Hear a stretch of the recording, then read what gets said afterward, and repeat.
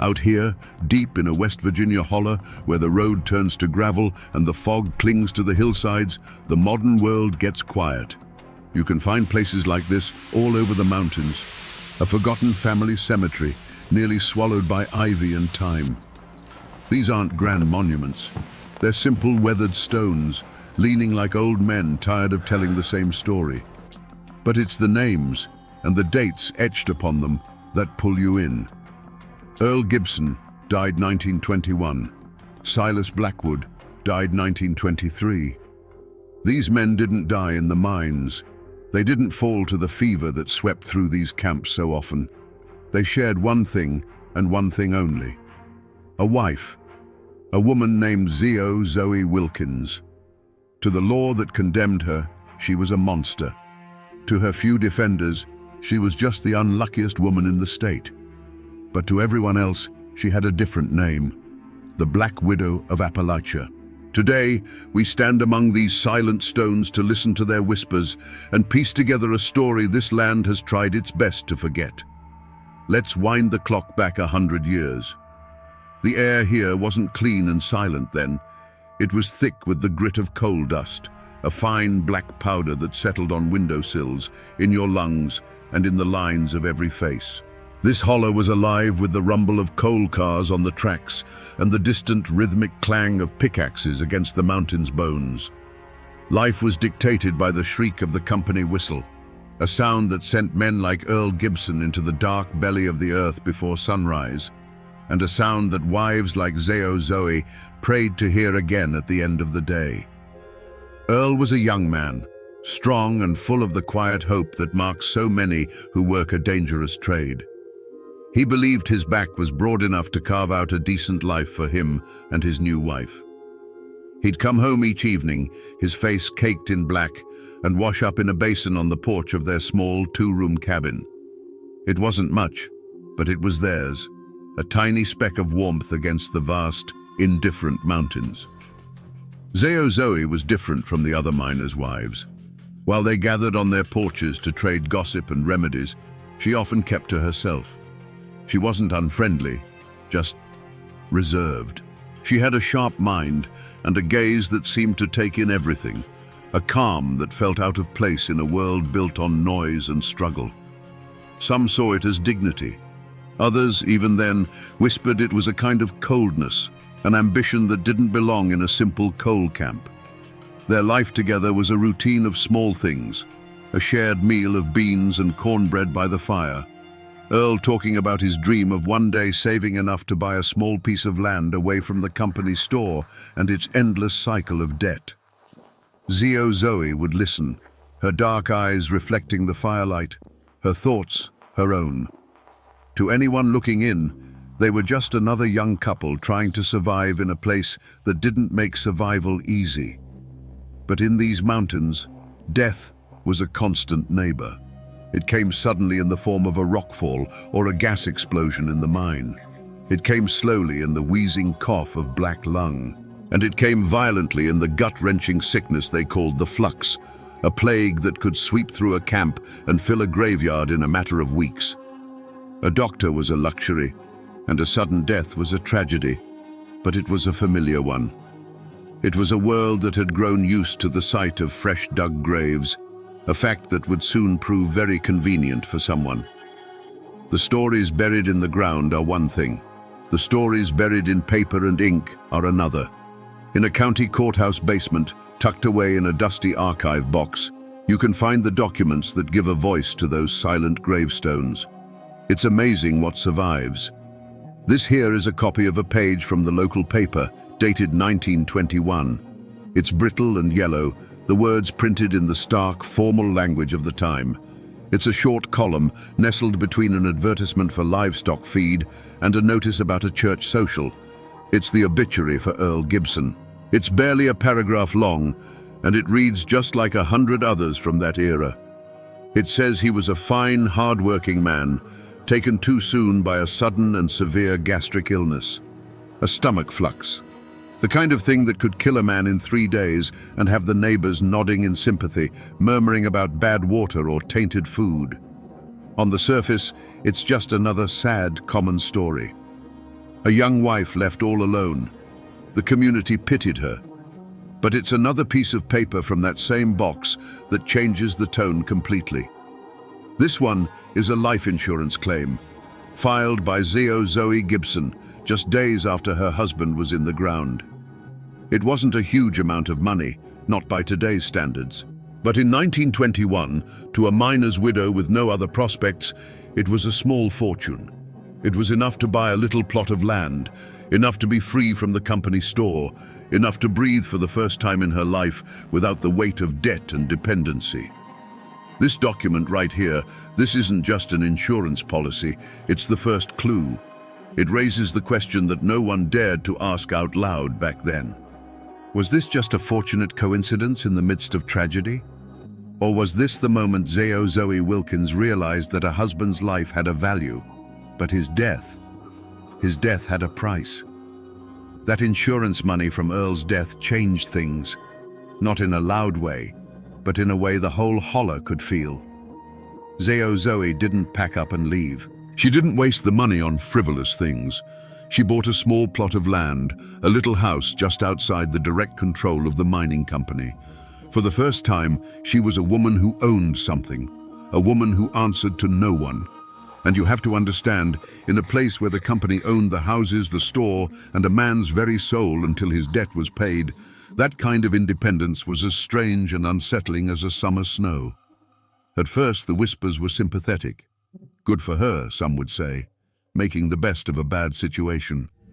But pity in a small town has a short shelf life, especially when the object of that pity seems to be doing just fine. Zoe's grief didn't look like the grief they were used to.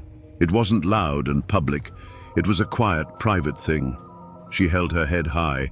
She managed her own affairs. And soon, the whispers began to change their tune.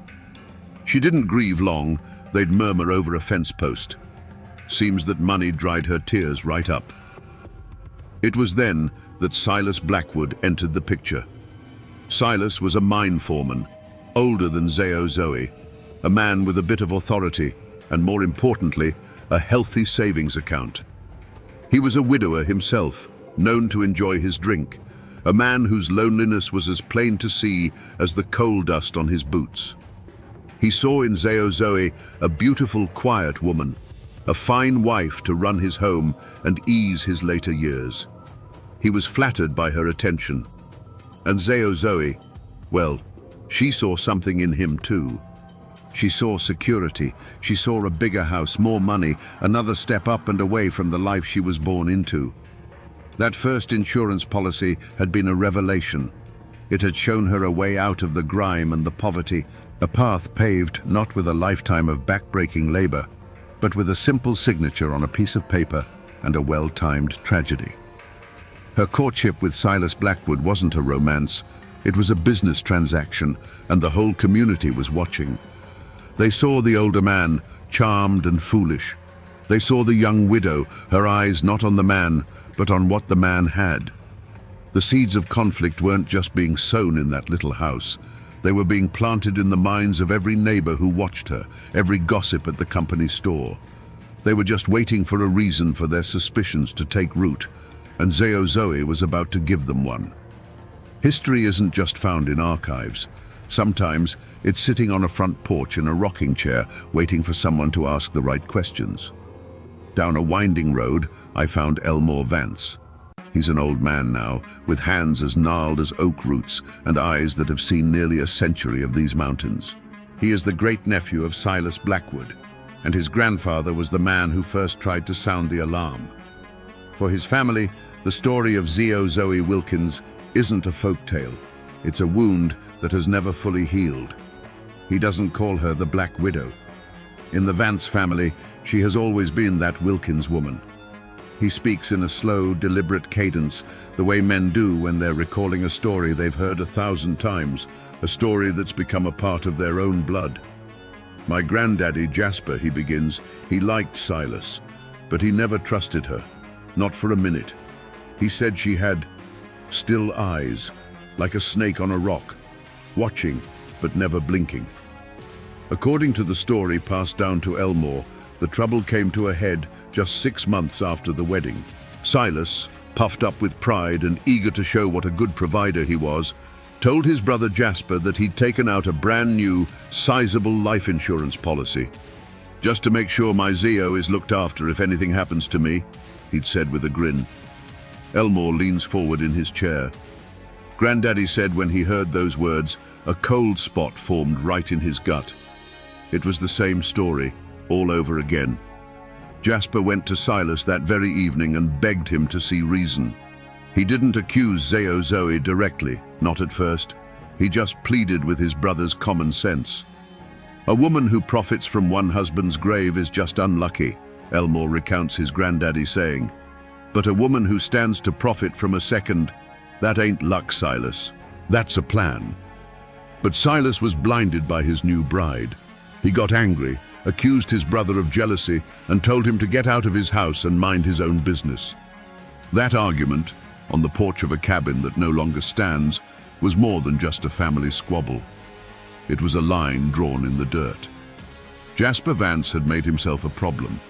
He had spoken the suspicion that everyone else was only whispering, and in doing so, he had put himself directly in the path of that Wilkins woman. The point of no return had been crossed, not just for Silas, but for his brother too. The argument didn't happen in whispers. It was a confrontation, born of desperation. Following his grim conversation with Silas, Jasper Vance couldn't let it rest. He walked over to his brother's cabin that very evening. The lamp was lit inside, casting a warm, deceptive glow. Zoe herself sat in a rocking chair by the hearth, darning one of Silas' work socks. She moved with a quiet efficiency, a picture of domestic peace. Jasper stood in the doorway, his hat in his hands. He didn't waste time on pleasantries. "Silas," he said, his voice low and urgent, "we need to talk. That new insurance policy, it don't sit right with me." Silas, who had been enjoying the quiet evening, stiffened. He looked from his brother's worried face to his wife, who hadn't even looked up from her sewing. "Now, Jasper, we've been over this." "No, we ain't," Jasper insisted, stepping inside. "Earl Gibson took sick not long after she insured him. Now you do the same, and for twice the money. You're a fool if you don't see the pattern." The accusation hung in the small room, thick and ugly. Zoe's needle stopped its steady rhythm. For a single charged moment, the cabin was utterly silent. Silas's face flushed with anger. It was one thing for the town to whisper, but for his own brother to say it, in his own home, in front of his wife, it was an unbearable insult. "You'll not come into my house and call my wife a ghoul," he roared, getting to his feet. "She's a good woman. She's nursed me when I was sick. She's kept this house better than anyone. You're just jealous." "Jealous of what, Silas?" "Your own funeral?" Jasper shot back. "That was the final straw." "Get out," Silas snarled, pointing a trembling finger at the door. "Get out of my home, and don't you come back till you're ready to apologize to her." Jasper looked at his brother, his face a mask of sorrow and frustration. Then, his eyes met Zoe's across the room. For the first time, she looked directly at him. There was no anger in her eyes, no fear. There was nothing at all. It was a calm, calculating stillness, the look of a woman who had just identified a problem and was already working on the solution. As Jasper backed out into the cold night air, he knew he hadn't just lost a brother. He had made a mortal enemy. The cabin door closed, shutting out not just a brother, but Silas Blackwood's last chance at salvation. You have to push your way through a thicket of rhododendron and climb over a fallen oak to find it now. If you didn't know what you were looking for, you'd walk right past it. But it's here. A collapsed square of foundation stones covered in a thick carpet of moss, and in the center, a jumbled pile of rock and soot-stained clay. This is all that's left of the chimney, once the warm, beating heart of the home where Silas Blackwood lived with his new wife. This isn't a place marked by the scars of a single violent act. There are no bullet holes in these stones. The horror that unfolded here was quiet, patient, and domestic. It was hidden in the everyday. Over there, nearly choked with a century of dead leaves, is the stone-lined well.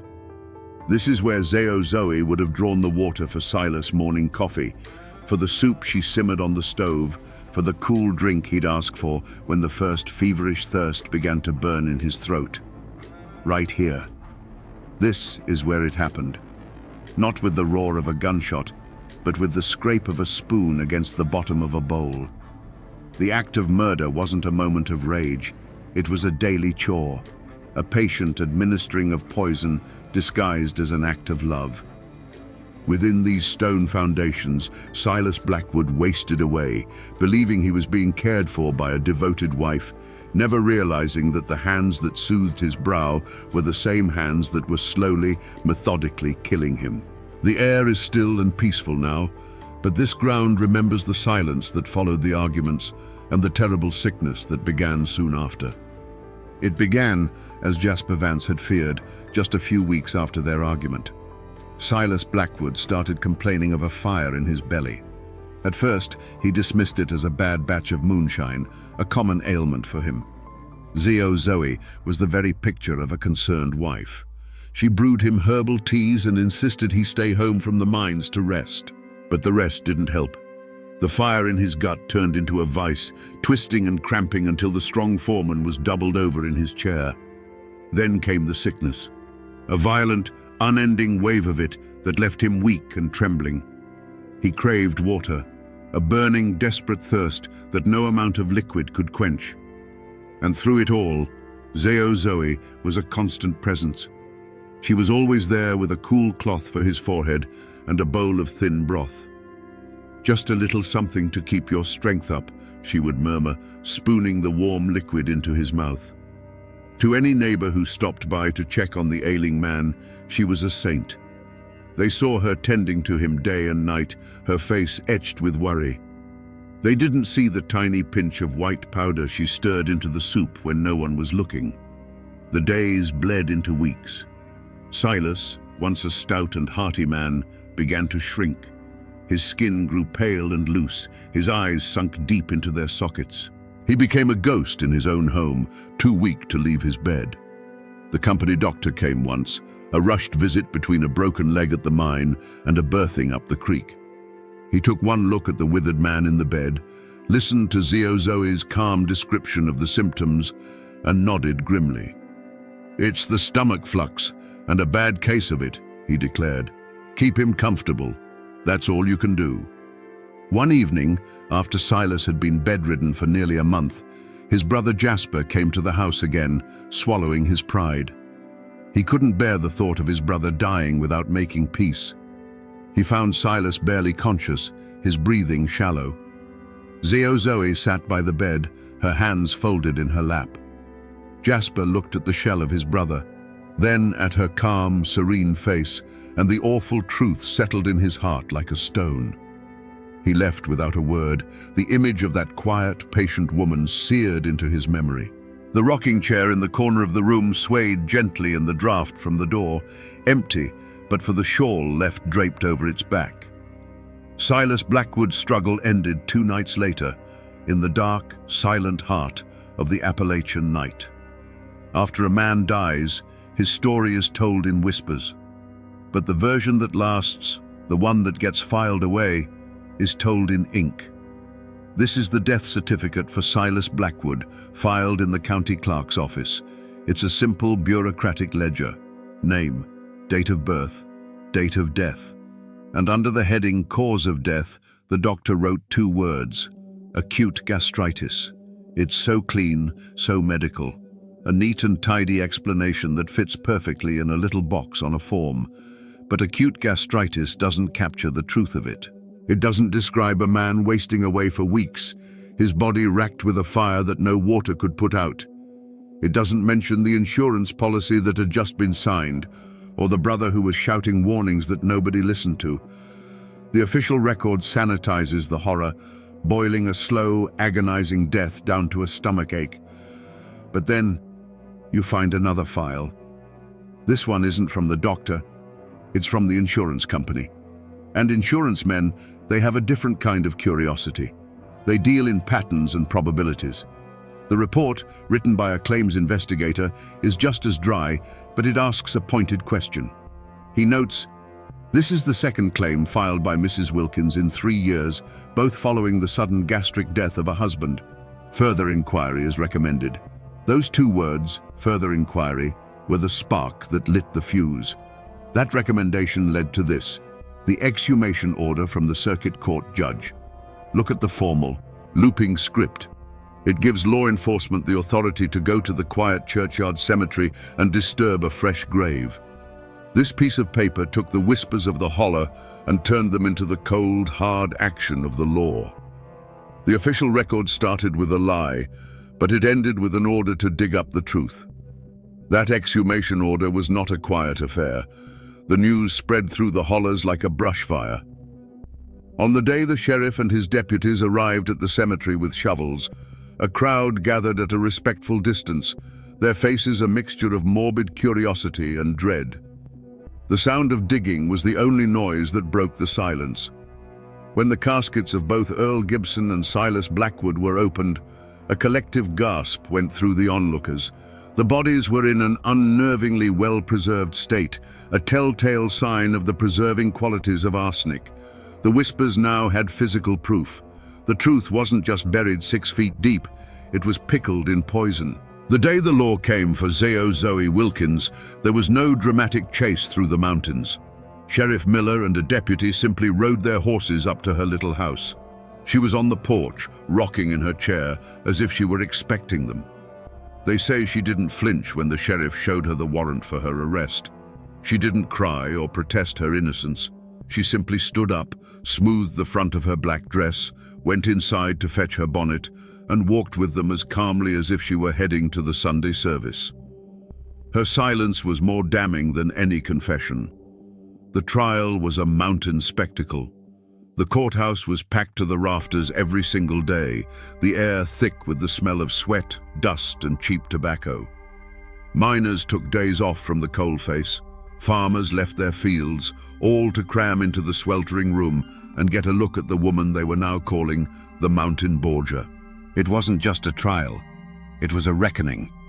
This was the community's chance to finally pass judgment on the woman who had unsettled them for so long. The prosecutor, a fire and brimstone preacher in a lawyer's suit, built his case brick by damning brick. He laid out the pattern of death and the pattern of profit, showing the jury how each untimely death had made Zoe a richer woman. His star witness was the town pharmacist, a nervous little man named Abernathy, who, under oath, pointed a trembling finger directly at the defendant. "That's her," he squeaked.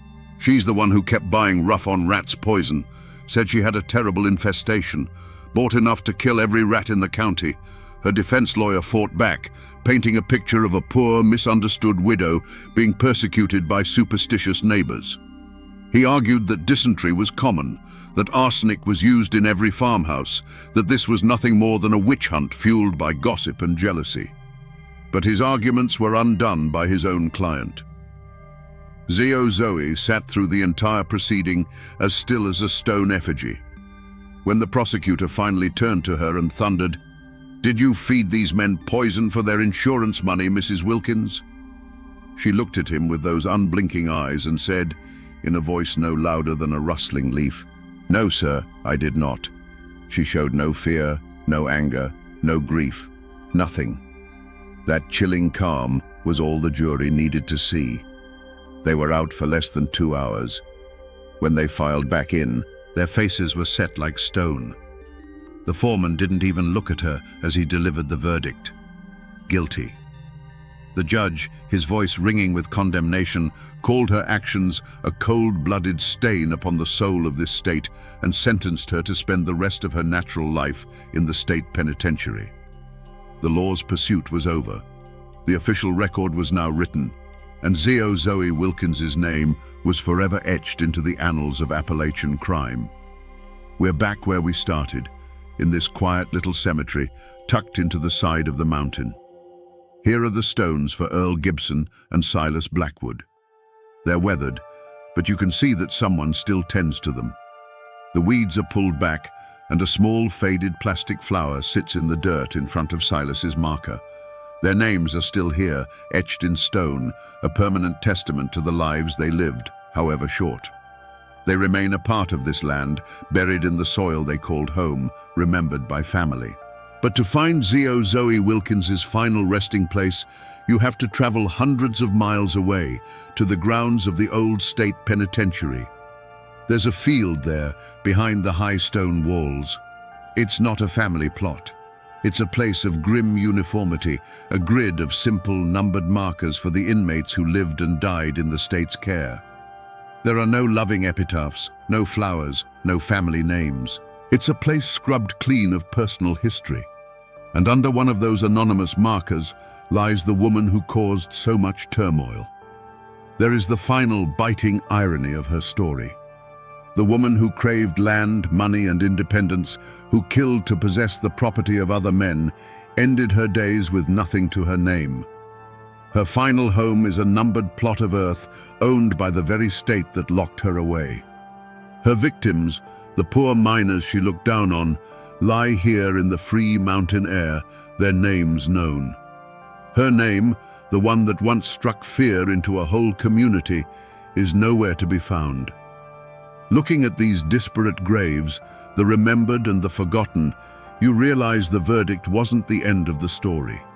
It was just the beginning of the final chapter.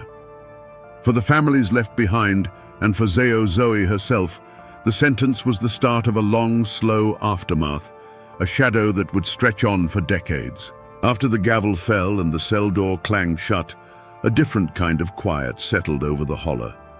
The excitement of the trial bled away, leaving behind the awkward silence of a community that had just consumed one of its own.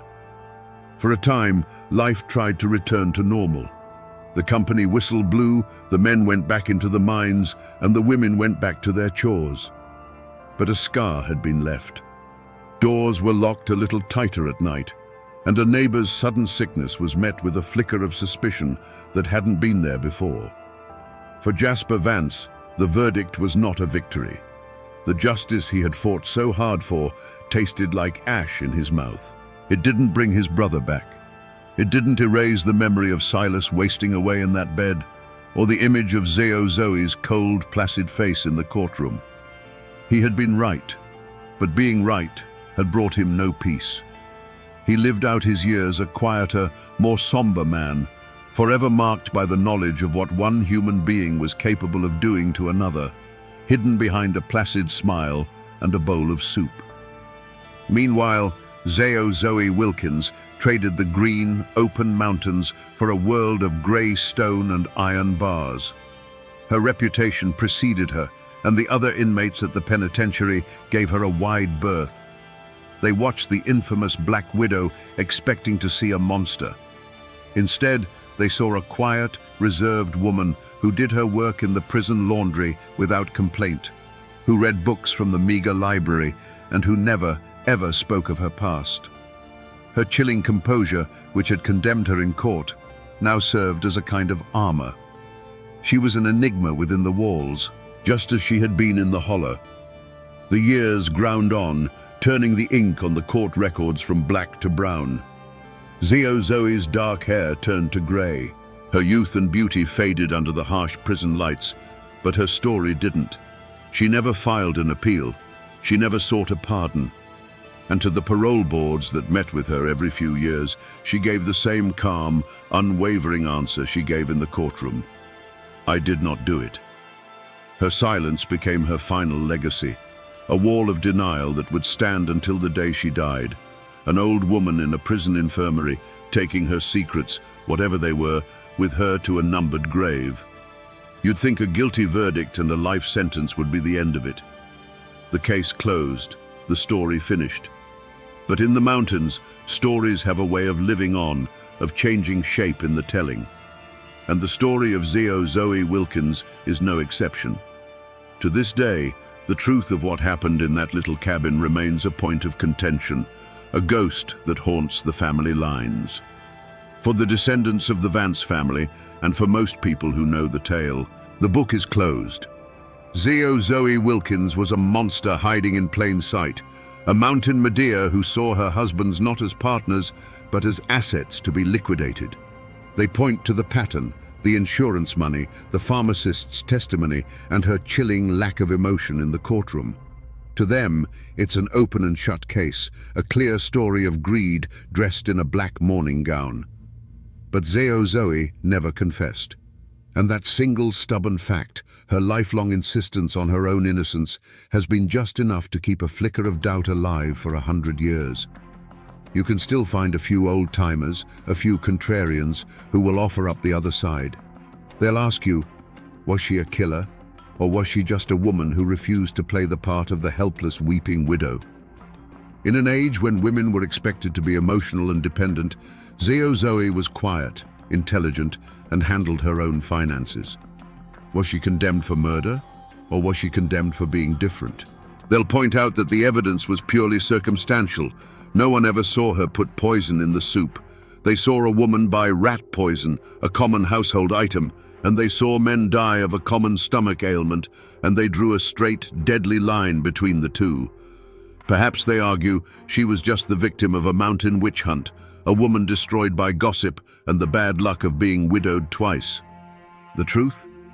The absolute truth of what was in her heart probably died with her in that prison infirmary. All we're left with are the conflicting echoes, two stories that can't both be true, but that both refuse to die.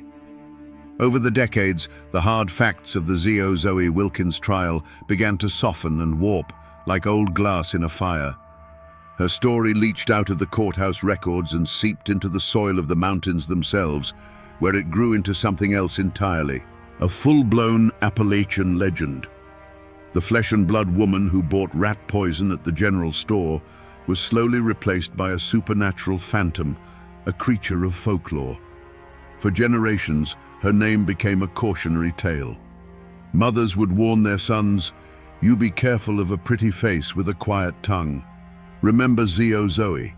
She became the local boogeyman, a dark fable about the poison of greed.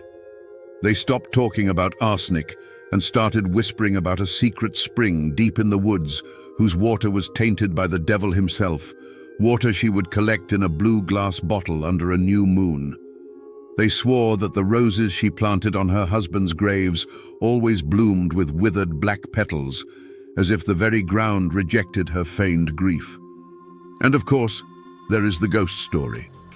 Some say that on a moonless night, if you stand by the fallen chimney where her house once stood, you can sometimes see a faint light moving through the trees. They say it's the ghost of Zoe, forever wandering the land she bought with blood, eternally searching for something she can never truly own. The real woman died in a state prison far from here. But the legend, the dark and terrifying story the mountains created to explain a horror they couldn't comprehend, that story never left. And so we find ourselves back where we began, standing in this quiet patch of ground among the leaning stones. It looks the same. The ivy still crawls over the fence line, and the wind still sighs through the pines. But it feels different now, doesn't it? These aren't just names on weathered rock anymore. They are Earl and Silas, men with hopes and fears, whose lives ended in a bowl of soup. We see the ghost of a small cabin over on that ridge, and we can almost feel the cold, calculating gaze of the woman who watched the world from its porch. We have followed this story from these graves to the dusty pages of the courthouse, from the faded memory of an old man on his porch to the grim reality of a prison ledger. We've seen how a real-life tragedy, born of desperation and greed, can curdle into a ghost story told to frighten children. It's a reminder that every forgotten foundation, every overgrown family plot you pass on a lonely road isn't just a ruin. It's a library, filled with stories of love, rage, and the terrible choices that can echo for a century. Was Zoe Wilkins a cold-blooded monster or a misunderstood woman condemned by circumstance? The absolute truth of what was in her heart is likely buried with her in that anonymous grave. But in the end, it almost doesn't matter. The story she created, whether by her actions or by her silence, has become a part of this landscape, as permanent as the mountains themselves. The arsenic has long since turned to dust. The insurance money is gone. The people are all just memories, but the story remains.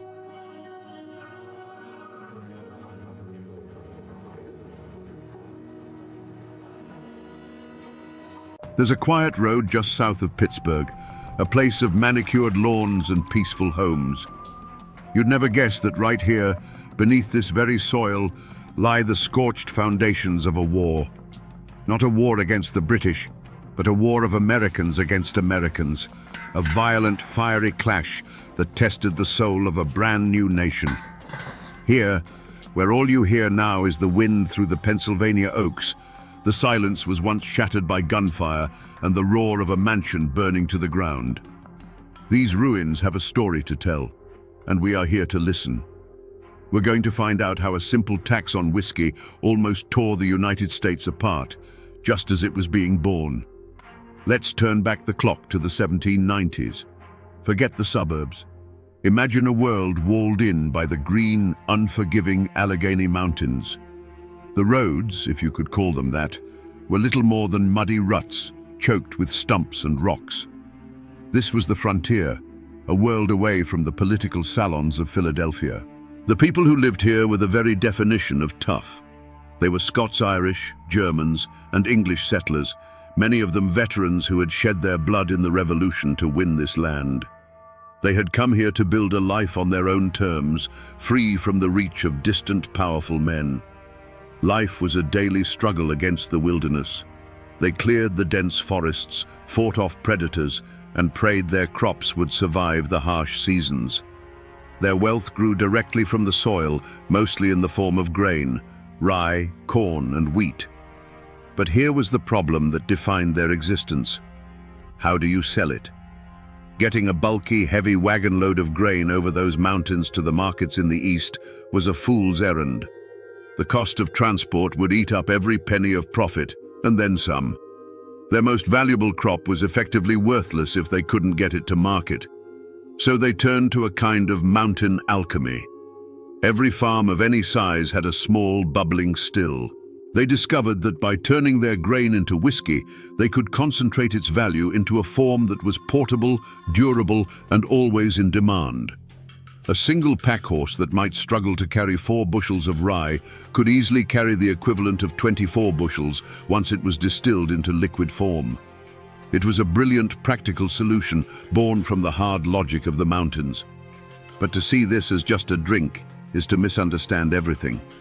Whiskey wasn't a luxury for these people. It was the lifeblood of their entire economy.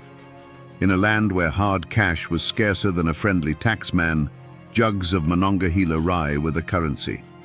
You paid the blacksmith for shoeing your horse with whiskey. You paid the storekeeper for a new axe with whiskey. You might even pay a portion of the preacher's salary with it.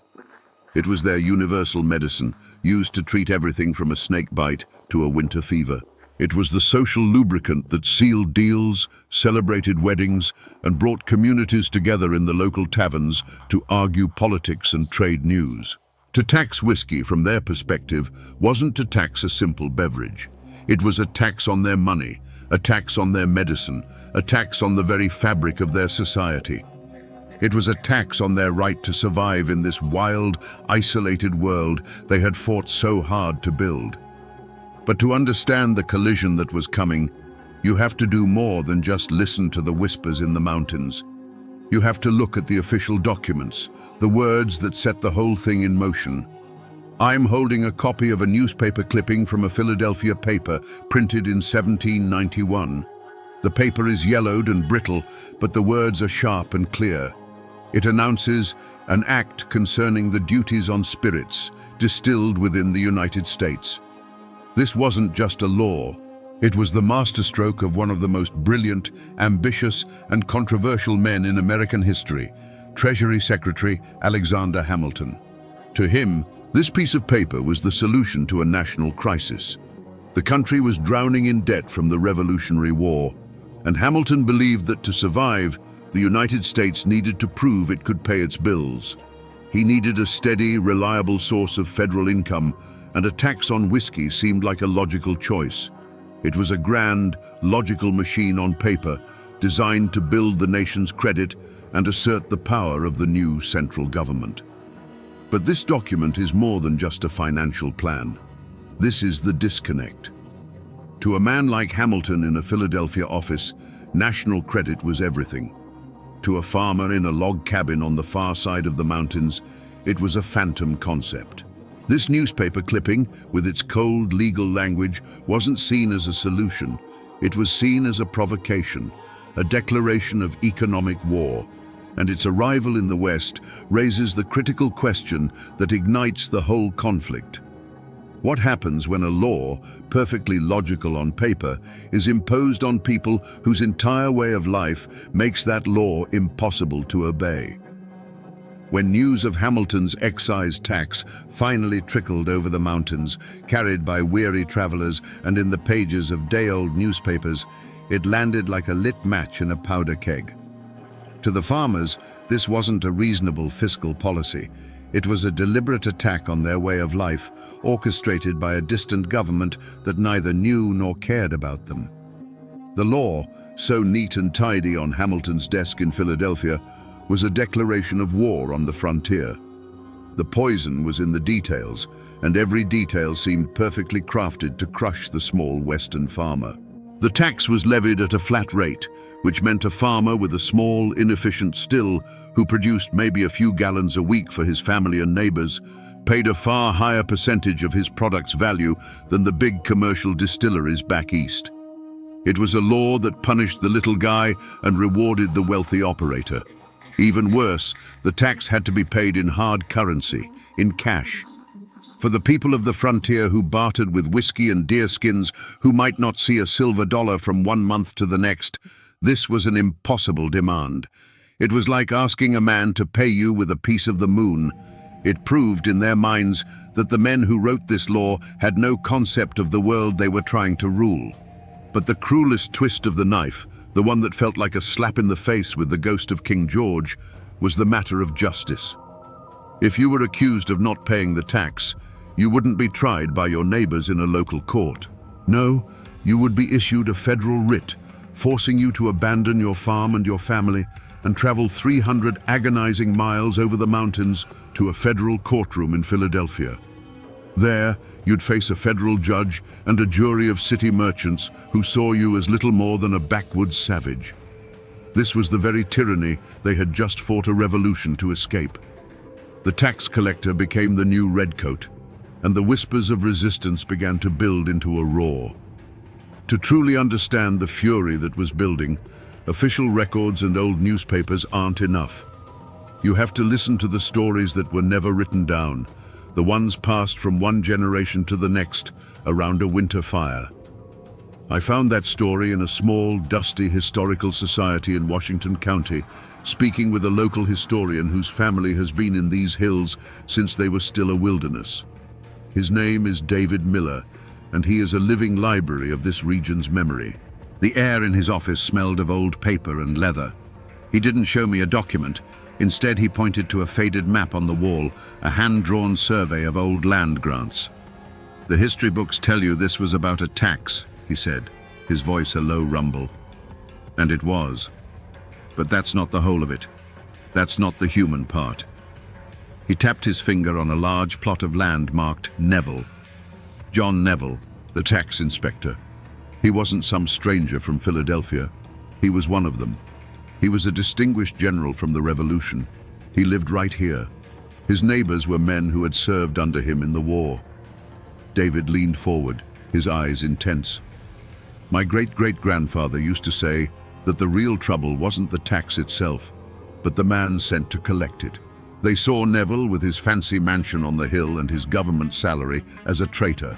He had fought alongside them for freedom from a distant government, and now he was taking that same government's coin to oppress his own people, his own soldiers. It wasn't just a political disagreement, it was a deep, personal betrayal. And in these mountains, a betrayal from one of your own that's a wound that doesn't heal with words." The historian's words hung in the air because they explained what happened next. The petitions sent to Philadelphia were ignored. The peaceful assemblies were dismissed as the grumblings of peasants. So, the people of the mountains decided to send a message that couldn't be ignored. It began with the arrival of the federal tax collectors, the excisemen. These were the men tasked with walking into the hornet's nest and demanding payment in a currency that didn't exist, for a law the people refused to recognize. One of the first was a man named Robert Johnson. On September 11, 1791, he was riding his route deep in the woods of Washington County. He wasn't met with arguments or petitions. He was met by a mob of 16 men, their faces grim, their eyes hard. They were farmers, blacksmiths, and veterans, and they moved with a silent, chilling purpose. They dragged Johnson from his horse, stripped him of his coat and his dignity, and shaved his head. Then they brought out the bucket. The stink of hot pine tar filled the air as they coated his bare skin, the viscous black liquid clinging to him like a second, nightmarish flesh. Then they covered him in feathers, turning him into a grotesque mockery of a man, a creature of tar and down. They abandoned him like that, alone and humiliated in the forest, a living, breathing warning to any other federal agent who dared to venture into their hills. He was the first, but he would not be the last. Other excisemen were ambushed, their horses shot out from under them, their faces branded with hot irons. This was the point of no return. Out of this organized violence, a phantom was born. A name began to be whispered in taverns and tacked to the doors of collaborators: Tom the Tinker. No one knew who he was. He was the rebellion's ghost, its enforcer. If a farmer broke ranks and paid the tax, he would find a note from Tom the Tinker on his door, warning him to stop. If he didn't, his still would be mended, riddled with bullets by shadowy figures in the night. The attack on Robert Johnson wasn't just an assault on a man, it was a declaration. For the farmers, it was a necessary act of defiance. For the government in Philadelphia, it was treason. The lines were no longer drawn on a map, they were being drawn in terror and tar. The time for talk was over. The time for guns was coming. I'm standing now on a gentle rise of land in what is today a quiet, affluent suburb. It's called Bower Hill. There are beautiful homes here, cars gliding silently down the paved streets. There's nothing to see but a small bronze historic marker on the side of the road, the kind of thing you barely notice as you drive by. But this ground, right here beneath my feet, is the most important piece of real estate in this entire story. This isn't just a hill, it's a battlefield. Right here stood the ghost of a house. It was the fortified mansion of General John Neville, the tax inspector, a place of wealth and federal authority that loomed over the surrounding countryside. It was a symbol of everything the rebels hated. Looking out over these manicured lawns, you have to peel back the layers of time and imagine it. A two-story log home, but built like a fortress, with thick walls, heavy shutters, and a commanding view of any approach. The orchard, which is now someone's backyard, was where the rebels took cover. The gentle slope leading up to the road was a killing field. This place is the Scar. It's the physical point on the map where the simmering rage of the frontier finally boiled over into open warfare. It was here, in the suffocating heat of July 1794, that hundreds of angry men, their faces set with grim purpose, marched up this very hill. They were no longer a faceless mob of tinkers in the night. They were an army, and they had come to burn down the symbol of their oppression. This is where the talking stopped for good. This quiet suburban hill is where the first real shots of this new American war were fired. The afternoon sun of July 17, 1794, beat down on 500 armed men as they marched on Bower Hill. This was no shadowy band of night riders. This was an organized militia, moving with purpose, their faces smeared with soot and grim determination. They were led by Major James McFarland, a man who had fought bravely in the Revolution, and now he found himself leading a new army against what he saw as a new tyranny. When they reached the hill, They surrounded Neville's fortified home, a wooden castle on a sea of green grass. The air grew thick with tension. The first shots were sporadic, like the opening drops of a thunderstorm. The rebels took cover behind trees and in the tall grass of the orchard, their long rifles barking at the shuttered windows of the mansion. Inside, Neville and a small detachment of 10 federal soldiers returned fire. For a time, it was a standoff, a deadly dance of smoke and noise. Then, a white flag was seen from inside the house. Or at least, the rebels thought it was a white flag, a signal for a truce. Major McFarlane, a man of honor who believed in the rules of war, stepped out from behind a tree. He called for Neville to surrender. It was a fatal mistake. A single shot cracked from the mansion, sharper than the others, and McFarlane crumpled to the ground. A wave of horrified silence washed over the rebels, followed by a roar of pure, unadulterated fury. They believed they had been tricked, that their leader had been murdered under a flag of truce. The battle was no longer about attacks. It was now about blood. All restraint was gone. A primal rage took hold of the militia. They screamed for vengeance, their voices a raw chorus of grief and anger. The command was given to set fire to the outbuildings. They lit torches and stormed the smaller structures first, the barns, the smokehouse, and the slave quarters. The sound of splintering wood was followed by the hungry roar of flames. Thick, black smoke began to pour across the lawn, choking the air and turning the blue sky a sickening gray. The fire was a living thing now, a monster they had unleashed. It crawled from the outbuildings to the main house, the intense heat causing the windows of the mansion to shatter. The defenders inside, gasping for air in the suffocating smoke, knew it was over. The choice was to burn alive or surrender to the mob. They chose surrender. Neville and the soldiers stumbled out of the burning fortress, their faces blackened, their hands in the air. The rebels swarmed the property, their victory absolute. They offered no cheer. They simply watched in grim silence as the flames devoured the symbol of their oppression. All through the night, the magnificent estate of Bower Hill burned, its fire a defiant beacon against the dark sky, a signal visible for miles. It was a message to Philadelphia and to the entire nation. The frontier was now in open, armed insurrection against the United States of America. After the fire and the fury comes the ink. I'm in a climate-controlled room at the National Archives, looking at digitized copies of the official correspondence from that summer of 1794. The documents are written in a crisp, elegant script, a world away from the chaos on Bower Hill. Here is the report sent by federal officials back to Philadelphia.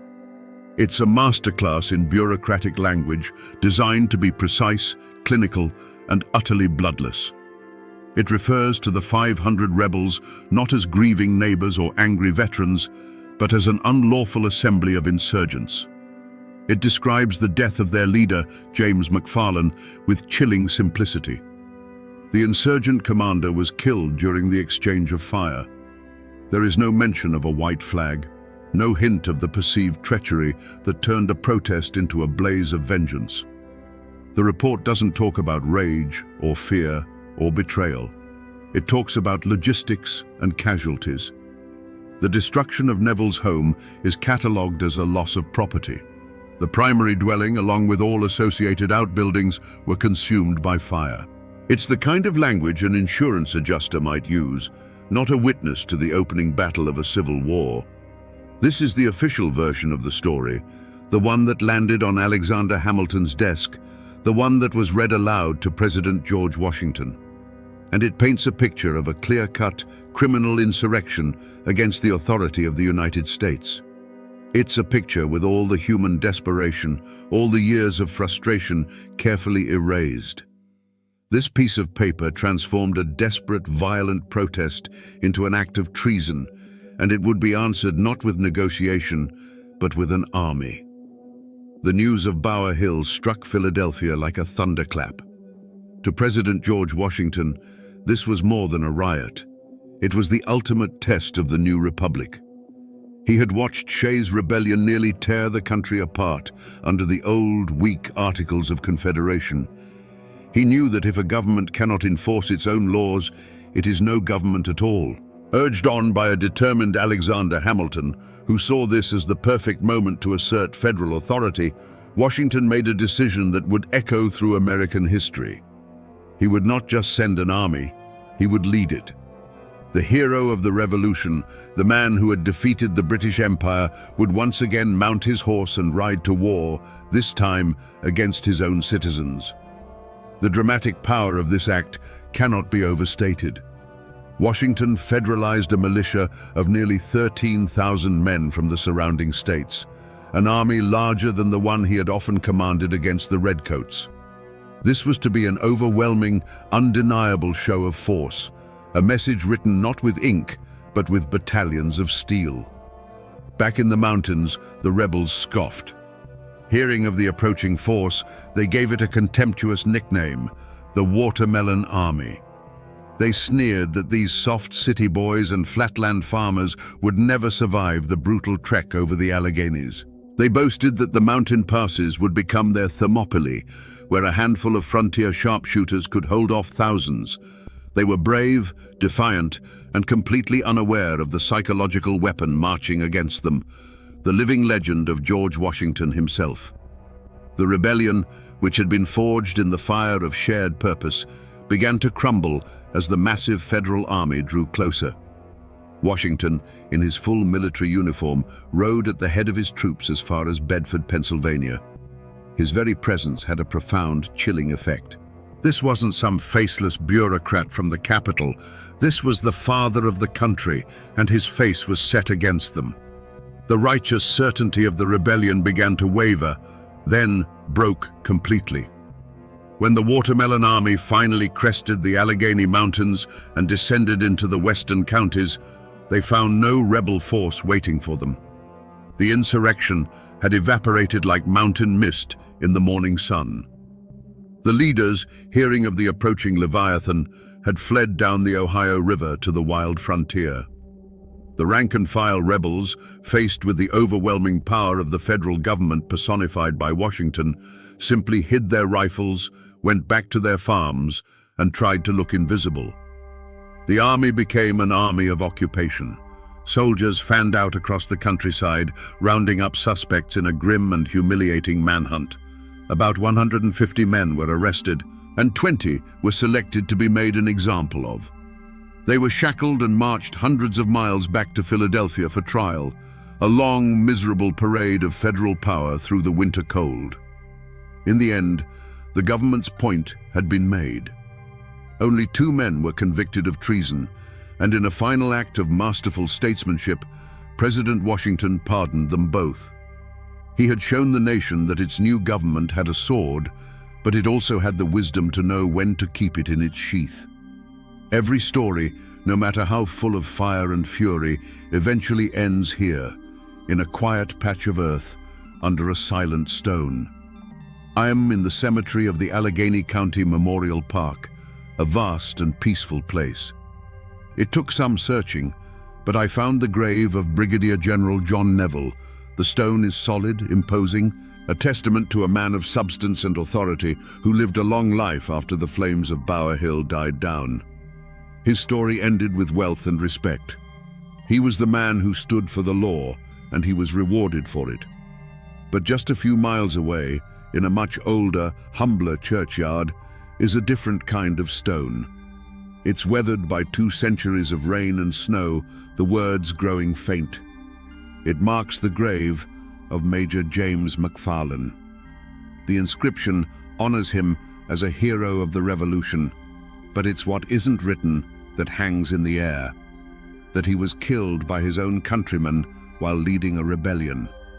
He was the hero who died for his cause, the man who believed he was fighting the same fight for freedom all over again. Here they are, the enforcer and the rebel, the man who survived and the man who fell. They were the 2 poles of this entire conflict, and now they lie as quiet neighbors in the same Pennsylvania soil. Their personal wars are long over. But standing here, between these two graves, the real question emerges. What happened to the world they fought over after the army went home and the last pardon was signed? What became of the survivors?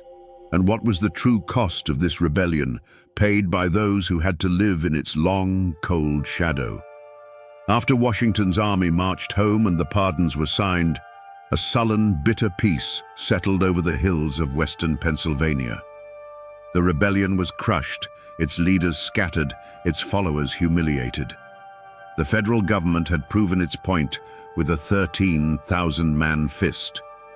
But it was the peace of subjugation, not reconciliation. For the farmers who remained, the world had changed forever. The federal government was no longer a distant, abstract idea in Philadelphia. It was a real and terrifying power that had marched into their homes and taken their neighbors away in chains. The whiskey tax, the hated cause of the whole affair, remained the law of the land. It was a symbol of the government's victory, a constant reminder of who was in charge. But enforcing it was another matter entirely. The spirit of defiance hadn't been extinguished. It had just learned to be quiet. Federal collectors who ventured into the hills were met not with tar and feathers, but with a wall of silent, uncooperative hostility that was just as effective.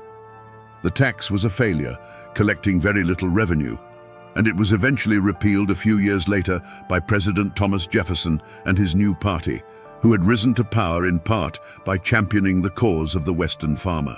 But the real legacy of the rebellion wasn't political, it was cultural. The open, proud tradition of the farmer distiller was dead. In its place, something new was born in the deep woods and secret hollows. The rebellion went underground. The still, once a common piece of farm equipment, was now hidden deep in the forest, set up in a ravine or a cave, operated by the light of the moon to hide the smoke from the law. The whiskey rebel, a soldier in an open fight, transformed into a new kind of folk hero. The moonshiner, forever locked in a cat-and-mouse game with the federal revenuers. It was the same war, just fought with different tactics. For many families, however, western Pennsylvania was now tainted ground. The dream of freedom they had sought there had been crushed by the very nation they had helped create. So they did what their ancestors had always done when faced with a power they could not defeat. They moved on. They packed their wagons, loaded up their stills, and pushed further west, over the next set of mountains and across the Ohio River into the wild territories of Kentucky and Tennessee. They took with them their whiskey-making skills, and more importantly, a deep and abiding distrust of a strong central government. The Whiskey Rebellion was over, but its ghost had just begun to haunt the American frontier. So who were the heroes of this story? And who were the villains? The truth is, the answer to that question changes depending on where you're standing. The Whiskey Rebellion didn't just leave behind scorched foundations and faded gravestones. It left behind two powerful, conflicting legacies that tell two completely different stories about the soul of America. The fighting stopped in 1794, but the argument never truly ended. If you read the official histories, the ones written from the perspective of the federal government, the story is straightforward. The rebels were traitors, a dangerous mob who threatened to drag the fragile new republic back into the chaos of anarchy. From this viewpoint, Washington and Hamilton were the saviors of the nation. They were the strong, decisive leaders who stood for law and order, proving that the United States Constitution wasn't just a piece of paper, but an unbreakable covenant. They saved the country from itself. But if you come here, to the old towns and back roads of western Pennsylvania, and you talk to the people whose ancestors lived this story, you hear a very different version. In these hills, the whiskey rebels are not traitors, they are patriots. They are seen as the true sons of the revolution, men who were defending their homes and their liberty from an unjust, overreaching government, just as they had against the British. In this telling, the rebels were heroes fighting for the common man, and the Federal Army was a tool of oppression sent by Eastern elites to crush them. So which is it? A treasonous insurrection or a patriotic stand for freedom? Was Washington a statesman saving the Republic, or a tyrant crushing dissent? The uncomfortable and powerful truth is that the story holds a piece of both. The rebellion was a violent and illegal uprising against the laws of the United States, and the farmers were also fighting against a cripplingly unfair tax that felt like a profound betrayal of the revolution's promise. The real legacy of the Whiskey Rebellion is this deep moral ambiguity. It reminds us that the line between a patriot and a traitor is sometimes just a matter of who wins the war and who gets to write the history. A story as raw and bloody as this one doesn't just sit quietly in the history books, especially not in a place like Appalachia. Raw history is too sharp, too painful. So, over the decades, the community did what all communities do with their traumas. They began to transform it. The hard facts of the rebellion, the court records, the casualty lists, the political debates were ground down, smoothed over, and polished into something you could sing around a fire or tell your children as a warning. The history began to breathe again, but this time as folklore. The most powerful ghost to rise from these ashes wasn't a man, but an idea. Tom the Tinker. He was already a phantom during the rebellion, a faceless symbol of collective rage. In the years that followed, he became something more. He morphed into a folk hero, a backwoods Robin Hood who fought the rich and the powerful. And then he slipped further, into legend. Old-timers would tell you that on a quiet night, when the moon was just right over the hollows, you could still hear Tom the Tinker's hammer, no longer riddling a collaborator's still with bullets, but acting as a phantom guardian, a protective spirit for the moonshiners who carried on the tradition. Ballads were written and sung to the tune of an old fiddle, telling the sad tale of the brave Major McFarlane shot down under a flag of truce. The Watermelon Army became a cautionary tale, a story parents told their children about the awesome, terrifying power of the government in the East, a reminder to never get on the wrong side of it. This is the final stage of a story's life. It's when the sharp edges of history are worn away, and what's left is no longer just a series of events, but a legend. The rebellion was over, but its story had now become a permanent part of the mountains themselves, a ghost in the American machine. And so, we find ourselves back where we started. On this quiet rise of land south of Pittsburgh, on the place they call Bower Hill. The cars still glide by, the lawns are still green, but the place looks different now, doesn't it? It's no longer just a dot on a map with a historical marker. Beneath this peaceful suburban veneer, we can now see the battlefield. We can picture the smoke, hear the shouts, and feel the heat from the flames of that burning mansion. We have pieced together the whispers of this place, and they told us a story of a nation at war with itself. It was never just about whiskey. It was about two Americas, born at the same time but with fundamentally different souls. The orderly, centralized nation envisioned by the men in Philadelphia, and the wild, fiercely independent world of the frontier. The Whiskey Rebellion was the first time those two Americas met in open conflict, a violent collision of ideals that tested the very foundation of the new republic. It was a brutal, necessary lesson that proved the government could survive a challenge to its authority, but at the cost of blood and bitterness that would linger for generations. The next time you cross the Allegheny Mountains, or pass a small family-owned distillery, or hear a debate about the reach of the federal government, remember the farmers of Western Pennsylvania. Remember the story that is buried here. The men are gone. The mansion is ash. But the story remains.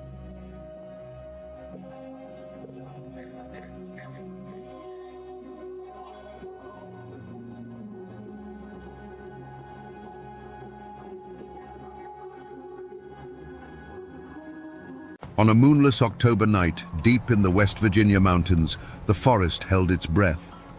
The only sound was the rhythmic lurch of a heavy train fighting its way up the grade.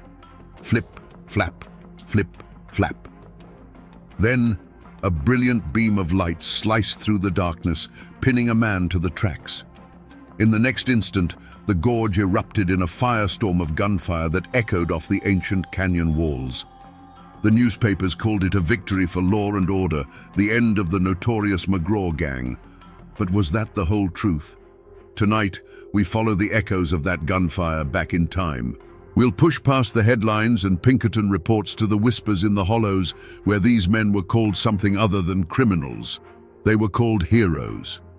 We are going to find the truth behind the legend of the McGraw brothers and what really happened on the last fateful run of the train they called the Flip-Flap.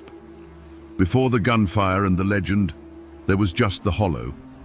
Life there moved with the sun and the seasons, not the ticking of a pocket watch.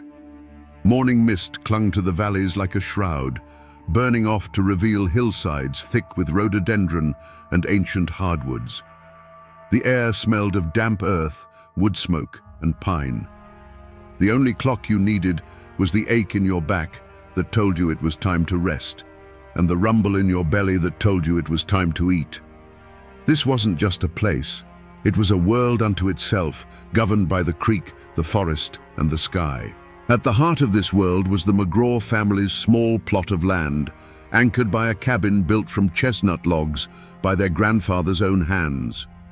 It wasn't much by a city man's standards, just a few acres of stubborn corn, a spring house dug into the cool earth, and a porch that overlooked the whole valley. But to them, it was everything. Every stone in the chimney, every well-worn plank on the floor, was a testament to the family's sweat and survival. This land was their memory, their birthright, and their future, all tied up in one. The three brothers were as much a part of this landscape as the trees. Elias, the eldest, was the quiet one, with eyes that saw the world in lines and angles. He'd find strange patterns in the stars and could sketch a map of the surrounding ridges from memory that was truer than any government survey. Caleb, built like an ox, was the earth itself. His strength was a thing of local legend, but it was a quiet strength, used for felling timber and plowing the rocky soil. And then there was Finn, the youngest. He was the creek, fast, wild, and unpredictable. He knew the woods so well it was said he could track a whisper, his laughter echoing through the trees as he hunted. They weren't outlaws. They were sons of the mountain, dreaming simple dreams. Elias hoped to one day build a proper school in the valley. Caleb wanted nothing more than to marry his sweetheart and raise a family on the land he loved. Finn just wanted the freedom of the hills, the thrill of the hunt, and the respect of his kin. They were bound not just by blood, but by a shared love for this simple, hard, and honest life. But then, the outside world came creeping into their hollow. It arrived not with a bang, but with the quiet clicks of a surveyor's tripod and the rustle of papers covered in words they couldn't understand.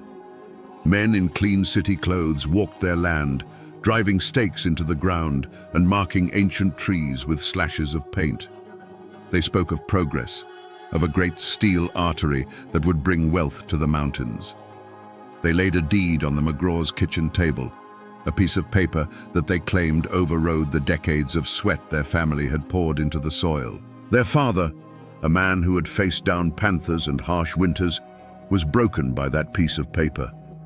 The family lost the better part of their land, the very heart of their homestead, for pennies on the dollar. The surveyor's paint on the trees felt like a scar, and the rumble they soon heard in the distance, the sound of dynamite blasting a path for the railroad, was a constant, gut-wrenching reminder of their helplessness. The world they knew was being carved up and hauled away, one coal car at a time. And with every distant train whistle that cut through the quiet of the hollow, a cold, hard knot of resentment tightened in the hearts of the three McGraw brothers. That land wasn't just dirt and rock. It was a living history, paid for in blood and sacrifice. The first McGraw to set foot in that hollow was a veteran of the Revolutionary War, a man who had fought the British at King's Mountain. He was given the land as a grant, a reward for helping to forge a new nation. He didn't receive a tidy deed from a lawyer's office. He received a promise, which he then had to make real with his own hands. He cleared the timber, fought off panthers, and built a life from scratch, believing he had earned a piece of the freedom he fought for. His title wasn't written on paper. It was carved into the very landscape. A generation later, another war came to test the family's resolve. When the country split in two during the Civil War, these mountains became a hornet's nest of divided loyalties. Neighbors took up arms against neighbors. The McGraws, like many mountain folk, cared little for the politics of Richmond or Washington. Their loyalty was to their own kin and their own hollow. They refused to fight for a cause they didn't believe in, hiding their sons and their livestock from recruiters of both armies. This taught them a bitter lesson. When powerful men draw lines on a map, it's the common folk who bleed. It deepened their distrust of any authority that came from beyond their own ridgelines. Because of this history, a name like McGraw carried a weight as heavy as a blacksmith's anvil. It was more than just a name, it was a code. To be a McGraw meant you didn't bow to anyone. It meant your handshake was a binding contract, and your land was an extension of your own soul. You were expected to be quiet, neighborly, and God-fearing. But if someone wronged you or yours, if they took what was earned by the sweat of your ancestors, you were bound by honor to see it set right. It wasn't about vengeance, it was about balance. So when the railroad company came with its lawyers and its fraudulent deeds, they weren't just stealing property. They were spitting on the grave of that revolutionary soldier. They were dismissing the family's century of hardship and self-reliance as if it meant nothing. In the eyes of Elias, Caleb, and Finn, this wasn't a business transaction. It was a declaration of war. They felt the weight of their name, the gaze of their ancestors, and they knew that the code they lived by demanded a response. The roots of this feud ran far deeper than a single property line. They were tangled in the very soul of the mountains. But the McGraw's defiance, born of honor, wasn't shared by everyone. For every family that nodded in grim approval, there were two more who had already bent the knee. They'd taken the railroad's meager pay, moved into company shacks, and learned to keep their heads down. These folks saw the McGraws not as heroes, but as a threat, a dangerous reminder of a pride they could no longer afford. And this division created the perfect breeding ground for suspicion and bad blood to fester. The face of this division, the human face of the railroad's power in their valley, was a man named Jedediah Stone. Stone's family had been rivals of the McGraws for generations, always competing for the best bottomland or the biggest timber contracts. When the railroad came, Stone saw his chance. He became their local man, a land agent and foreman who walked with the swagger of borrowed authority. It was Stone who had delivered the final papers to the McGraw's father, and it was said he did so with a smirk on his face. He was one of them, but he had chosen a side. The tension first boiled over in public, right in front of Abernathy's general store. Jed Stone was bragging about the new survey lines, how they'd be running track right through the McGraw's old hunting grounds. Caleb, who was there to buy salt, overheard him. He didn't say a word at first, just stood there, his massive frame filling the doorway. The store went silent. Stone, emboldened by his new position, made the mistake of pushing. "Something on your mind, McGraw," he sneered. The fistfight that followed was short, brutal, and left Stone with a broken nose and a mouthful of dirt. He didn't get up until Caleb was long gone, but the hatred in his eyes could have set fire to the building. After that, the whispers started. They were quiet at first, traded over checkerboards and sacks of flour. Jed Stone and his cronies began to paint the McGraws as violent and unhinged. Caleb's got a temper that ain't natural, they'd say, and that Finn, he's half wild, spends more time in the woods than with decent folk.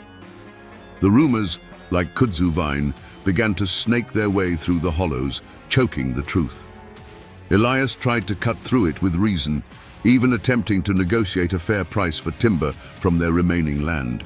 Stone, acting as the company agent, laughed and offered him a fraction of its worth, knowing they had no other way to get it to market. The insult was as sharp as a slap in the face.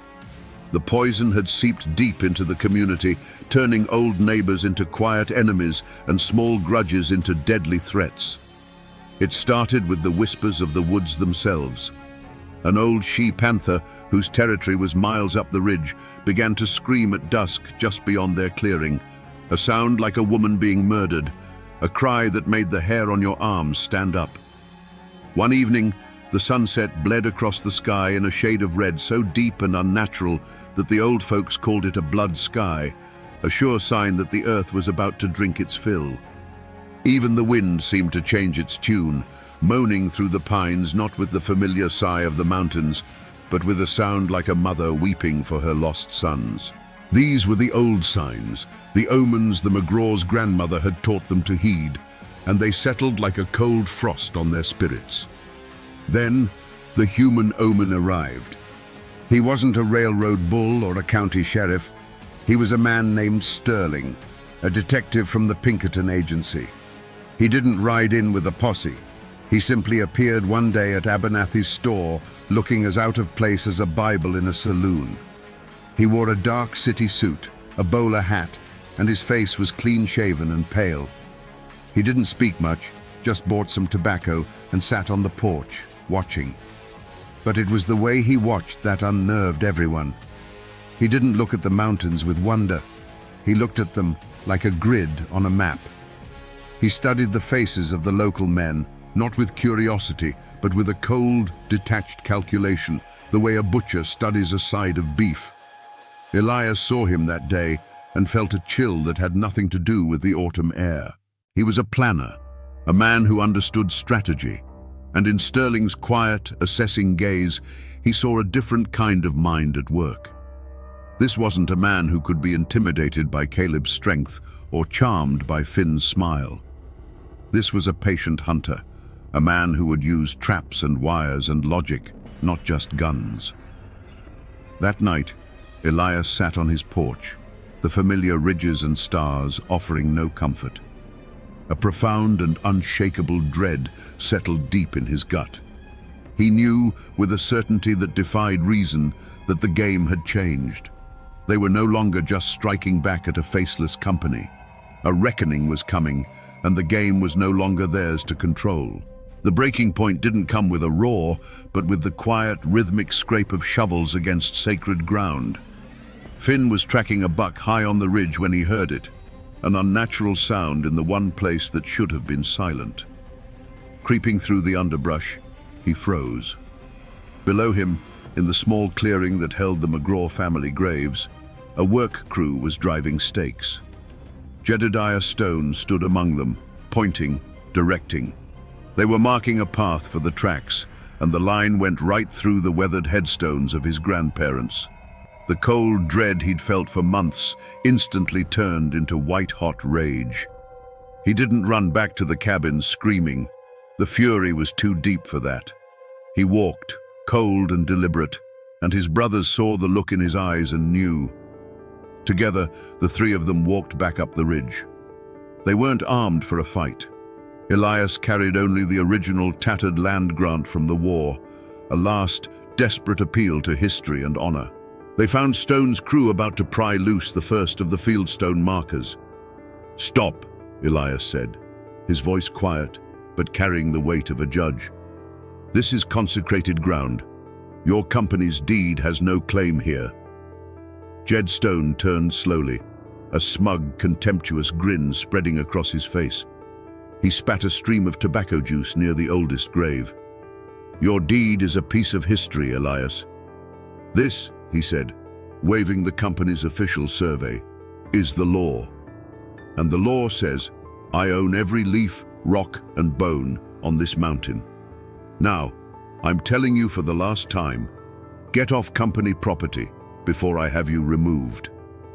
He gave a sharp nod to one of his men, a hard-faced guard with a pistol holstered on his hip. That was the spark. Finn let out a choked cry of fury and lunged, not at Stone, but at the man reaching for his grandmother's headstone. In the same motion, the guard drew his pistol. A deafening crack echoed through the clearing, and Finn was thrown back, a dark red line blooming on his forearm. The sight of his brother's blood broke something in Caleb. The quiet, gentle giant was gone. In his place was a force of nature. With a roar that seemed to shake the very trees, he charged into the work crew. It was over in seconds. The sound of a man's jaw breaking under Caleb's fist was like a dry branch snapping. He threw one man into a briar patch and disarmed the guard before he could fire again. He grabbed Jedediah Stone by the shirt front, lifted him clean off the ground, and hurled him down the hillside.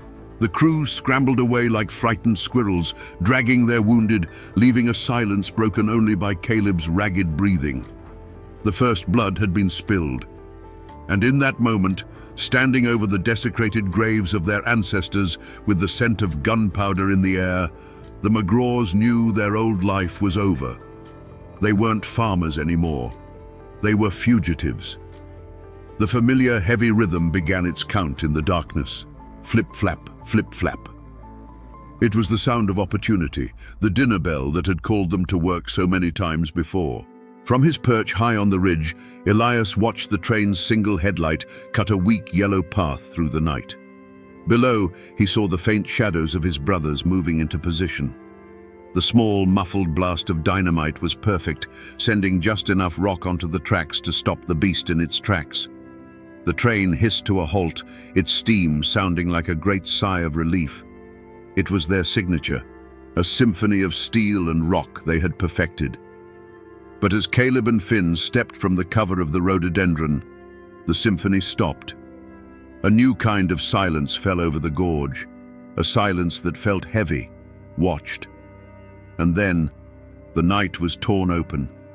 A brilliant electric searchlight mounted on the engine's tender flared to life, a single blinding eye that burned away the shadows and turned Finn into a statue of terror. In that same frozen second, a whistle blew from the woods, and the gorge answered. It wasn't just gunfire. It was a solid wall of noise, a physical force that seemed to press in from all sides. From his ridge, Elias saw the tree line across the canyon erupt in dozens of angry, blinking stars. The sharp cracks of rifles and the deep boom of shotguns all blended into one continuous, deafening roar. He saw his brothers, caught in that merciless white light, suddenly stripped of their legendary status. They were just men, terribly exposed and tragically outmatched.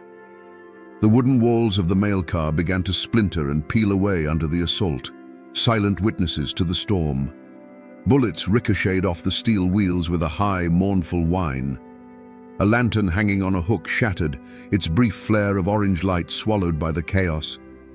The air, thick with the smell of coal smoke and damp leaves, was suddenly choked with the acrid, biting scent of burnt gunpowder. Men were shouting, their commands lost in the thunder. Their cries cut unnaturally short. From his vantage point, a helpless god watching his world be unmade, Elias saw his brother Caleb become the focal point of the storm. The big man didn't run. He roared, a sound of pure, primal defiance, and stood his ground, his shotgun bucking against his shoulder, trying to provide a shadow for Finn to escape into. But there were too many flashes, too many angry hornets in the air. Then the great shadow faltered. He didn't cry out. He simply folded, falling with a terrible slowness, a great stone monument toppling back into the earth from which he came. Finn, fast as a whisper, almost made it.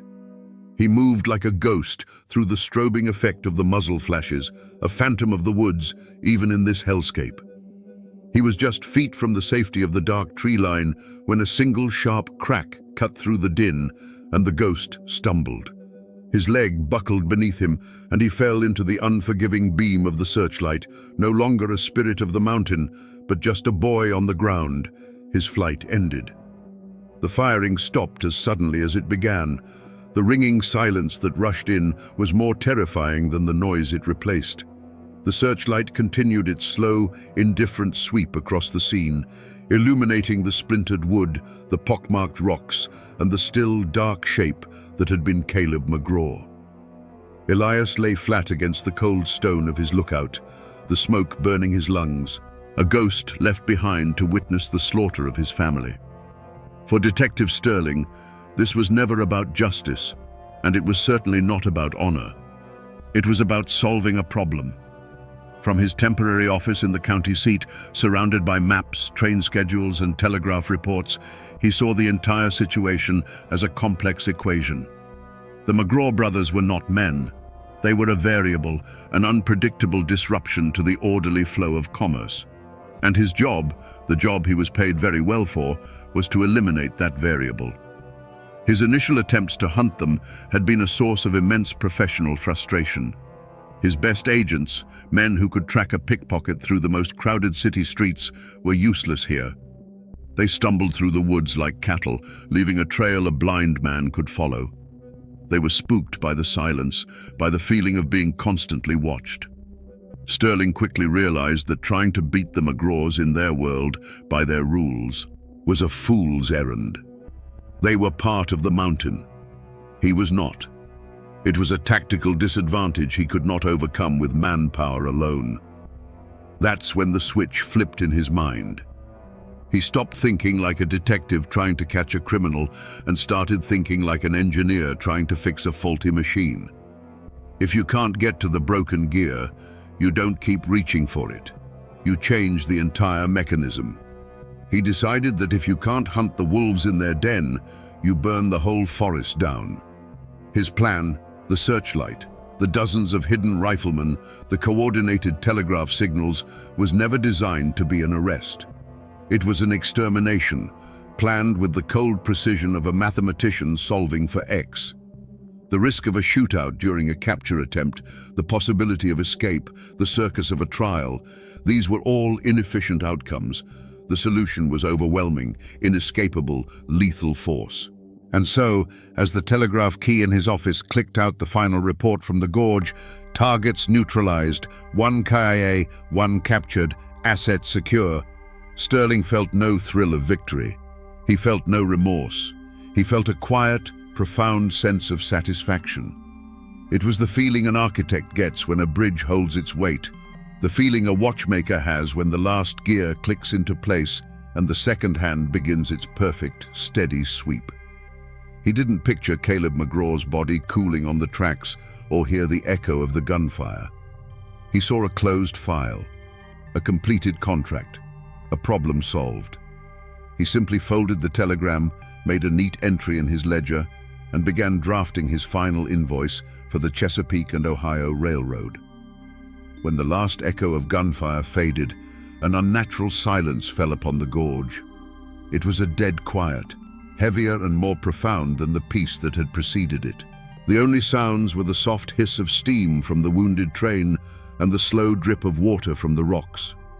The searchlight continued its steady, unblinking sweep, painting the scene in stark, ghostly whites and deep, inky blacks. Men in dark coats emerged from the trees, not with whoops of victory, but with the grim, methodical purpose of undertakers. This wasn't the aftermath of a fight. It was the cleanup of an execution. They found Finn first, trying to drag himself toward the darkness of the forest. The wild spirit that danced in his eyes was gone, extinguished and replaced by a glassy look of shock and pain. They hauled him to his feet, his wounded leg buckling, and bound his hands without a word. The phantom of the woods, the boy who could move like a whisper, was now just a prisoner.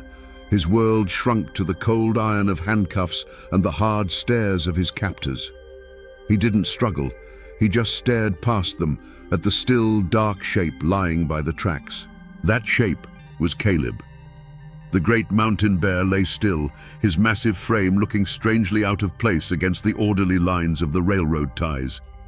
The lawmen gathered around him, their lanterns casting flickering shadows that made it seem for a moment like he might still be breathing. But he was gone. His strength, which could bend a railroad spike and uproot a stump, had been no match for a dozen well-aimed bullets. He had died on his feet, a human shield, a final, futile act of love for his younger brother. High above, hidden by rock and shadow, Elias watched it all. He saw them bind Finn. He saw them stand over Caleb's body. A wave of grief so cold and sharp, it almost made him cry out, washed over him. But he choked it down, turning it into ice in his veins. He couldn't help them. To reveal himself now would be a fool's death, an insult to Caleb's sacrifice. His mind, the planner's mind, took over. He wasn't a brother anymore. He was a survivor, a witness, a memory. Without a sound, he backed away from the ledge and melted into the deep woods, disappearing into the one place they could never follow, a ghost swallowed by the mountain that had been his home. By dawn, the gorge was crawling with railroad detectives and county lawmen. The telegraph wires hummed with the news. The McGraw gang was broken. The official story, crafted by Sterling himself, was already being printed in the Charleston papers. They were described as a pack of bloodthirsty animals, and their end was hailed as a triumph for progress. A warrant was issued for the last remaining brother, Elias McGraw, and a bounty was placed on his head, $500, dead or alive. It was a fortune in these parts, a sum large enough to make a man forget all about loyalty, kinship, and the old mountain code. The news of the shootout didn't arrive in the hollows on the pages of a newspaper. It came in whispers, carried by a shaken trainman, then a track walker, spreading from cabin to cabin like a contagion. The stories were fractured and full of horror. The blinding light, the sheer volume of the gunfire, the sight of Caleb McGraw's body. Then came the official story, crisp and clean as a new dollar bill, printed in the Charleston papers that Jedediah Stone left in a stack at Abernathy's store. It spoke of a heroic police action against a gang of violent thieves. And just like that, a line was drawn straight through the heart of the community. At the store, the old pot-bellied stove became a silent border. On one side sat the company men, the foremen and railroad guards, drinking coffee and nodding along as Stone read the heroic accounts aloud. On the other side sat the old-timers, the farmers and miners whose families had been there for generations. They said nothing. They just stared into the flames, their faces hard and unreadable, the silence in their corner of the room more powerful than all of Stone's boasting. The church congregation split too. One faction prayed for the souls of the lawmen who had restored order, while the other half offered quiet, veiled prayers for the lost and the grieving. A deep and chilling fear settled over the hills. People had seen what the railroad and its hired guns were capable of. They had brought an army into that gorge, and the law had blessed it. Men who might have known the McGraw's movements, who might have been able to offer a truer account of what happened, suddenly developed terrible memories. When questioned by Pinkerton agents or the county sheriff, their answers were a chorus of "don't know" and "didn't see." It wasn't a conspiracy to protect the McGraw's legacy, it was a conspiracy of self-preservation. They understood the new math of survival. The railroad's power was absolute, and speaking the truth could get you fired, evicted, or worse. A blanket of collective silence was pulled over the hollows, smothering the facts of that night. But even in that suffocating silence, small acts of courage flickered like candle flames in a storm. An anonymous sack of cornmeal and salted pork was left on the porch of a distant McGraw cousin.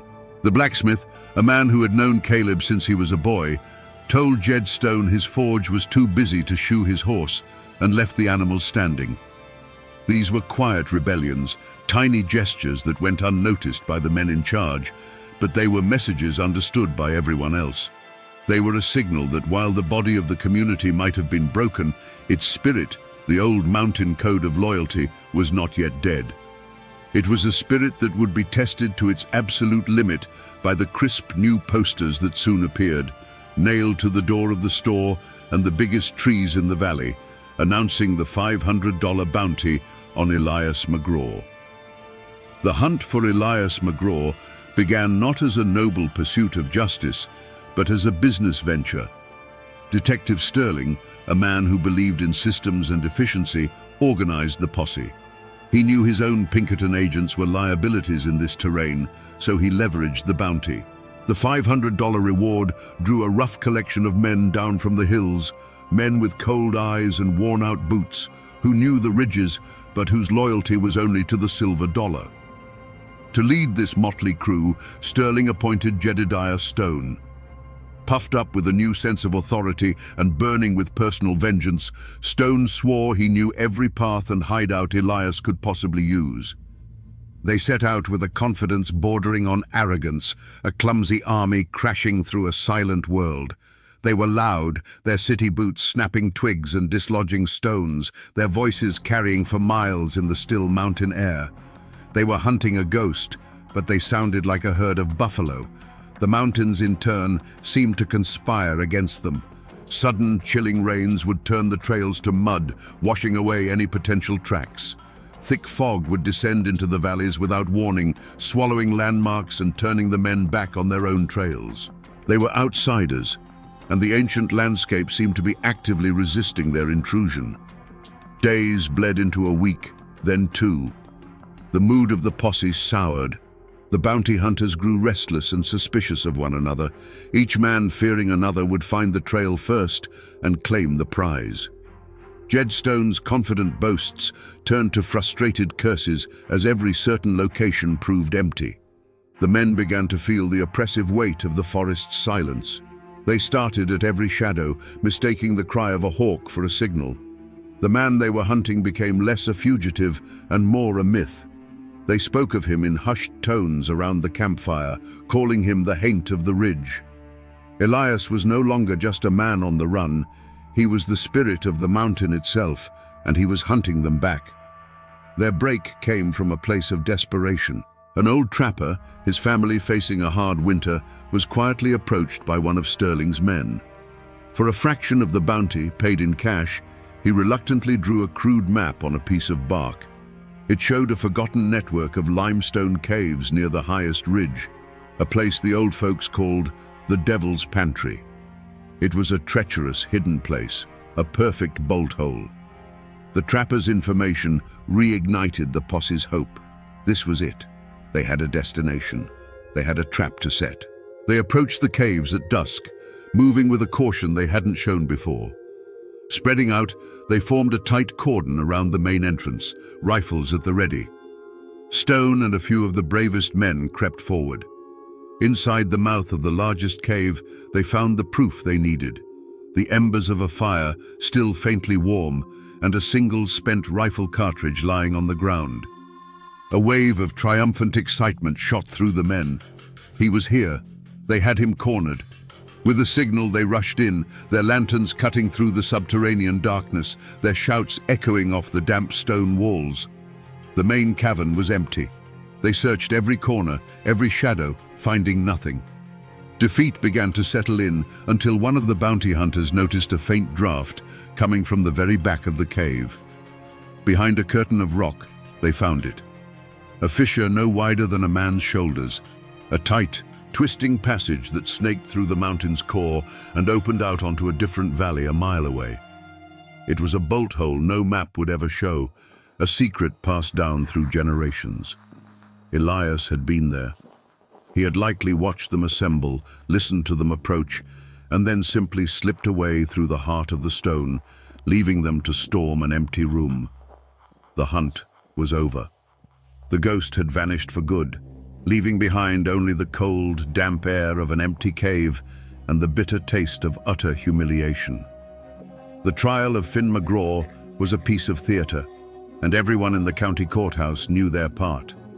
The building itself felt like an occupied territory, with grim-faced Pinkerton agents standing guard at the doors, their long coats failing to hide the pistols on their hips. The room was divided as sharply as a clear-cut forest. On one side sat the railroad officials, the company men, and Jedediah Stone, all looking confident and righteous. On the other, clustered together for warmth, were the mountain folk, their faces a mixture of fear, grief, and simmering resentment. In the defendant's box sat Finn.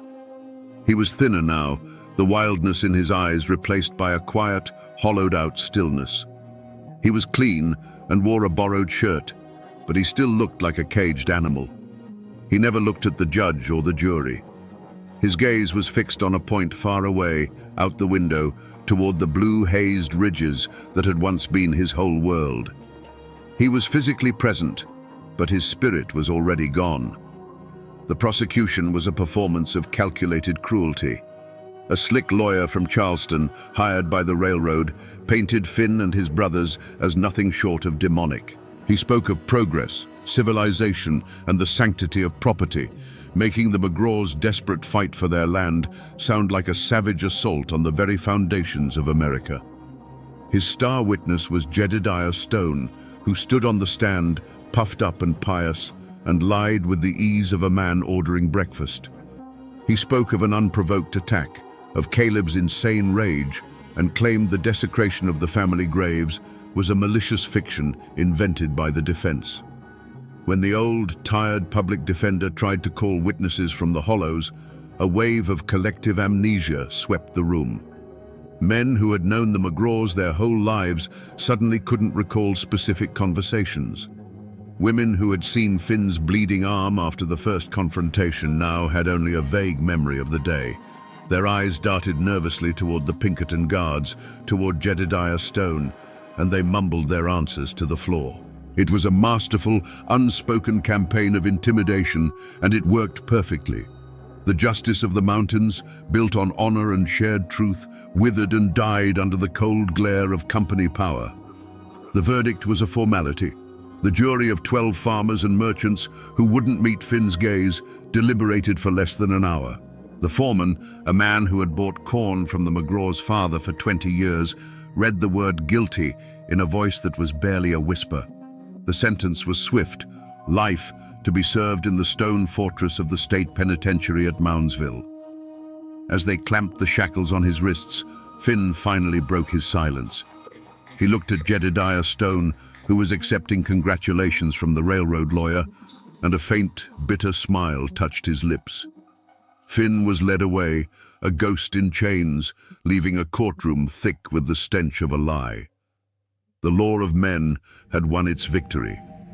Jedediah Stone, the man who had instigated the fight at the gravesite, the man whose greed and spite had set the whole tragedy in motion, walked out of the courthouse a free man and a local hero. The question that hung in the silent, heavy air was one no one dared to ask aloud.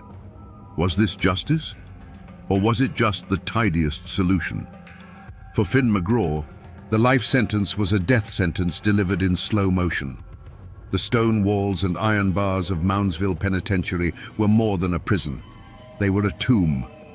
For a boy who had measured his days by the rising sun and the call of the whippoorwill, the clang of the cell door was the sound of his world ending. The endless grey walls, the stale air, the suffocating proximity of other broken men, it was a physical torment. He withered. The mountain boy, whose lungs had been filled with clean, sharp air, began to cough, a deep, rattling sound that echoed the sickness in his soul. He died 7 years later, not from the consumption that ravaged his body, but from the slow, relentless starvation of his spirit. He never once spoke of his brothers or the location of any hidden money, taking his secrets with him to a pauper's grave in the prison yard. Jedediah Stone, on the other hand, got everything he wanted. The railroad rewarded him handsomely for his loyalty, giving him a managerial position and the title to the last of the McGraw's land.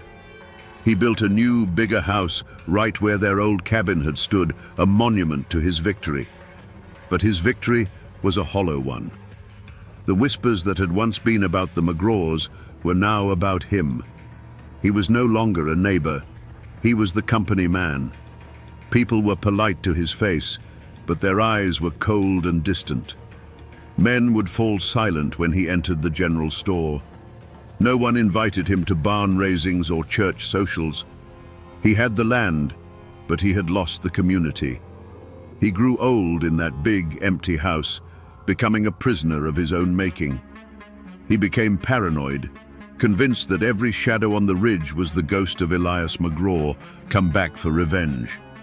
He took to carrying a pistol at all times, his nights spent staring out the window at the dark, silent mountains that seemed to be judging him. He didn't face a judge or a jury, but he served his own kind of life sentence, one of loneliness and fear. He died a bitter, solitary man, his wealth unable to buy him the one thing he had thrown away, a place among his own people. As for Detective Sterling, he barely gave the case another thought.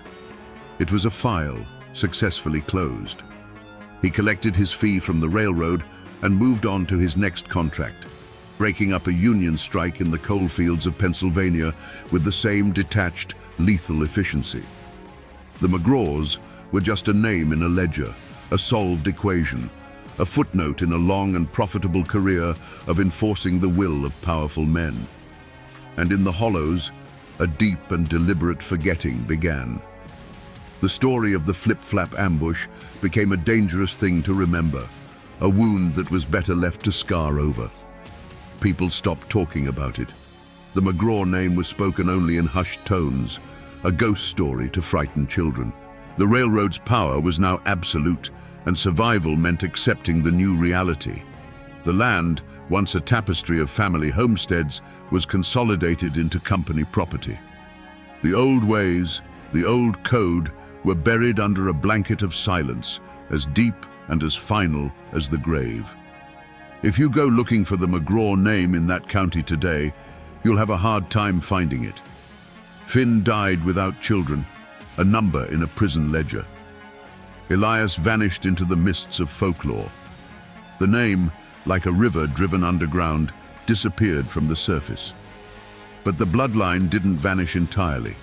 It flows on through the descendants of cousins, quiet families who know the truth of the story, but have learned the wisdom of not speaking it too loudly. As for the Stones, their grand house, built on a foundation of betrayal, eventually fell to ruin, and their descendants sold the land and moved away, leaving behind a name that is now just a footnote in the county records. The most powerful echo of that night is etched into the land itself. The main railroad line doesn't run through the gorge the same way anymore. It was straightened and modernized decades ago, a safer, faster route blasted through the rock. But if you know where to look, if you're willing to hike through thick brush and over fallen trees, you can still find the old bed. The flip-flap curve is still there, a silent curving scar on the mountainside. The tracks are long gone, but you can still see the rotting ties, half swallowed by the earth, ghosts of steel and progress. To stand in that silent curve is to feel the weight of what happened there. The air is still thick with it. Just a few hundred yards from that curve, up on a small rise, you'll find a tangle of briars and a scattering of old foundation stones. This is where Jedediah Stone's house stood, and before that, the McGraw cabin. And if you search the ground nearby, you will find nothing. No trace of the family graveyard. That's because when the railroad men laid their tracks, they needed to build up the grade. They took the easiest path. They simply built their embankment right over top of it. The weathered headstones of the McGraw's ancestors, the very flashpoint of the whole tragedy, are buried deep beneath the tons of rock and earth that support the abandoned line. The history they died defending is now crushed under the weight of the thing that destroyed them. People forget. Documents burn and names fade from tombstones, but the mountains remember everything. They don't keep records in ink, but in stone and shadow and silence. The locals say that on a cold October night, when the wind is just right, you can still hear a sound echoing from that abandoned cut. A sound like the lurching of a heavy train. Flip-flap, flip-flap. It's a story the land itself refuses to let die. Because while the law of men may have written the official history, the mountains hold the truth in their very bones. So we come back to the question we started with. Were the McGraw brothers just a gang of ruthless criminals? The official record, written in the neat, confident hand of men like Detective Sterling, would say yes. They were a violent disruption, an obstacle to progress that was efficiently and justly removed. But the truth, as it so often is in these mountains, is a far more complicated thing. They were men who were pushed until they had no choice but to push back. Men who chose to break the law rather than break the code they were raised by. This has been more than the story of a forgotten gunfight. It's a story about the birth of modern America and the price that was paid for it. For every mile of track that was laid, for every ton of coal that was ripped from the earth, a piece of an older world was buried. The McGraws weren't just fighting the railroad, they were fighting against erasure. They were the last defiant roar of a way of life that was being silenced forever. And in the end, the most powerful weapon used against them wasn't a rifle in the dark. It was the pen that wrote the official history, the one that turned their righteous fury into a simple act of criminal greed. But a story like this never truly dies. It seeps into the soil. It whispers on the wind that blows through that lonely, abandoned gorge. Some say the ghost of Elias McGraw still walks those ridges, a silent guardian of a buried truth, a permanent echo of defiance. He stands as a quiet, eternal reminder that you can kill a man, you can silence a community, and you can pave over the past. But you can never ever kill a story that deserves to be told. And now, my friends, you know the rest of the story.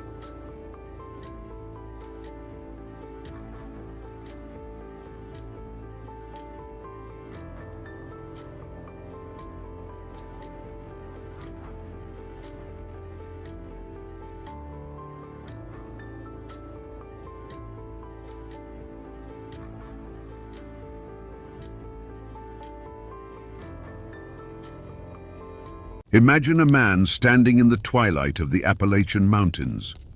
A shotgun roars, and the buckshot tears through the air, striking him square in the face. But the man doesn't fall. He doesn't even scream. He simply spits the lead pellets onto the ground as if they were cherry pits, a cold grin spreading across his face. This wasn't a scene from a movie. This was the reality for those who dared to cross Tally Iron Jaws Hall. The whispers in Wise County said he was more than a man. They said he was enchanted, that bullets couldn't kill him. But was he a demon born of mountain folklore? Or was the truth something far stranger, something hidden in the very marrow of his bones? Today, we separate the legend from the man to find out what really made Tally Hall the bandit who couldn't be killed. To understand the man, you must first understand the mountains that made him. In the late 19th century, Wise County, Virginia, was a world unto itself. It was a labyrinth of steep hollows, dense forests, and rushing creeks where the outside world felt 1,000,000 miles away. The land was both a provider and a tyrant. It gave families corn from the bottomlands and game from the woods, but it demanded back-breaking work in return. Life here was simple, hard, and governed by unwritten laws older than any courthouse. Family was everything, and an insult to your kin was an insult to you.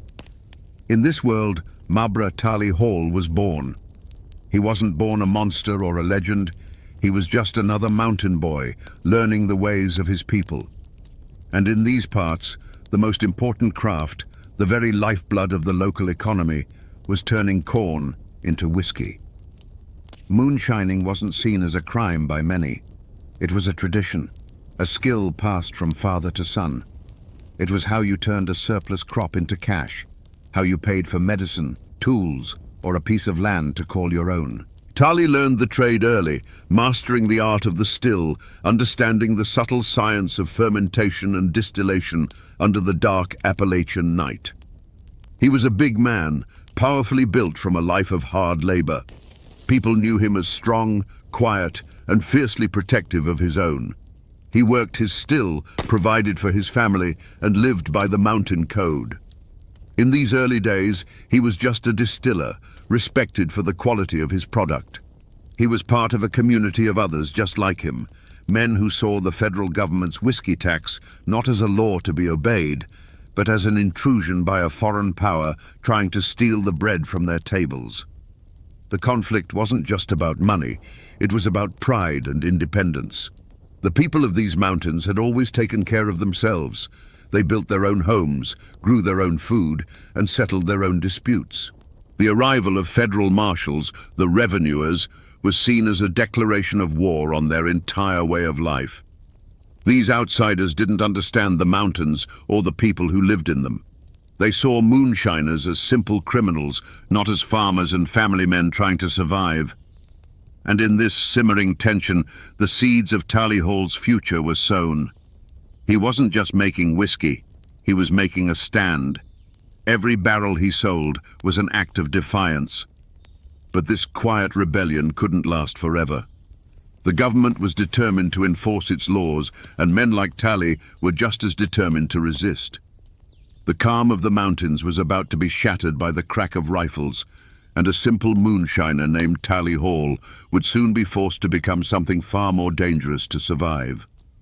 The world was coming for him, and it would learn that he would not be taken easily. The law came for Tally Hall not with a polite knock, but with the splintering of wood and the cold gleam of rifle barrels. It happened on a misty morning, deep in a holler where the smell of sour mash hung heavy in the air. Tally was working his still with his brother when two federal marshals, led by a man named Red Blevins, crashed through the undergrowth. They weren't there to talk, they were there to make an example. With a sneer, Blevins kicked over a barrel of fermenting corn, the lifeblood of the Hall family business spilling into the dirt. For a mountain man, this was more than the destruction of property. It was a profound insult, a strike against his pride and his ability to provide. Tally stood frozen for a moment, his massive hands clenched into fists. He didn't say a word. According to the stories passed down, Marshal Blevins then raised his axe, not to the still itself, but to the worm, the delicate copper coil that was the heart of the operation. As the axe came down, something inside Tally Hall snapped. The quiet distiller was gone, and in his place stood something far more primal. What happened next became the first chapter of his legend. Tally didn't reach for a gun. He lunged forward, moving with a speed that was terrifying in a man his size. He met the marshals not with bullets, but with bone and sinew. He broke one man's arm with a single brutal twist and sent the other flying with a blow to the chest that knocked the wind clean out of him. Red Blevins, the leader, found himself lifted off the ground by his throat, staring into eyes that held no mercy. Tally didn't kill him. He simply threw him down the hillside like a sack of grain, leaving him broken and humiliated. The marshals limped back to the town of Wise, carrying with them not just bruises and broken bones, but a story of a man who fought like a cornered bear. The line had been crossed. This was no longer about an unpaid tax. Tally Hall had assaulted federal officers. A warrant was issued for his arrest, and his name was no longer just whispered among moonshiners. It was now spoken with fear and anger in the courthouse. He was officially a fugitive, a wanted man with a price on his head. Tally knew what this meant. There was no going back. He couldn't return to a quiet life. He had stood his ground, and now the full weight of the law was coming for him. But instead of running, he dug in. He gathered his brothers and his kin, men who believed in the same code he did. The forest that had been his workshop now became his fortress. The first drops of blood had been shed, not by Tally, but by the government's attempt to break him. And Tally Hall had answered in the only language he knew they would understand. The war had begun. With a price on his head, Tally Hall became the most hunted man in Wise County. But hunting him and catching him were two very different things. The mountains were his kingdom, and he moved through them like a ghost. This drove his rivals, other moonshiners whose business he had crushed with his own brand of violent enforcement, to a point of desperation. They decided to do what the law couldn't. They set a trap on the Pound Gap, a treacherous road that snaked through the mountains, a place where a man could disappear without a trace. They waited in the deep shadows as Tally rode alone, a silhouette against the rising moon. As he passed a narrow bend, the night erupted. A shotgun blast, fired from less than 20 feet away, struck him full in the head and upper body. The sound echoed through the holler, a deafening roar that sent birds scattering from the trees. Tally's horse shrieked and crumpled to the ground, its legs tangled in a dying heap. The ambushers stepped out from their cover, rifles ready, expecting to see a body.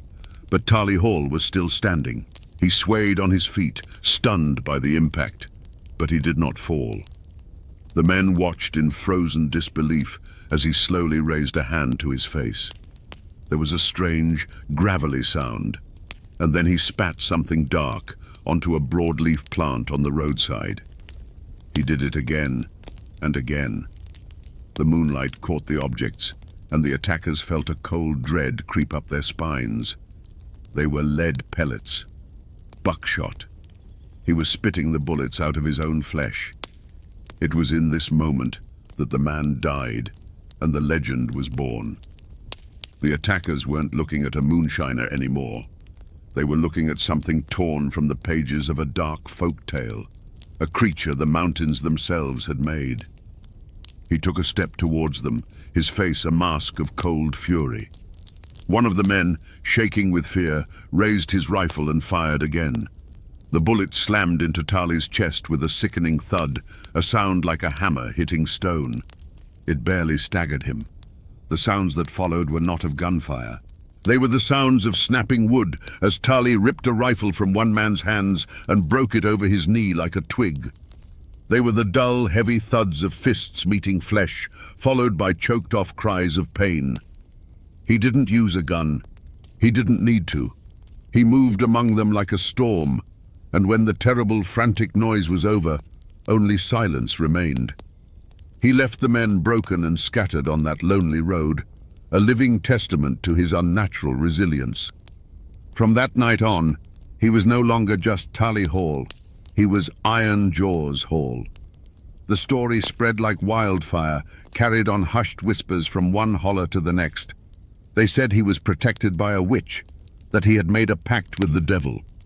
The truth, doctors would speculate many years later, may have been a rare medical condition called Paget's disease, which causes bones to become abnormally thick and dense, essentially creating a form of natural armor. But in the dark woods of Wise County, no one cared about a medical diagnosis. The only truth that mattered was the one they saw with their own eyes and heard in the terrified tales of the survivors. Tali Hall was enchanted. He was bulletproof, and if you shot him, you had better pray you killed him with the first shot, because you would not get a second. The silence that fell over Pound Gap after the failed ambush was deeper and more terrifying than the roar of the shotgun that had started it. The broken men who dragged themselves back to civilization did not speak of a botched attack. They spoke of a nightmare. They told a story not of a fight, but of an encounter with something inhuman, something that ate lead and paid it back with crushing force. Their words, laced with genuine terror, were far more potent than any rumor. The legend of Iron Jaws Hall was no longer a whispered bit of folklore. It was now a sworn testimony, sealed in fear. Tali Hall himself seemed to understand the power of what had happened. He didn't retreat deeper into the mountains. Instead, he did the opposite. He became more visible, more brazen. He knew that fear was a more effective weapon than any rifle. His reputation preceded him, a silent, invisible guard that cleared his path. Other moonshiners, men who had once been his rivals, now fell in line. They either paid him a tribute to operate, a tax of their own, or they got out of the business entirely. To defy Tali was to challenge a man who bullets supposedly couldn't harm. No one was willing to take that chance. The authorities were now faced with an impossible situation. The reward for Tali's capture was increased, becoming a small fortune for the time. But money meant nothing against superstition. Deputies who were brave enough to face a dozen armed men would hesitate at the thought of confronting Tali Hall alone. Informants dried up, their fear of the law replaced by a much more primal fear of Iron Jaws. The manhunt, once an active pursuit, became a cold case file gathering dust on a shelf. They were hunting a ghost who was very much alive, a man who ruled a shadow empire from the heart of their jurisdiction. The community became a landscape of fear and fascination. On one hand, Tali was a boogeyman. People would lock their doors a little tighter at night, and his name was used to frighten misbehaving children. He was the embodiment of the violence and lawlessness that festered in the deep woods. But on the other hand, a quiet, grudging respect grew for him in some corners. He was a mountain man, one of their own, who was single-handedly defying the federal government and winning.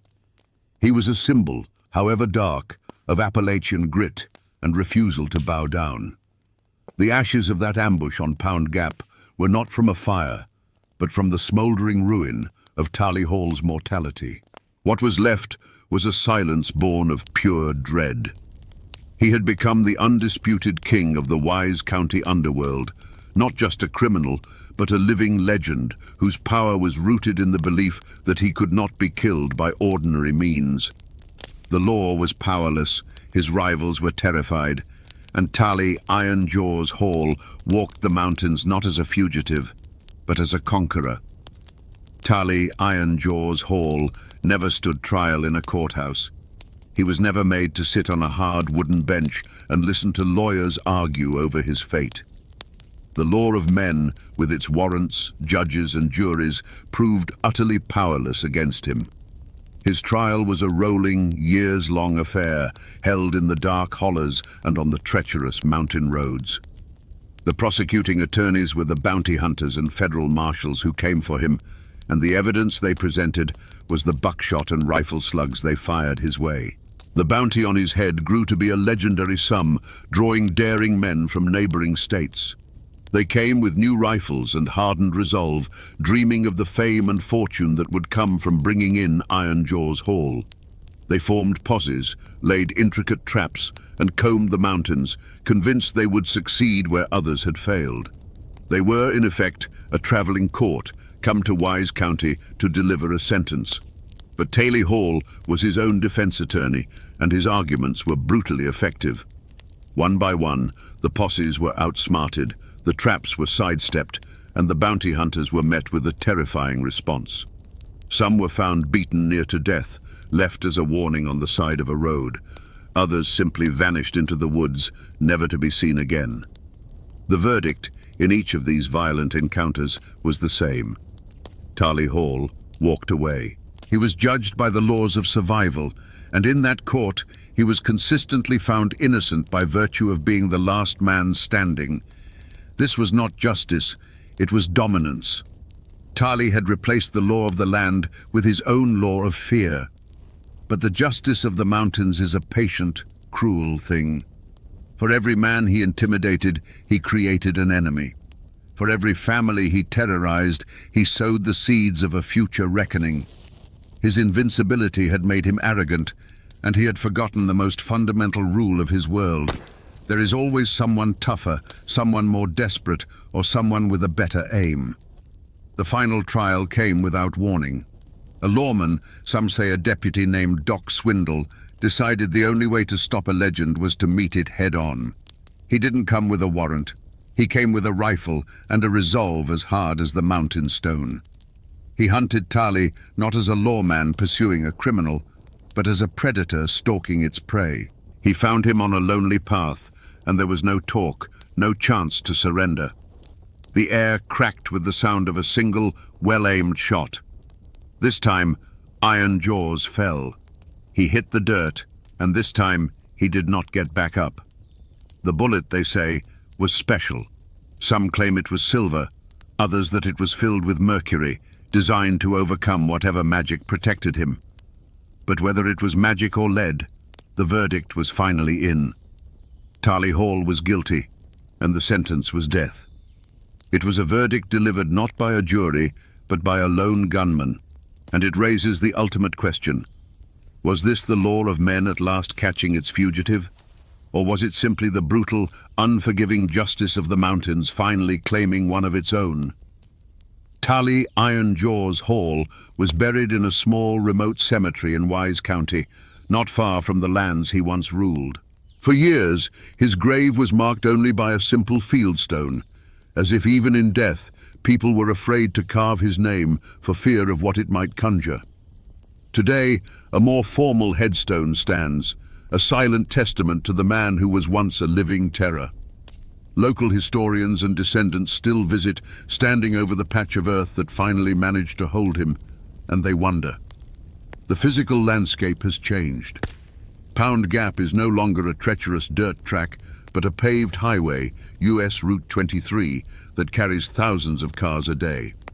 Commuters and truckers speed through the cut in the mountain, their minds on schedules and destinations, completely unaware that they are passing through the very spot where a man once stood and spat buckshot back at his would-be killers. But for those who know the story, a drive through the gap, especially as evening falls, feels different. The shadows seem deeper, and the wind whistling through the rocks sounds like a whisper from the past. The legend of Iron Jaws has outlived the man by more than a century. It survives in the oral traditions of Appalachia, a story told by grandparents to their grandchildren, a campfire tale that happens to be true. While modern science offers a plausible explanation in the form of Paget's disease, that dry medical term has none of the power or romance of the legend. In the mountains, the story of the enchanted moonshiner who couldn't be killed by bullets remains the preferred version. It speaks to a deeper truth about the region, a belief in the extraordinary, and a deep-seated suspicion of simple explanations. The name Hall still echoes through Wise County and the surrounding region. The descendants carry not just the name, but the complex legacy of their infamous ancestor. For some, it's a dark chapter best forgotten, a stain of violence on the family history. For others, it's a source of a strange, defiant pride, a reminder of an ancestor who refused to bow to anyone, who was a king in his own right, however brutal his reign. The story hasn't vanished. It's simply gone underground, living on in family Bibles and hushed conversations. The mountains remember everything, and the shadow of Tali Iron Jaws Hall is a long one. So we come back to the question that hung in the air at the start of our journey. Was Tali Iron Jaws Hall truly enchanted by bullets?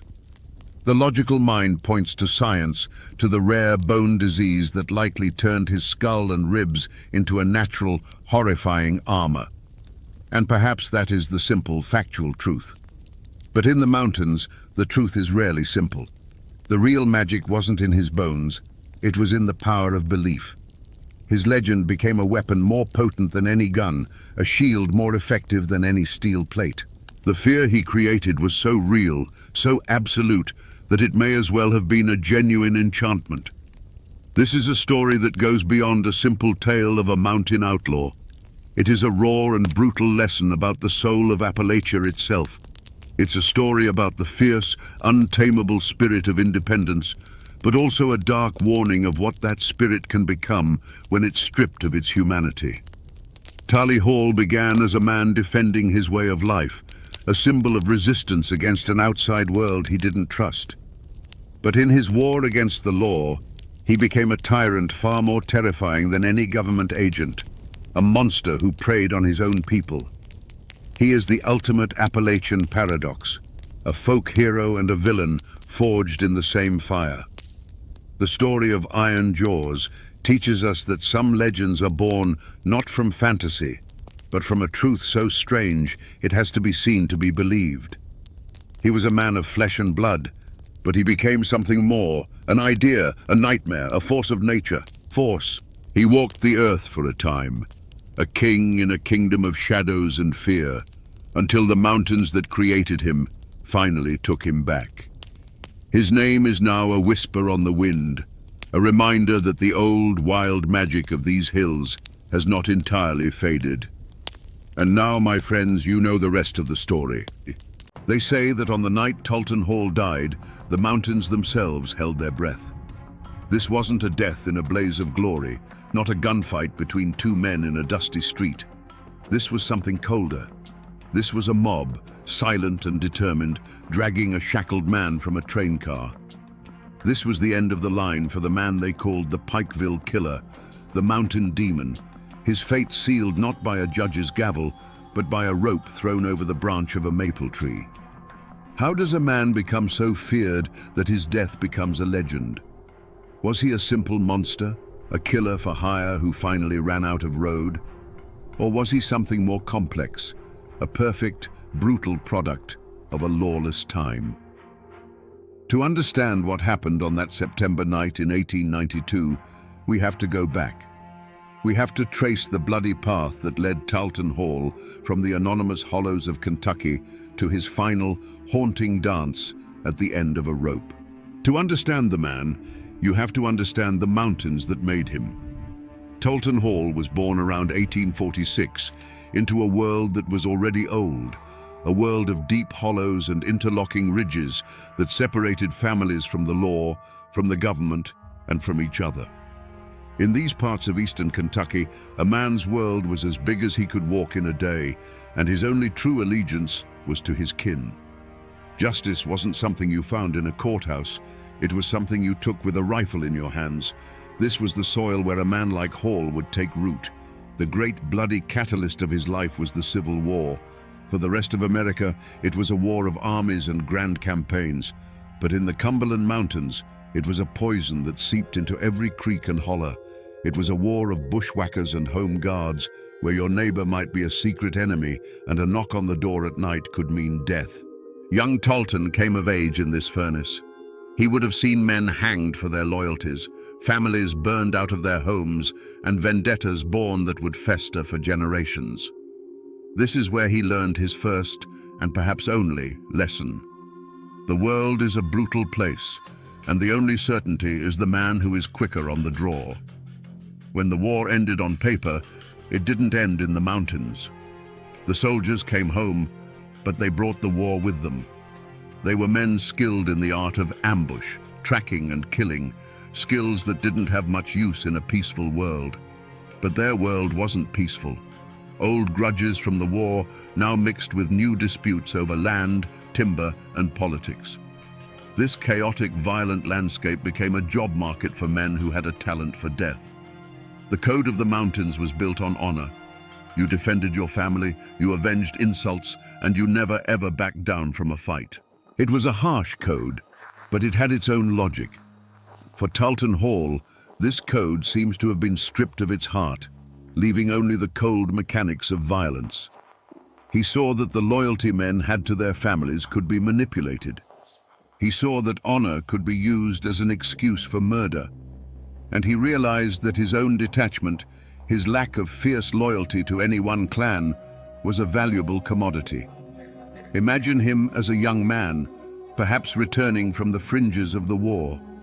He sees the Hatfield clan rising in power, the McCoy clan nursing their wounds, and a dozen smaller families sharpening their knives over some perceived slight.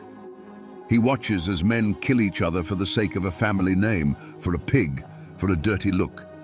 And in that moment, he doesn't see tragedy or honor. He sees an opportunity. He sees a world where his steady hand and empty conscience could earn him a living. This was the forge that created Talton Hall.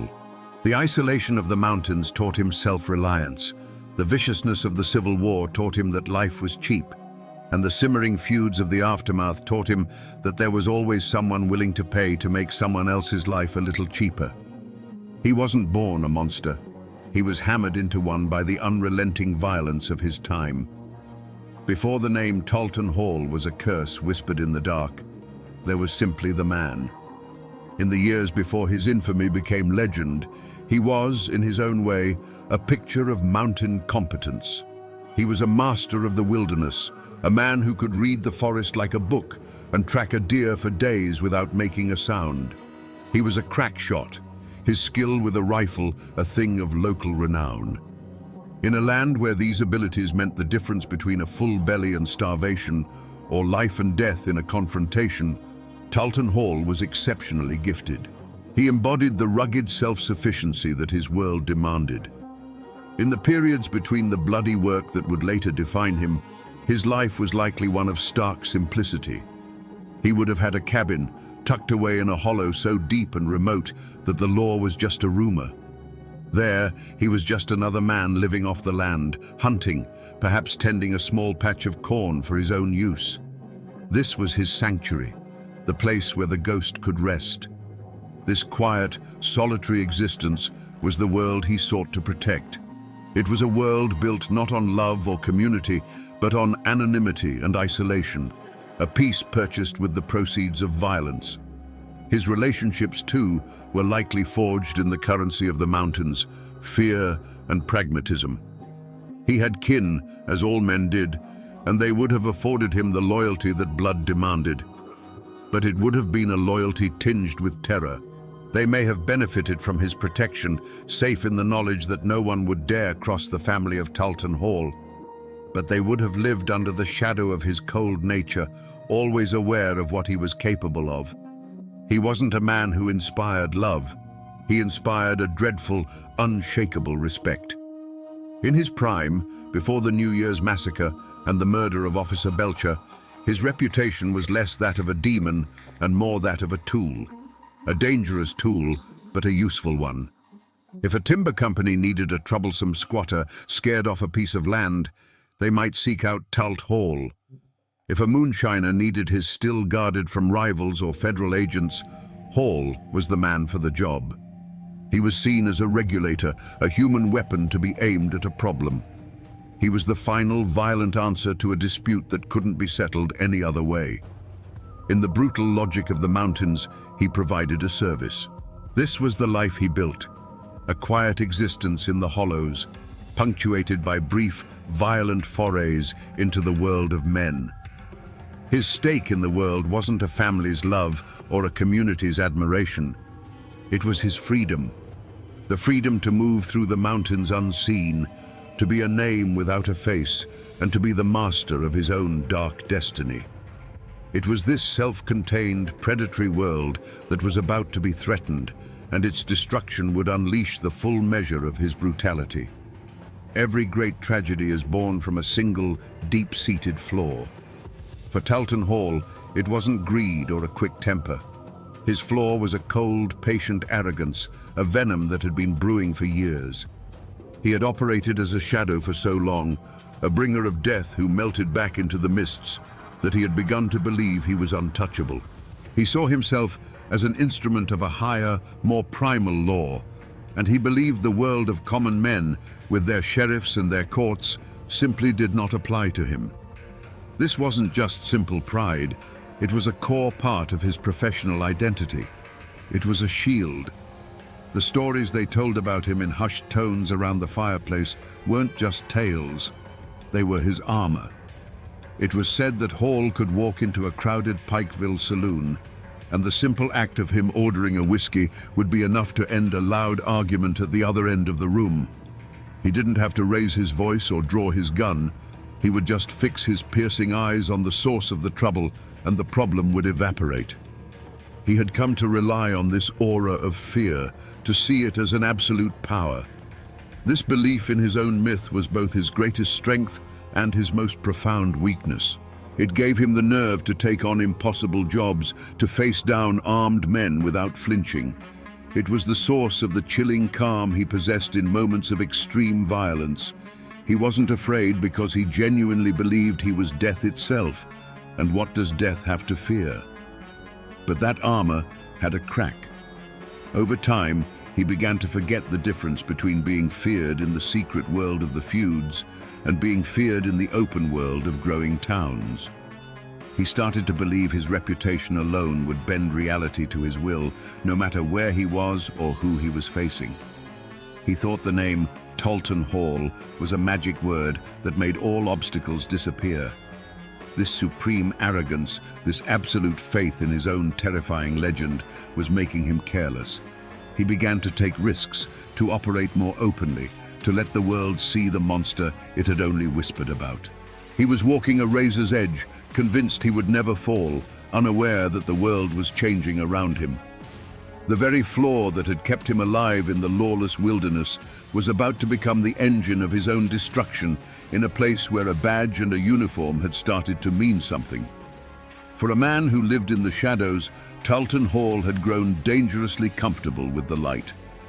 In 1891, he crossed the state line into the burgeoning town of Norton, Virginia. He wasn't there on business, not for a contract. He was there for himself, and he was full of whiskey. The quiet, calculating professional had been swallowed by the arrogant legend. He was loud, belligerent, and causing a disturbance, a man who believed his very name was a shield that made him immune to consequence. He was no longer a specter of death. He was a drunken bully, daring the world to challenge him.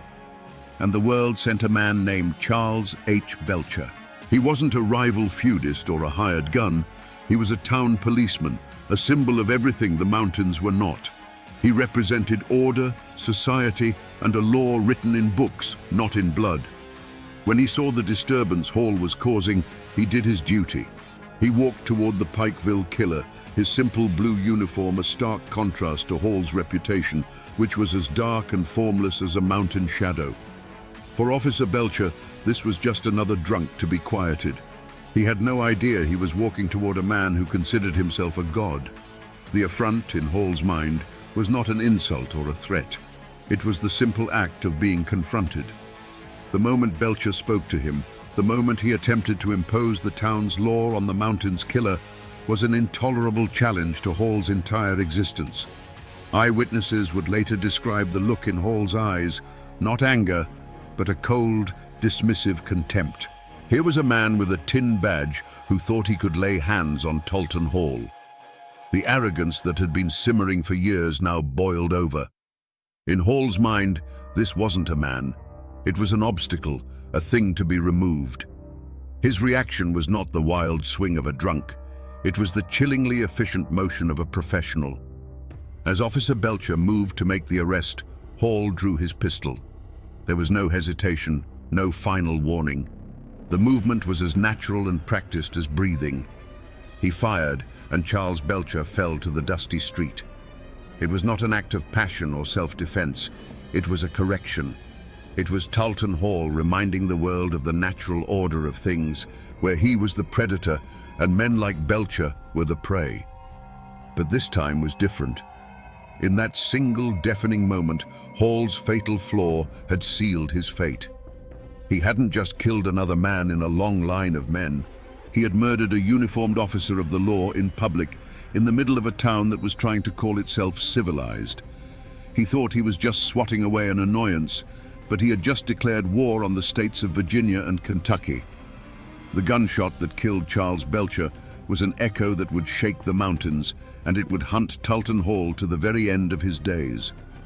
The murder of a lawman in Norton was a line crossed, a bell that could not be unrung.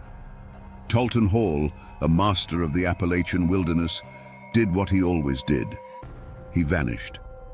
He slipped back across the border into the familiar tangled hollows of Kentucky, believing he could wait out the storm as he had done a dozen times before. This was his first and most arrogant mistake. He thought he had merely killed a man. He failed to understand that he had murdered a symbol, and civilization itself was now coming for him. The response was unlike anything the mountains had ever seen. This wasn't a half-hearted posse led by a local sheriff who was likely related to the man he was hunting. The states of Virginia and Kentucky pooled their resources. Bounties were posted, large enough to make a poor farmer forget all about mountain loyalty. And then came the name that struck a different kind of fear into the hearts of outlaws: the Pinkertons. They were relentless, methodical men who couldn't be bribed, intimidated, or swayed by family ties. They were a modern machine of justice, and they were hunting a relic from a bygone era. Warnings came, not from his enemies, but from what few allies he had left. Old associates, men who understood the shifting tides of power, would have told him in no uncertain terms, "Talt, this is different," they'd say. "You killed a badge in the street. They ain't gonna stop. You need to go west, disappear for good." They offered him the only path that might lead to survival, true, absolute anonymity, far from the mountains that knew his name. But Talton Hall's arrogance was a wall that no reason could penetrate. He scoffed at the warnings. He had outsmarted the law his entire life. He saw the Pinkertons as nothing more than city boys who would get lost in the first creek bed. In his mind, this massive manhunt was almost a testament to his own legend. It was a grand, fitting challenge for the Pikeville killer. He believed he was smarter, tougher, and more cunning than any man they could send after him. He saw every posted bounty with his name on it, not as a threat, but as an acknowledgement of his status. With each passing week, however, his world shrank. The net tightened. A cabin door that would have once swung open for him now remained bolted shut. A meal that would have been freely given was now denied. The fear of the law had finally begun to outweigh the fear of Talton Hall. He was becoming a ghost in his own homeland, a toxic presence that even his own kin could no longer afford to shelter. Each closed door was another offer of help rejected, another chance to escape squandered because his pride would not let him see the truth. He was being squeezed out of the only environment where he knew how to survive. The decision to finally flee, to make a run for a place like Memphis, Tennessee, was not a strategic retreat. It was an act of desperation. He was leaving the tangled wilderness that was his shield and armor and heading for the open, anonymous streets of a city. He was a mountain predator who had been driven from his forest, forced to walk onto the open plains where the hunters could see him for miles. His path of no compromise had led him right into a trap of his own making. Memphis was a cage of brick and smoke, a foreign land to a man born of mist and shadow. Talton Hall was cornered. He could feel it in the way people looked at him on the street, in the tightening knot in his own gut. The relentless machinery of the law, guided by the cold intelligence of the Pinkertons, had found him. He was no longer the apex predator of the Kentucky Hollows. He was a wolf tracked to a city alley, with the hounds closing in. He was in a cheap boarding house, listening to the city breathe, knowing that each breath might be his last moment of freedom. And then he heard it. The heavy, deliberate footsteps on the boarding house stairs. This was it. This was the moment that had been coming for him since the day he pulled the trigger on Officer Belcher. In that quiet, terrifying space between one footstep and the next, he stood at his final crossroads. He had one last choice to make. He could wait, hands empty, and surrender. He could give himself up to the justice he had so long despised, face a trial, a judge, a jury. It would mean a cage, a public shaming, but it would also mean life. It was the off-ramp, the final chance to let this story end, not with a bang, but with the quiet closing of a cell door.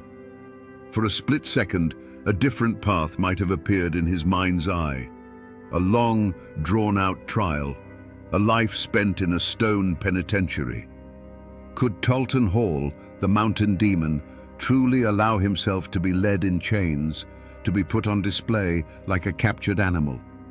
Could the man, whose reputation was a weapon in itself, allow that reputation to be stripped away, leaving only a common, pathetic killer?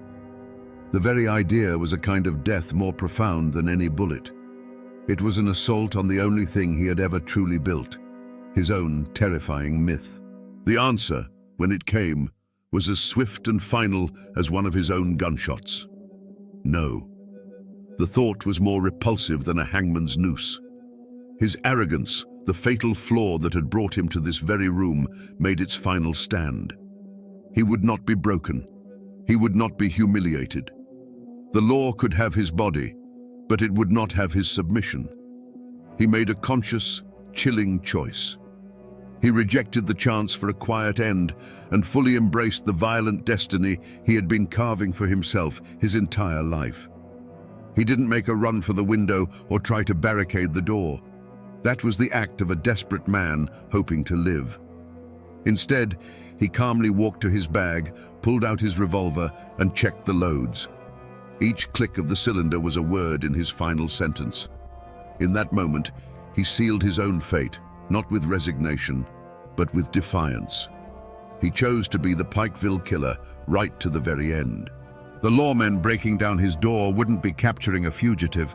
They would be walking into the last act of a legend, an act that Talton Hall himself had decided to write in blood. The splintering of the door was the only warning he needed. It wasn't the sound of a lock being picked or a hinge being forced. It was the raw, violent crack of wood giving way to brute force. For Talton Hall, the world, which had been a tightening cage of streets and unfamiliar faces, suddenly shrank to the size of that small boarding house room. He was a creature of the deep woods, And in that moment, the lawmen crashing through the door were no different from a pack of hounds cornering a wolf in a box canyon. He wasn't panicked. He was eerily calm, the way a man is when he finally meets a fate he has been expecting his whole life. All the running, all the hiding, it had all led to this cramped, smoke-stained room. The revolver felt cool and familiar in his hand, a solid piece of certainty in a world that was coming apart. The figures in the doorway were just shapes, dark silhouettes against the light of the hallway, and in his mind, they ceased to be men. They were simply the final problem he had to solve. His hand moved with a fluid economy that was born of 1,000 deadly calculations. The room erupted in a deafening concussion of sound and fire. The muzzle flash was a bolt of lightning in the dimness, momentarily illuminating the determined faces in the doorway. It was the only language he knew how to speak to a world that sought to contain him, a single, explosive syllable of pure defiance. The smell of burnt gunpowder filled his nostrils, a scent more familiar to him than any perfume. But this was not a mountain holler where a single shot could settle an argument for good. Thunder answered thunder from the doorway. More flashes of light strobed across the room, turning the air into a chaotic storm of noise and swirling, acrid smoke. The world narrowed to the kick of the revolver in his hand, the ringing in his ears that drowned out all other sounds, and the shadowy dance of figures in the smoke. For a few heartbeats, Tolton Hall was in his element, a whirlwind of violence at the heart of the storm. Then, a sensation he hadn't felt in years, a sharp, searing impact in his arm, a force that felt like a blacksmith's hammer. His fingers went numb. His trusted revolver, the instrument of his will, suddenly felt like a useless lump of lead.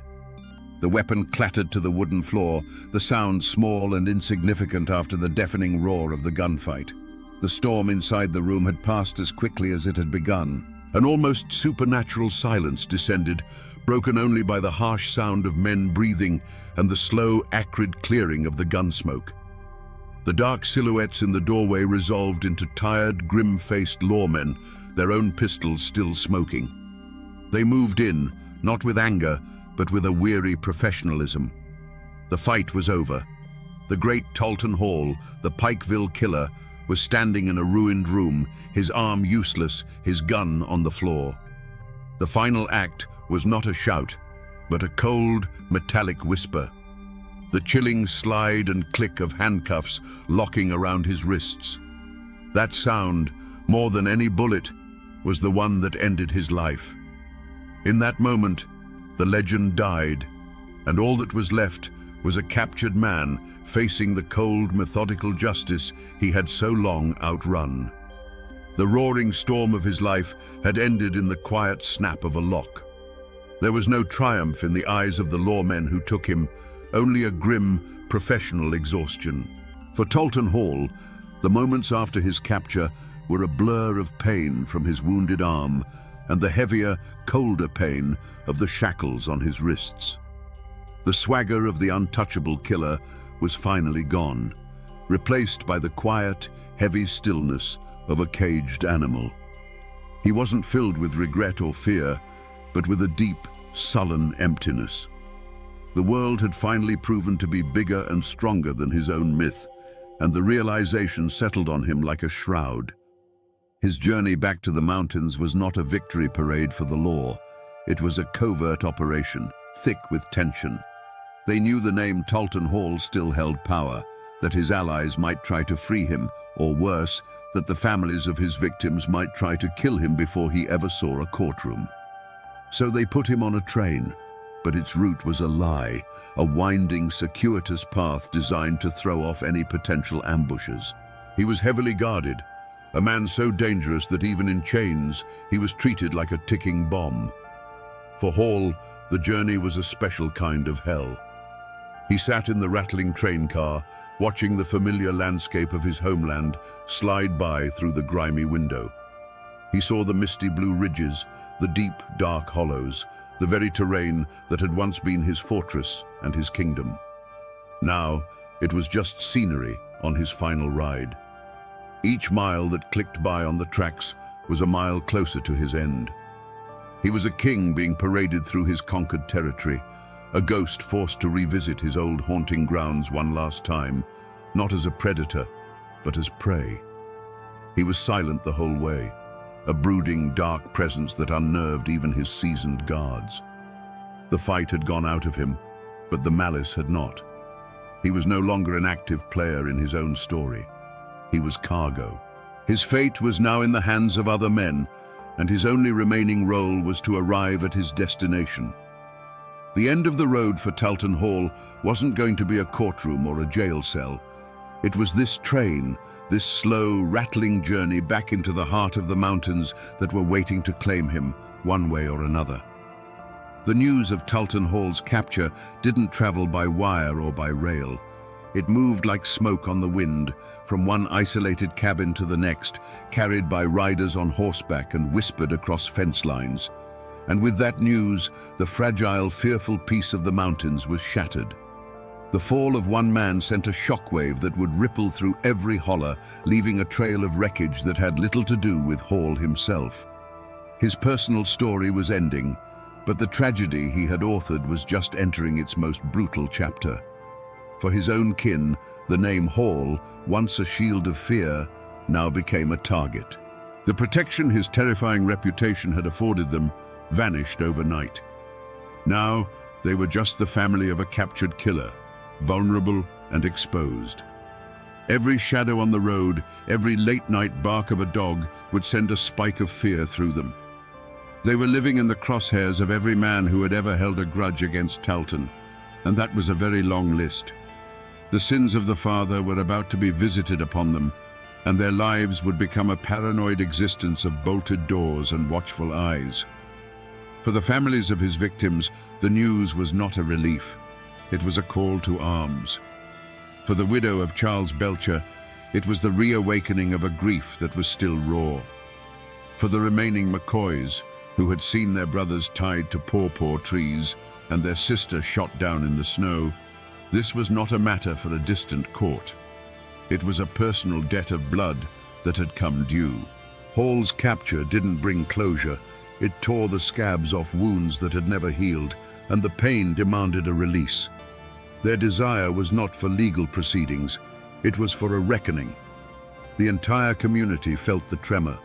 For years, the violence had been, if not controlled, then at least predictable. It followed the dark logic of the feuds. But Hall's capture created a power vacuum, a chaotic moment where old hatreds could flare without a central figure to fear. He had acted as a cancer on the region, and his removal didn't cure the disease. It simply sent the body into a violent, final spasm.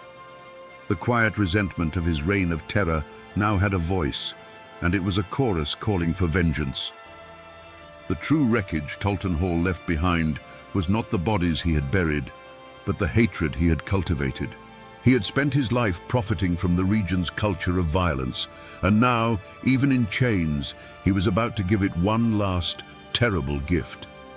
His capture hadn't brought peace. It had simply brought the promise of a different, more terrible kind of violence, a communal violence, where an entire region, haunted by his ghost, would gather to deliver a final bloody verdict of its own. The law had done its part. It had hunted a killer across state lines, engaged him in a gunfight, and brought him back in chains. The next step in the machinery of civilization was a trial, a slow, methodical process of evidence, testimony, and deliberation. The Commonwealth of Kentucky intended to give Talton Hall a proper legal defense, a jury of his peers, and a verdict rendered under the solemn roof of a courthouse. It was a testament to the new order that was trying to tame the mountains, an insistence that the rule of law was absolute and applied to all men, even the devil of the tug fork. But in the mountains, another court was already in session. This court didn't meet in a building. It gathered in secret, in barns and on ridges, under the cold light of the moon. Its jurors were men with names like McCoy and Belcher. Its evidence was not written on paper, but scarred into their memories. The image of a burning cabin, of brothers tied to trees, of a good man bleeding out in a dusty street. The code they operated under was ancient, simple, and merciless. It was the mountain code of an eye for an eye, a blood debt that could only be paid in one currency. The clash between these two systems of justice was inevitable. As the train carrying Talton Hall chugged closer to Pikeville, the official legal process became more and more irrelevant. The law saw a prisoner who needed to be tried. The community saw a rabid dog that needed to be put down. The lawmen guarding Hall were operating under their code of duty and due process. The mob gathering to meet the train was operating under a code of honor and vengeance that was etched into the very stones of the mountains. The community's verdict had been reached long before Hall was ever captured. He was guilty, not just of killing Officer Belcher, but of everything. He was the living embodiment of the fear and violence that had plagued their lives for a generation. A trial, in their eyes, was a farce. It was a place where legal tricks and silver-tongued lawyers might let a monster walk free. They had seen it happen before. They had no faith in a system that seemed so far removed from the raw, immediate reality of their lives. They believed in a more direct, more certain form of justice. The train carrying Talton Hall was the ultimate symbol of this clash. Inside the car was the prisoner of the state, a component in a legal machine. But outside, gathering in the darkness, was the judgment of the mountains. The law's plan was to deliver him to a jail. The mountain's plan was to deliver him to a tree. In the end, it was a question of whose jurisdiction was more powerful in that place, on that night. Was it the new, fragile authority of the state, or the old, unyielding power of the clan? The answer was coming as surely as the train was coming down the tracks.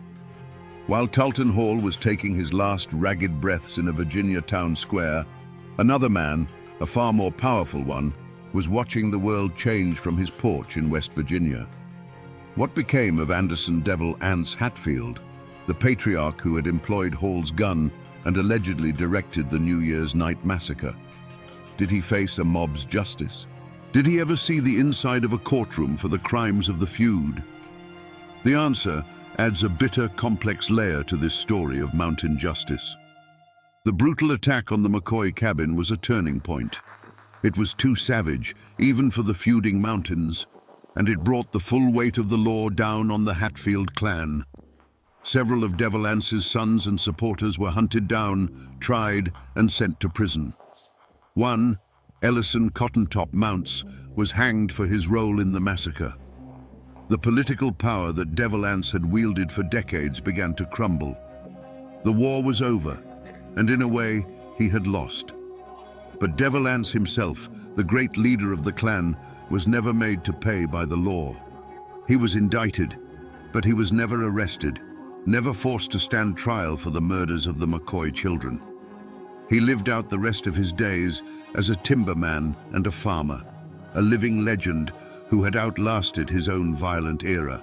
In a final strange twist, the man they called Devil Ance was baptized in his old age, seeking peace with his God after a life of war with his neighbors. He died of pneumonia in 1921 and was buried on a mountainside overlooking the land he had fought so fiercely to control. This is the messy, unsatisfying truth of it all. Talton Hall, the hired gun, the disposable instrument of violence, was lynched by a mob for a crime committed in the open. His death was brutal, public, and absolute. But the powerful man who had allegedly paid for his services, who had directed the feud from the top, died a free man in his own bed. The mob got its vengeance, but it got it from the hired help, not the man who wrote the checks. The story of Talton Hall's end is not just about justice being served, it's about who it's served to and who gets to walk away. After the mob dispersed and Talton Hall's body was cut down, a strange and heavy quiet fell over Wise, Virginia, and the surrounding mountains. The great bloody chapter was over, but the book was not yet closed. The years that followed were not years of celebration or relief. They were years of silence, The community had performed a brutal act of surgery on itself, cutting out a cancer. But the wound was deep, jagged, and slow to heal. For the descendants of Talton Hall, the name became a curse and a burden. They scattered, some moving deeper into the anonymous folds of the mountains, others leaving the region entirely, hoping to outrun the ghost of their infamous kinsman. They became quiet farmers, miners, and laborers, their primary goal to be unremarkable, to be forgotten. To admit you were kin to Talton Hall was to invite suspicion and open old wounds. They buried the name under a blanket of deliberate obscurity, hoping that with enough time, the blood on it would fade. The community, too, sought healing through a kind of collective amnesia.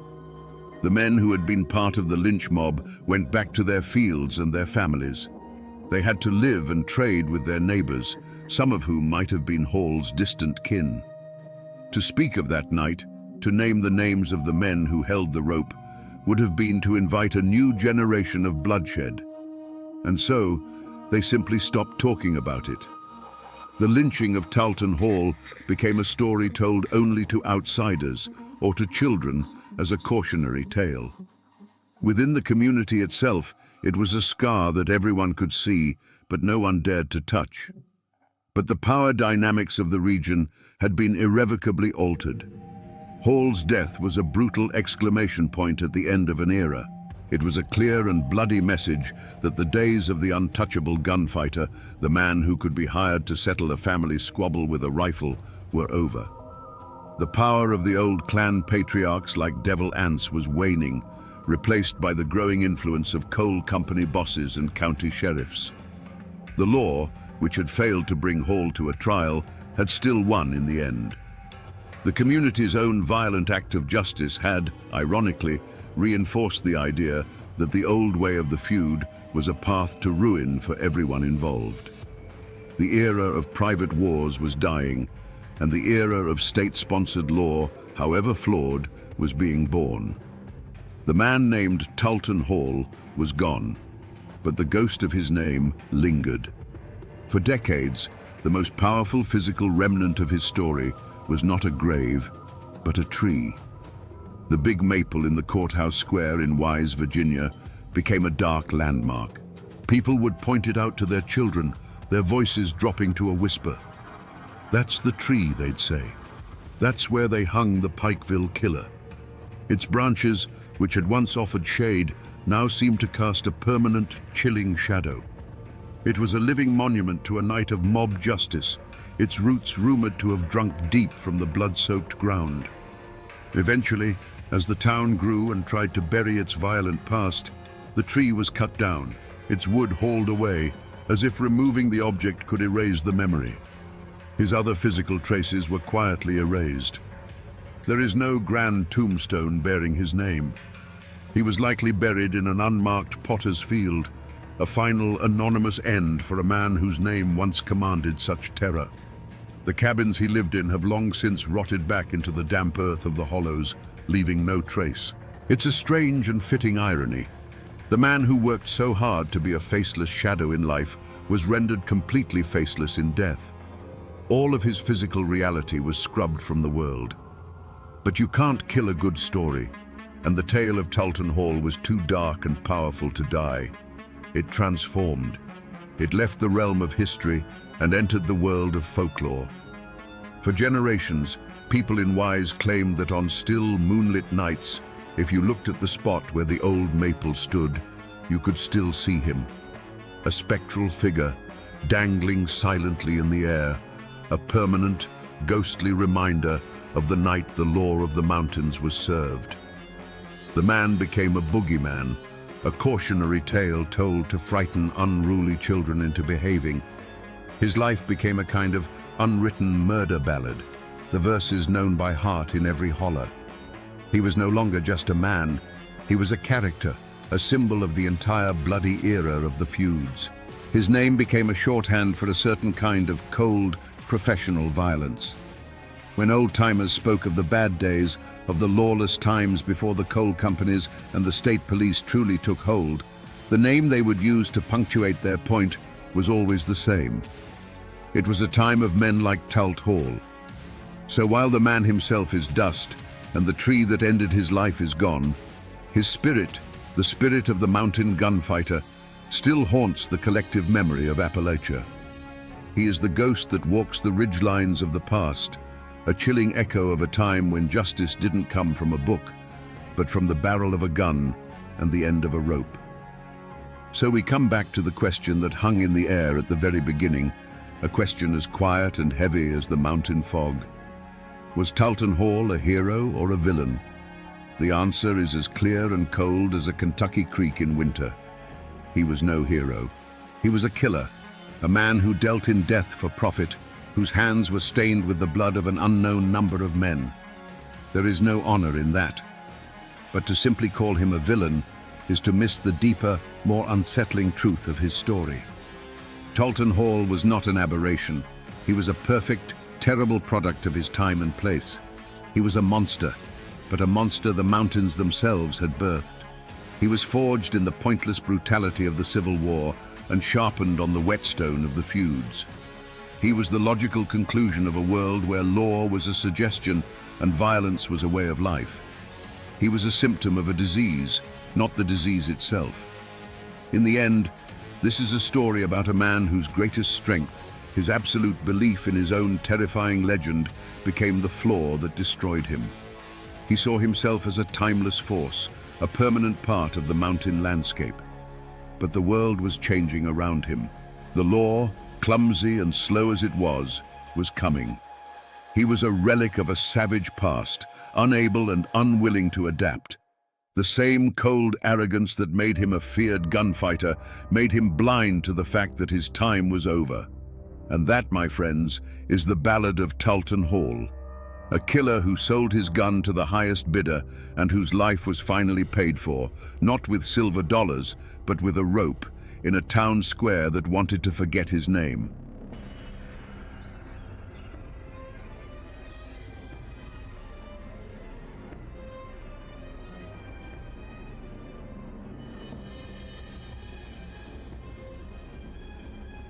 In a quiet Memphis cemetery, there's a gravestone for a respectable old woman named Frida Lincoln.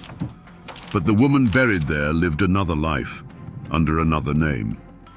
60 years before her peaceful death, she was known as Laura Bullion, the thorny rose of the Wild Bunch gang. They captured her not in a hailstorm of bullets, but in a respectable city boarding house, with a fortune in stolen banknotes hidden in her luggage. Was she a ruthless outlaw, the financial mastermind for America's most wanted criminals? Or was she just a desperate woman, forged in the dust of the dying West, trying to survive in a world that gave her no quarter? The truth, as it always is buried somewhere between the legend and the law. Today, we're going to peel back the years, find the real woman behind the myth, and tell the ballad of Laura Bullion. Laura Bullion wasn't born in an Appalachian holler, but the world that made her was cut from the same rough cloth. Imagine West Texas in the 1870s. The Civil War had bled the country dry, and the land that was left was vast, empty, and unforgiving. This wasn't a place for quiet farmers and picket fences. It was a landscape of dust and desperation, where the line between the law and the outlaw was often just a puff of gun smoke. This was the world that welcomed Laura into it, a world where survival was the only sacrament. Her father wasn't a preacher or a politician. The whispers said he was a bank robber, a man with German roots who rode with his own small, forgotten gang. For young Laura, a life of crime wasn't a choice she made one day. It was the air she breathed. She didn't learn about honesty and hard work leading to prosperity.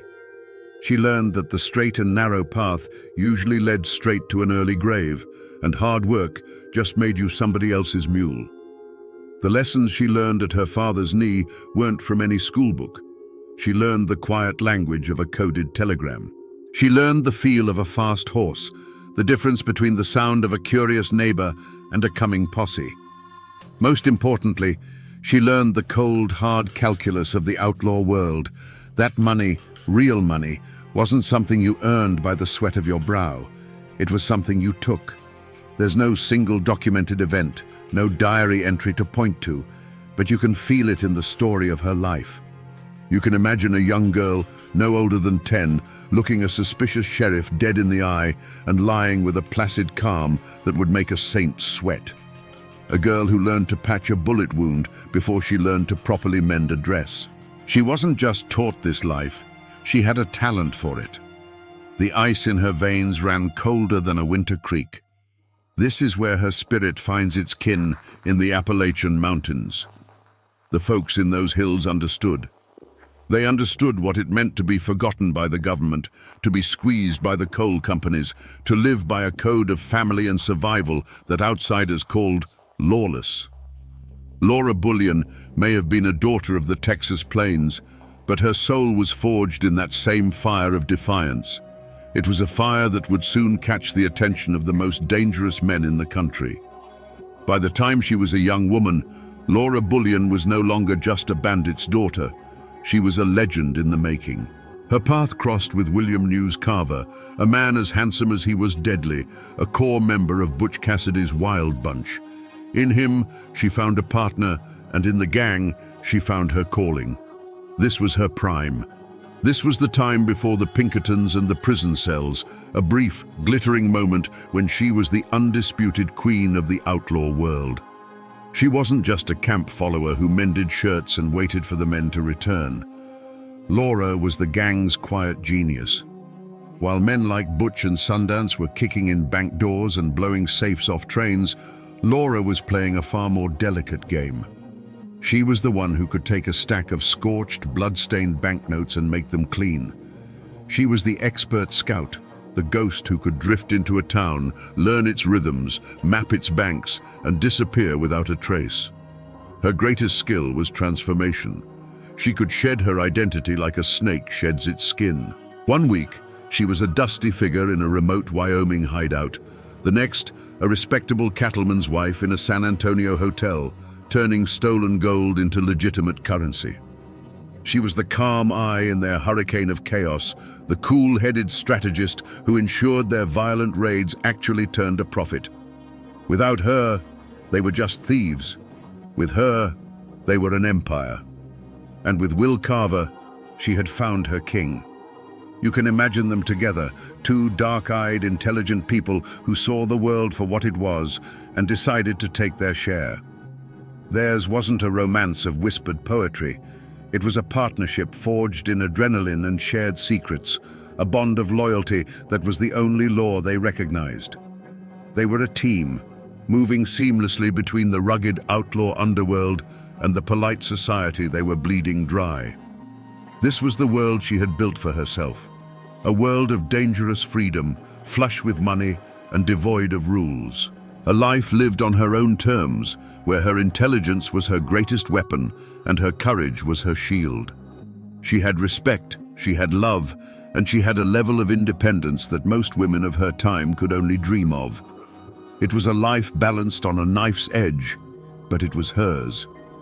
But every legend has a crack in their armor, a single thread that, when pulled, can unravel everything. For Laura Bullion, it wasn't greed or a quick temper. It was a professional pride as cold and sharp as a honed knife. Her success wasn't just about the money. It was about proving she was smarter than the bankers she robbed, the lawmen who hunted her, and the Pinkerton agents who put her name in their ledgers. She didn't just want to win, she needed to dominate the game. For years, this pride was her greatest asset. It made her meticulous, patient. She would never rush a plan, never take an unnecessary risk. While the men of the Wild Bunch might get drunk and boastful, Laura remained a ghost in the machine, her movements precise and calculated. Her pride demanded perfection, and that perfection kept them all one step ahead of the gallows. It was her signature, this flawless execution. But things changed. Will Carver was killed in a shootout, a bloody end to her first great partnership. Her new man was Ben Kilpatrick, the tall Texan. Kilpatrick was a formidable outlaw, a giant of a man, but he lacked Carver's cool finesse. He was a hammer where Carver had been a scalpel. And in her relationship with him, Laura's pride began to shift. It morphed from a cautious professionalism into a dangerous overconfidence. Perhaps she believed she was smart enough for the both of them, that her intelligence could shield his recklessness. This is where the armor cracked.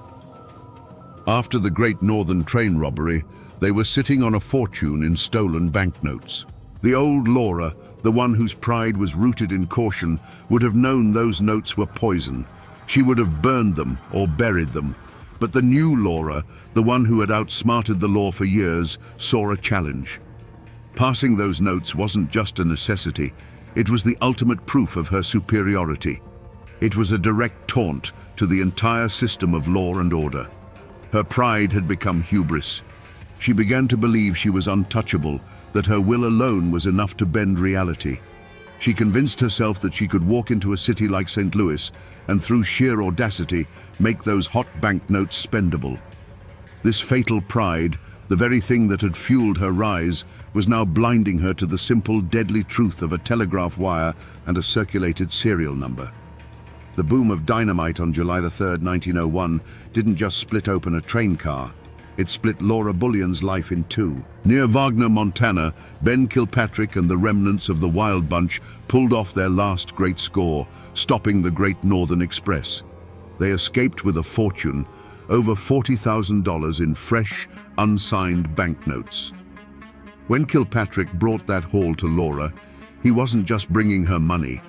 He was bringing her a challenge that struck at the very core of her identity. Now, you have to understand, this wasn't like fencing stolen gold or laundering old bills. Unsigned banknotes from a national bank were a special kind of poison. Within hours, the Pinkerton Detective Agency, the most relentless manhunters in the country, would have telegraphed the serial numbers of every single missing bill to every major city. Every bank teller, every shopkeeper, every hotel clerk would have that list. Trying to spend one of these notes was like lighting a signal fire on a dark plain, screaming, "Here I am, come and get me." For a woman whose entire reputation was built on being smarter, quieter, and more careful than the law, this was an intolerable situation. It was a direct affront from the system she had so long outwitted. The humming of the telegraph wires was like a personal taunt. They weren't just protecting the money, they were challenging her. They were daring the great Laura Bullion, the financial wizard of the Wild Bunch, to make a move. For a lesser criminal, the answer would be simple: bury the money and run. But Laura's pride wouldn't allow it. In that moment, faced with a mountain of toxic cash, her fatal flaw took the reins. The cautious strategist was silenced by the arrogant master. This wasn't a trap to be avoided, it was a final exam to be aced. Her mind didn't see the risk, it saw the ultimate validation of her genius. The decision was made not in a heated argument, but in a cold, quiet certainty. She and Kilpatrick would go to St. Louis, a major city teeming with police and Pinkertons, and they would pass those notes. This was her point of no return. It was a declaration of war. By choosing to launder that money, she was telling the entire world that she believed she was infallible. It was the ultimate act of professional hubris, a gamble fueled by years of success. She wasn't just trying to get rich, she was trying to prove, once and for all, that no lock was too complex, no system was too smart, and no law was a match for her mind. The train ride to St. Louis was a long, slow journey into the jaws of the trap. With every mile of track they covered, the world of the Wild Bunch, a world of open plains and hidden canyons, grew more distant. They were plunging into the modern age, a world stitched together by telegraph wires that hummed with their descriptions and serial numbers. Every newspaper they passed at a station stop felt like a wanted poster. The world itself was screaming a warning, but Laura Bullion wasn't listening. You have to believe that the ghost of her old self, the cautious strategist who had survived so long, was whispering in her ear. That voice of reason must have been pointing out the folly of it all. This isn't a cattle town where a sheriff can be bought, it would say. This is a city. They have police departments, detective bureaus, and telegraph offices on every corner. The game has changed, Laura. This is a losing hand. Any other outlaw would have felt that cold dread, the instinct to turn the horse around and ride for the Badlands. But pride is a powerful anesthetic. It numbs the fear, and it silences the voice of reason. Her hubris answered every doubt with a simple, arrogant reply. They expect us to run. They expect us to hide in the dirt like animals. They will never expect us to walk right into their world, dressed in fine clothes, and look them in the eye. She was convinced that their audacity was their greatest camouflage, that her intelligence was a shield no lawman could penetrate. So they didn't hide. Arriving in St. Louis, they didn't seek out some back-alley flophouse in the criminal underworld. No, that would be too obvious. Instead, they took a room at a respectable boarding house on Locust Street, playing the part of a wealthy Texas couple enjoying the city. Each decision was an escalation, a deliberate step deeper into enemy territory. She was surrounding herself not with allies, but with potential witnesses, isolating herself from any chance of a clean escape. This path of no compromise led to a single, final choice. It wasn't enough to have the money, to possess it in secret. Her pride demanded that she prove she could master it, tame it, and spend it. She stood in that quiet boarding house room, a fortune in stolen paper at her fingertips, and made the decision. She would personally go out and pass the first note. It was the ultimate act of defiance, a final rejection of every warning, both internal and external. She was no longer just breaking the law, she was daring it to stop her. And so we come to the final moment, the last quiet breath before the storm. Picture Laura in that St. Louis boarding house room. Outside, the city hums with streetcars and commerce.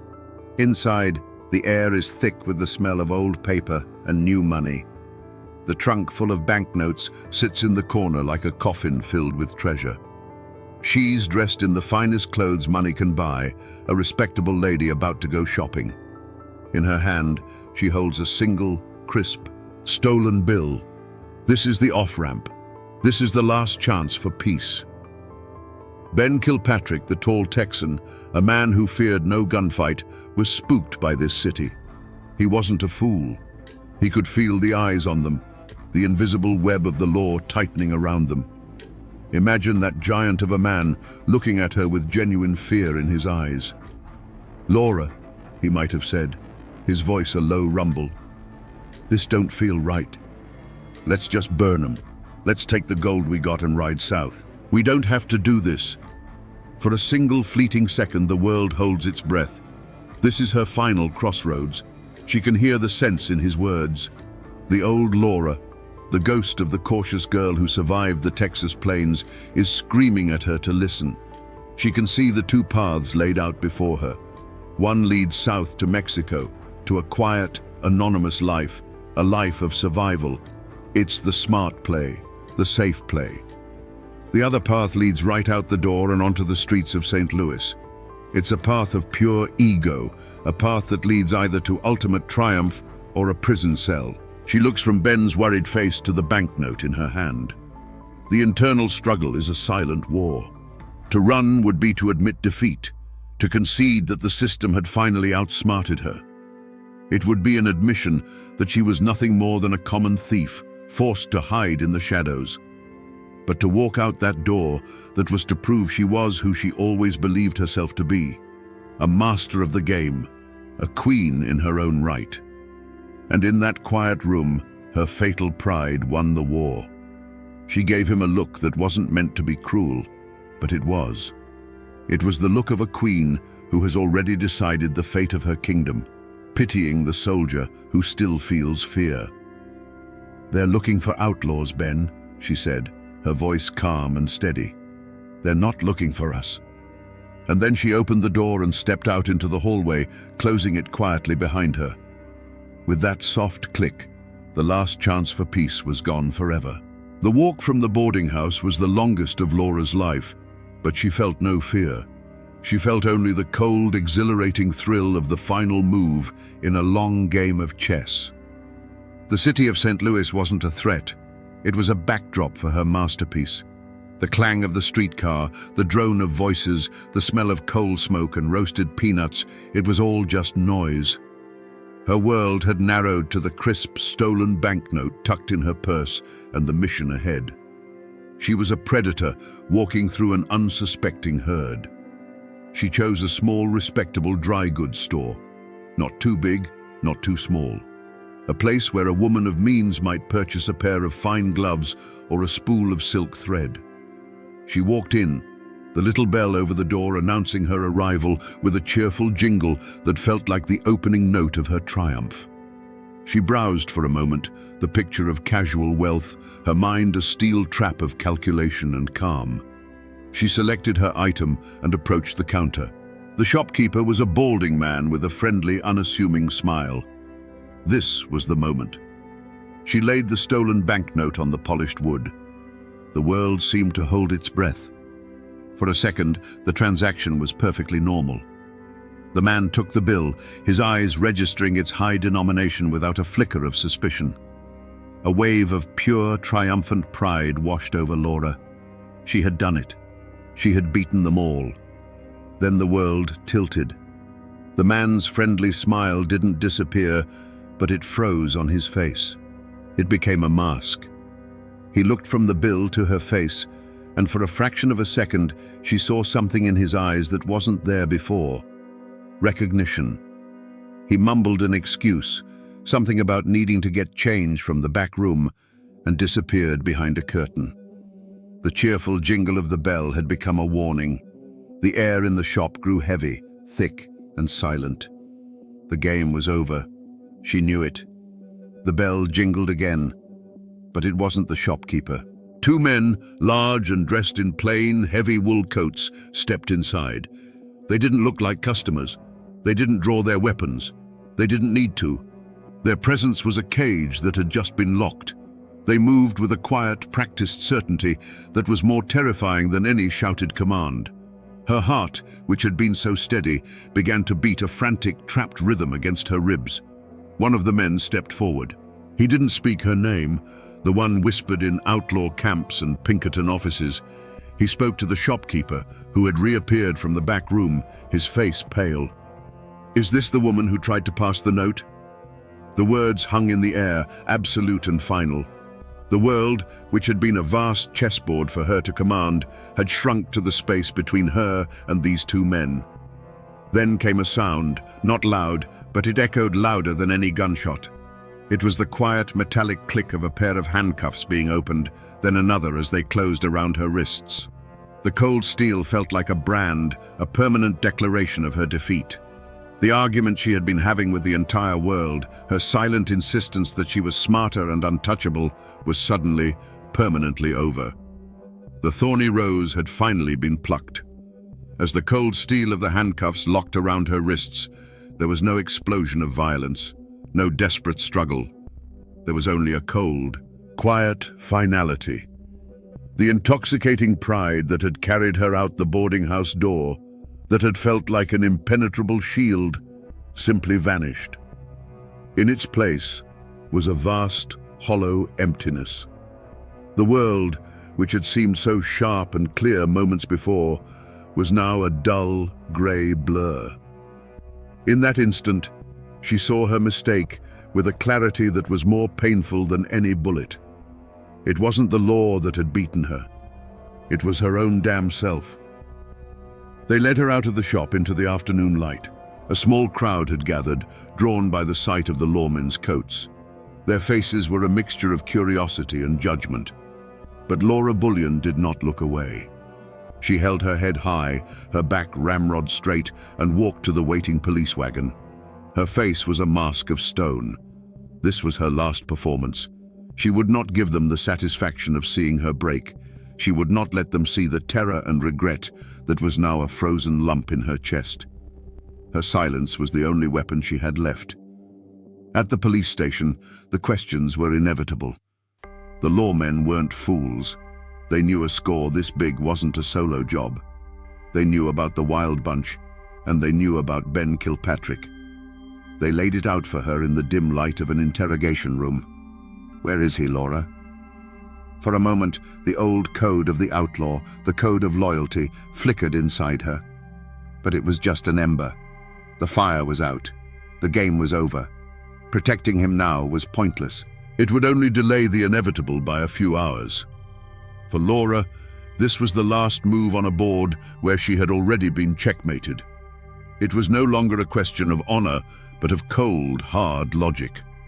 The strategist in her, the part that had been silenced by hubris, made one final, pragmatic calculation. With a voice devoid of emotion, a voice that sounded like a stranger's, she gave them the address on Locust Street. It was a simple statement of fact that ended an era. As she sat in a barren holding cell, the lock clicking shut, she knew what was happening across town. She could picture it with perfect, agonizing clarity. The quiet approach of the agents, the splintering wood of the boarding house door, the look of utter shock and betrayal on Ben Kilpatrick's face as he was caught completely unaware. Her capture hadn't just ended her freedom, it had been the Judas kiss that sealed his fate, too. Her active role in the story was over. The thorny rose, the queen of the outlaws, was now just another name on a jailer's list. The first and most brutal ripple from Laura's capture slammed into Ben Kilpatrick. He wasn't caught in a gunfight or a desperate chase. He was caught sitting in a boarding house room, waiting for his partner to return from a shopping trip. The splintering wood of the door and the sudden rush of lawmen was an ambush he never saw coming. And in the cold silence that followed as they snapped the cuffs on his wrists, he must have understood the simple, devastating truth. She had given him up.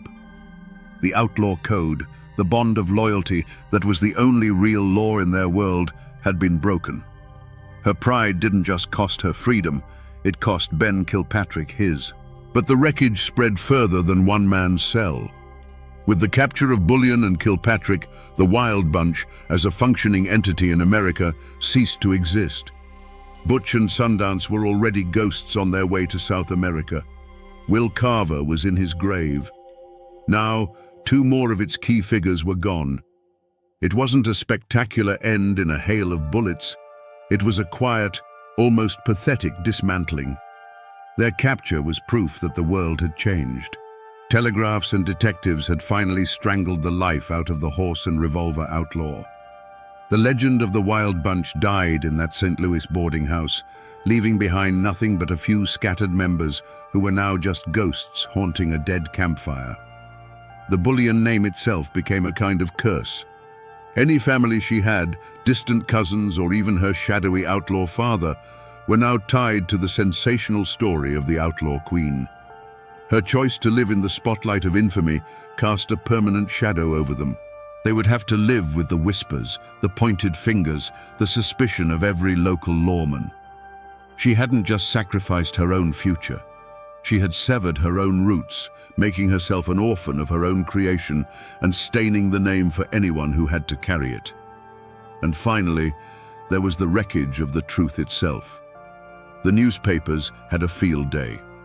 They didn't tell the story of a complex, intelligent woman who made a fatal error in judgment.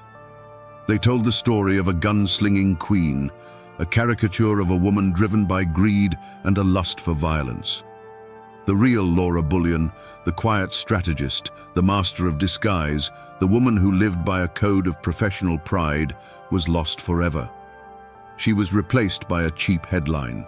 The tragedy wasn't just that her life of crime came to an end, but that the real story of who she was and why she did it was buried under a mountain of newsprint.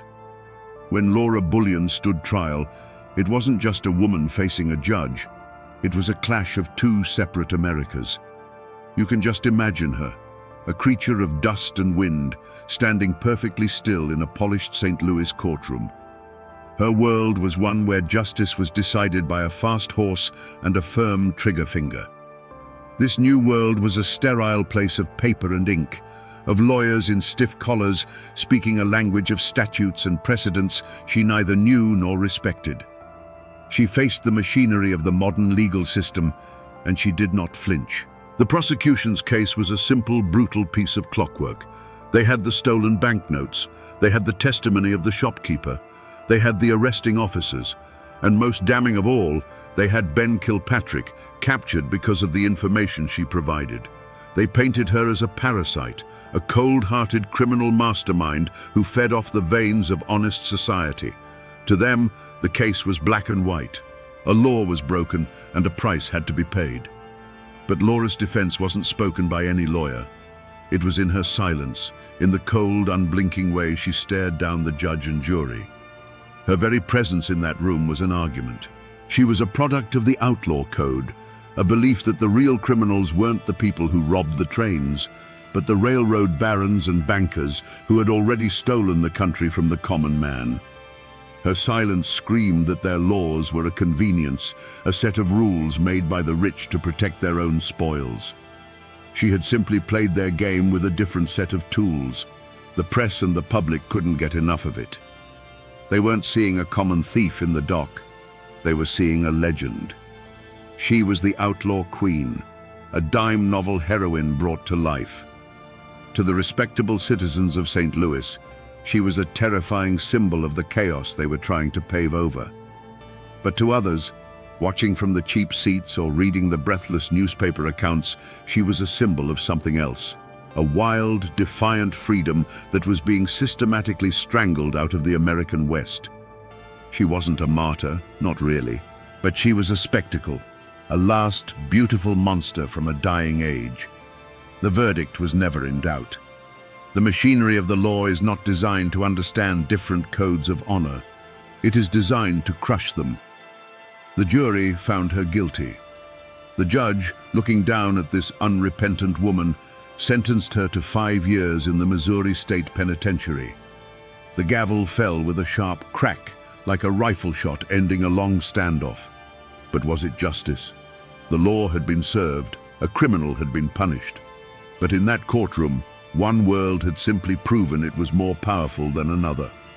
The America of telegraphs and legal codes had finally, officially, conquered the America of open ranges and personal justice. Laura Bullion wasn't just sentenced for passing a stolen banknote, she was sentenced for being on the losing side of history. So what became of the great forces that Laura Bullion had provoked? What was the fate of her true antagonist? It wasn't a single man, but a vast, sprawling system. The railroads, the banks, and their relentless enforcers, the Pinkerton Detective Agency. And the chilling truth is this: while Laura's life was shattered, the system she fought against barely registered the blow. The Great Northern Railroad didn't miss a single scheduled run. The National Bank of Montana, having had its stolen banknotes taken out of circulation, simply printed more. The $40,000 that had cost Laura and the Wild Bunch their freedom was, to these corporate giants, little more than a rounding error in their ledgers, an inconvenient line item in an annual report. They were not wounded, they were annoyed. Their power didn't diminish, it grew. The very forces of industrial America that she had tried to bleed continued their march, paving over the Wild West she represented without even looking back. And the Pinkertons? They didn't celebrate a grand victory over a worthy foe. For them, Laura Bullion was not a legend or an outlaw queen. She was a case file. Her capture was a professional success, a testament to their modern methods of information sharing and relentless pursuit. They closed the file, collected their fee, and moved on to the next train robber, the next union organizer, the next threat to their clients' profits. Her personal tragedy was just a statistic that proved their system worked. This is the ultimate bitter irony of Laura Bullion's story. It was never a fair fight. She wasn't a rebel fighting a tyrant. She was a woman with a revolver and a sharp mind standing in the path of a locomotive. The outcome was never in doubt. Her antagonists, faceless, impersonal, and impossibly powerful, didn't need to seek revenge or meet some form of cosmic justice. Their victory was simply to continue existing, to keep growing while she was locked away, forgotten. It wasn't a story of good versus evil. It was the story of an individual versus an institution, and the institution always wins. In 1905, after serving 3.5 years, a woman walked out of the Missouri State Penitentiary. She was 30 years old, but the fire in her eyes had been banked to a cold ember. The world she walked back into was not the one she had left. The whine of the telegraph wire had replaced the howl of the coyote. Automobiles were starting to appear on city streets. The Wild West, her Wild West, was not just dying, it was dead and buried. The ghosts of the Wild Bunch, her only real family, were scattered to the four winds. Butch and Sundance had vanished into South America, destined for a bloody end in a Bolivian village.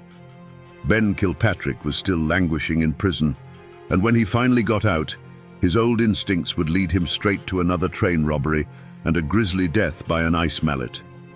The community she had once ruled hadn't rebuilt. It had been systematically exterminated. There was nothing left to go back to. Laura Bullion understood this with a cold, absolute clarity. Her name was now a permanent fixture in the ledgers of the law. To continue as Laura Bullion was to live as a hunted animal, a relic waiting to be put in a cage for good.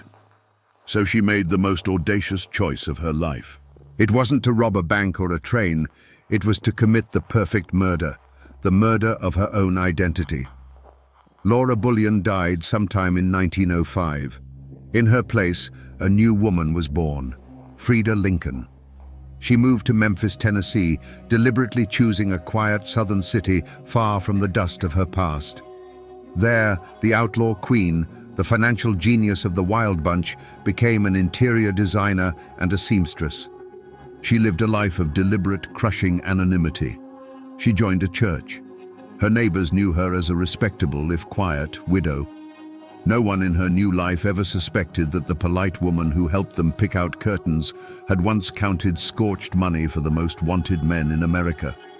Her past became a ghost that only she could see.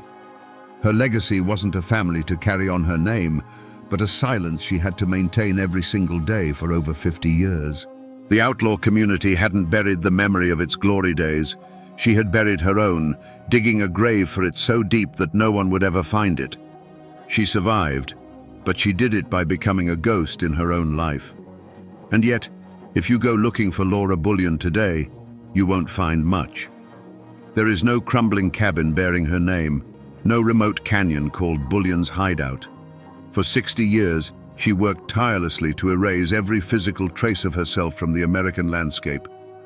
And she succeeded.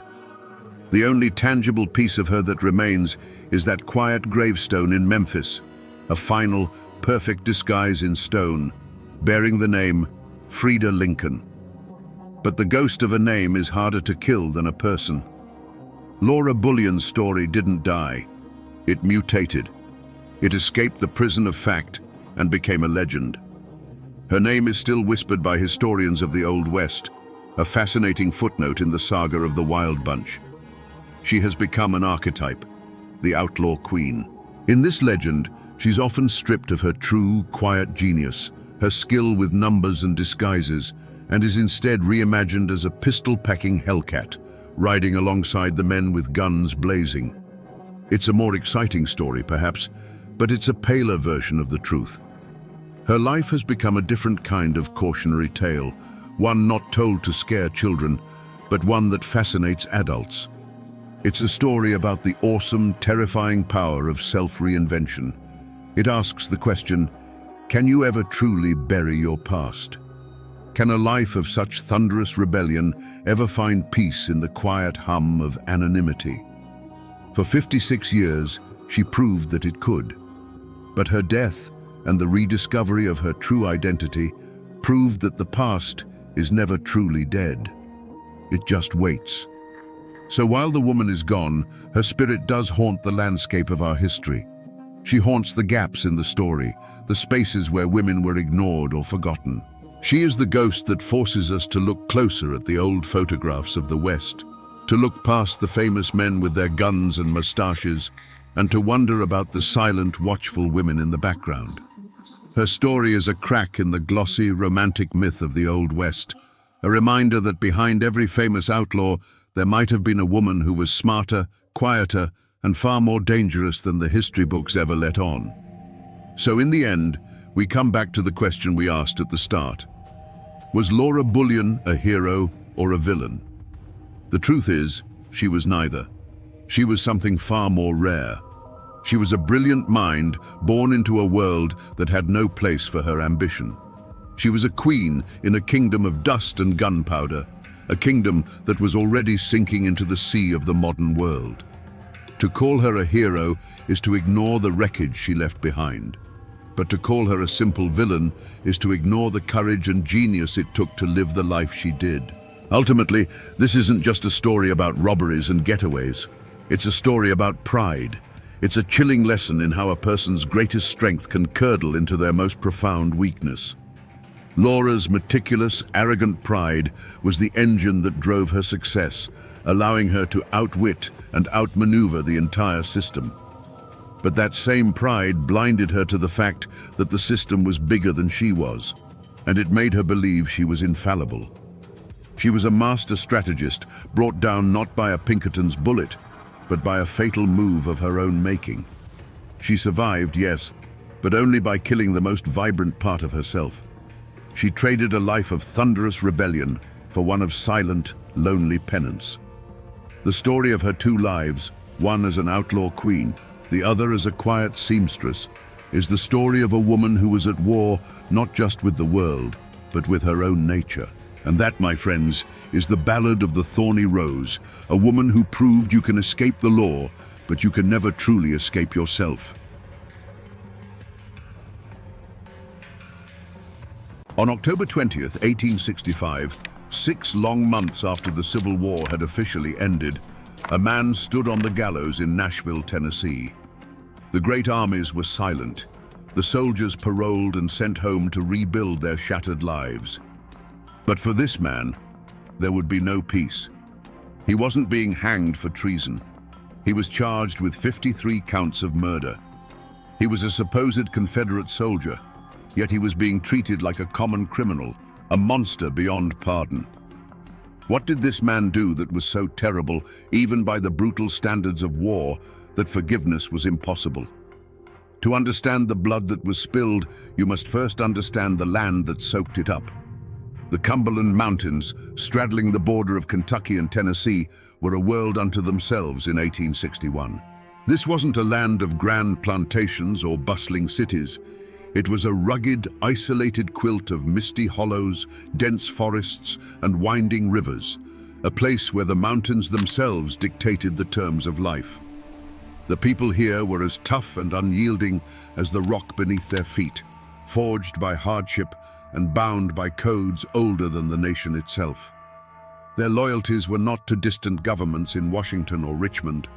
They were to family, to kin, to the neighbor who helped you raise a barn, or the one you shared a long, simmering feud with over a property line. Here, personal honor was everything, and a grudge could be passed down through generations like a family heirloom. It was a place of deep faith and fierce independence, where the law was often just a suggestion and real justice was handled face to face. When the Civil War came, it didn't arrive like a disciplined army marching in formation. It seeped into these hollows like a poison, turning the very fabric of this society against itself. The conflict wasn't about slavery for most of these mountain folk. It was about loyalty, and it split communities with a surgical cruelty. Friend turned against friend, cousin took up arms against cousin. A dispute over a stray hog from 10 years prior could now be settled with a rifle, all under the banner of Union or Confederacy. Into this cauldron of simmering hate stepped 2 men who would become the living symbols of this brutal, personal war. One was Samuel Champ Ferguson, a man with a temper as sharp as his knife, who would side with the Confederacy.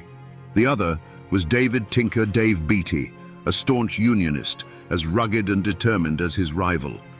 They weren't generals or politicians.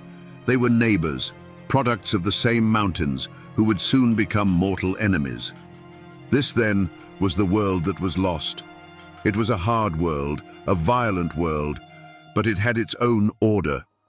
The people of the Cumberland Plateau stood to lose more than just a war. They stood to lose their homes, their families, and the unwritten laws that had governed their lives for a century. They were about to become the victims of a war fought not on battlefields, but in their own backyards, by their own people. There was no single crime scene cordoned off with yellow tape. In the borderlands of 1861, the crime scene was an entire mountain range. The first shots of Champ Ferguson's personal war weren't fired on a battlefield, but in a secluded clearing, witnessed only by the silent, ancient trees. The first report of the crime didn't come from a sheriff, but from the whispers that snaked through the hollows, carried on the wind like a bad omen. The most verifiable story begins with a capture. A group of local Unionists, led by a man named William Frog, cornered Ferguson and his friend Preston Smith. This was not a formal military arrest. It was a kidnapping, an act of personal power in a land where badges and uniforms meant less than the name your family carried. They were dragged to a makeshift camp, a place where the only law was the will of the man holding the gun. There was no trial, no charge read, just the cold, hard glint of hatred in Frog's eyes. The scene that unfolded was one of stark, summary brutality. Frog, acting as judge, jury, and executioner, declared Preston Smith an enemy. Before anyone could process what was happening, he raised his pistol. A single shot echoed through the hollow, and Smith fell dead to the ground. In that instant, Champ Ferguson, bound and helpless, watched his friend be murdered not for a cause, but for a conviction. He saw the grim satisfaction on Frog's face and understood that the rules of civilization no longer applied here. The only evidence left at the scene was a fresh grave, if they even bothered to dig one, and the memory of the man who got away. In a desperate surge of adrenaline, Ferguson broke free. He scrambled into the dense woods as bullets tore through the bark around him, a ghost in motion, fueled by pure terror and a dawning, white-hot rage. The tracks he left were not of a soldier retreating, but of an animal escaping a trap, an animal that would soon learn to become the hunter. This singular, brutal event was immediately tangled with other, even darker whispers. Stories began to circulate about a different kind of crime scene at Ferguson's own cabin. People said that Unionist home guards had come for him while he was away, finding his wife and young daughter sick in their beds. The tale, told in hushed tones, claimed the men forced the ailing women out into the freezing cold, an act of such profound cruelty that they soon died. Was it true? Or was it a legend that grew from the seed of Preston Smith's murder? The wilderness offered no easy answers, only a multitude of unsettling questions that all pointed to one terrifying certainty. A reckoning was coming. When the storm of violence finally broke, it wasn't a random tempest. It was a targeted lightning strike. The first suspects in Ferguson's war, the first men he hunted, were not strangers in blue uniforms from a distant northern state. They were his neighbors. They were the men he held personally responsible for shattering his world. His rage had a face and a name, and at the top of that list were William Frog and Tinker Dave Beatty. The motive was as clear as a mountain stream and as dark as a grave.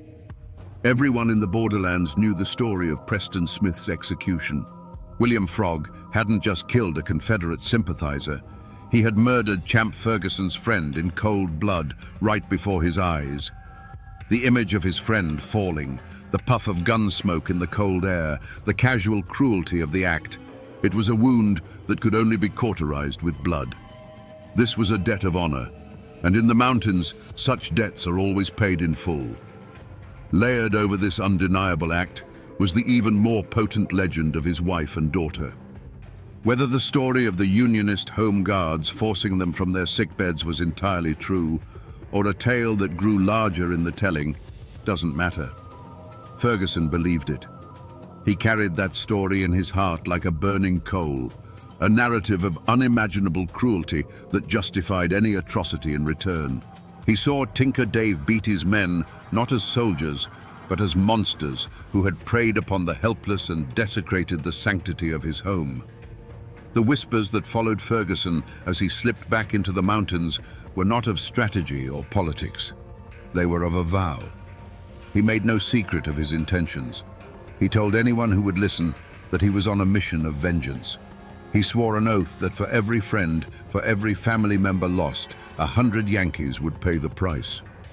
The initial evidence of his coming rampage was his own chilling declaration of a war of extermination, a promise to hunt down and kill every last man he held accountable, giving no quarter and taking no prisoners.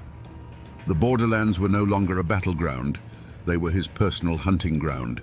But Ferguson's rage, as potent as it was, did not burn in a vacuum. A fire that big needs fuel, and it needs air. While his enemies gave him the spark, it was the people he considered allies, his own neighbors, and the very cause he fought for, who fanned the flames. This introduces the second, more insidious suspect in the creation of this monster, the quiet poison of internal betrayal.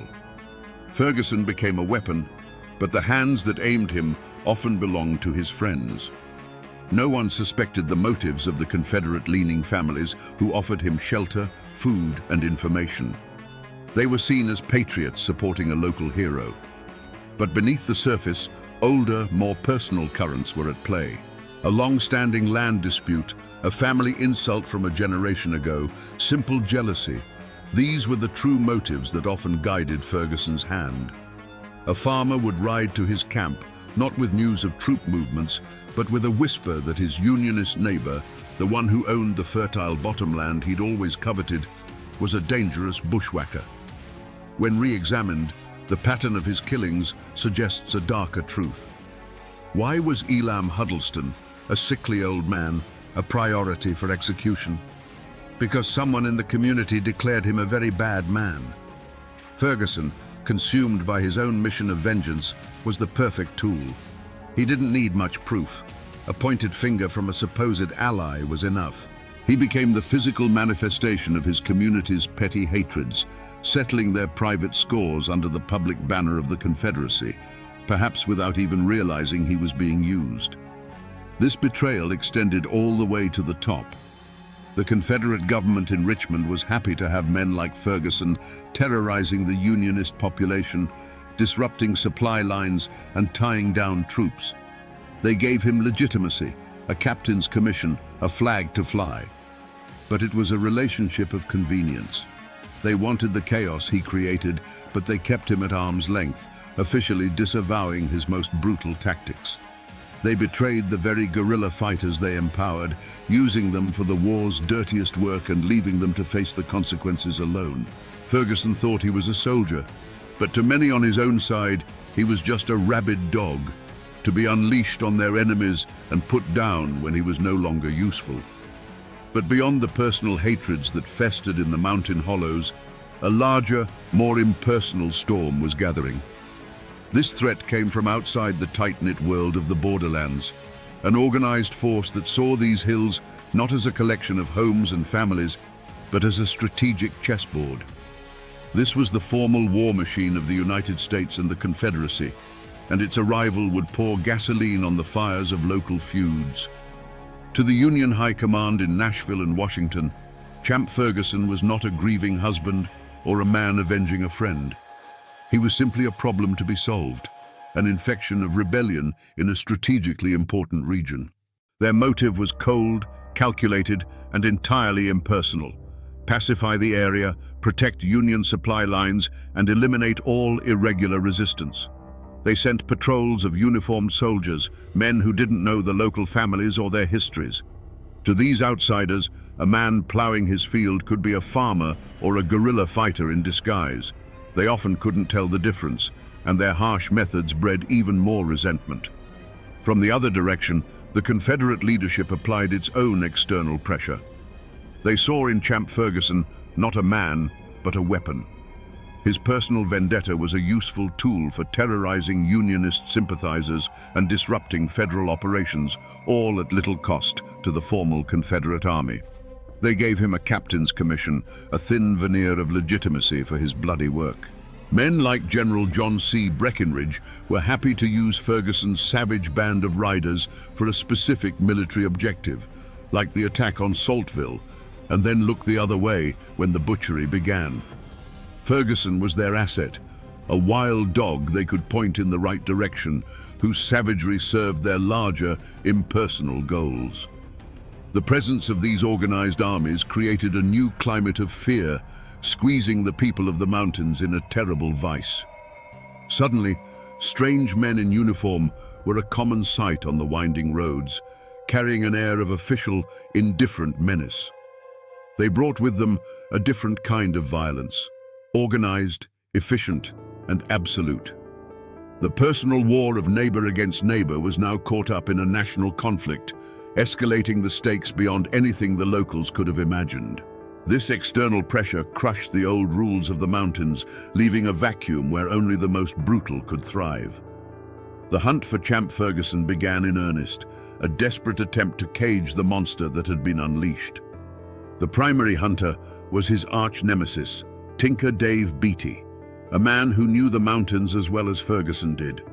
He was joined by patrols of Union cavalry, professional soldiers sent to bring order to a land that had never known it. They had a clear target and a righteous cause. But they soon discovered they weren't hunting a man. They were chasing a phantom. Every lead they followed seemed to dissolve into the Appalachian mist. A farmer would ride breathlessly into a Union camp, swearing he'd just seen Ferguson and his men watering their horses at Calfkiller Creek. A posse would be formed, riding hard for hours through treacherous terrain, only to arrive and find nothing but hoof prints fading in the mud and the cold ashes of a long-dead campfire. Ferguson was a master of the wilderness. He knew every hidden hollow, every game trail, every cave that could shelter a man from a storm or a patrol.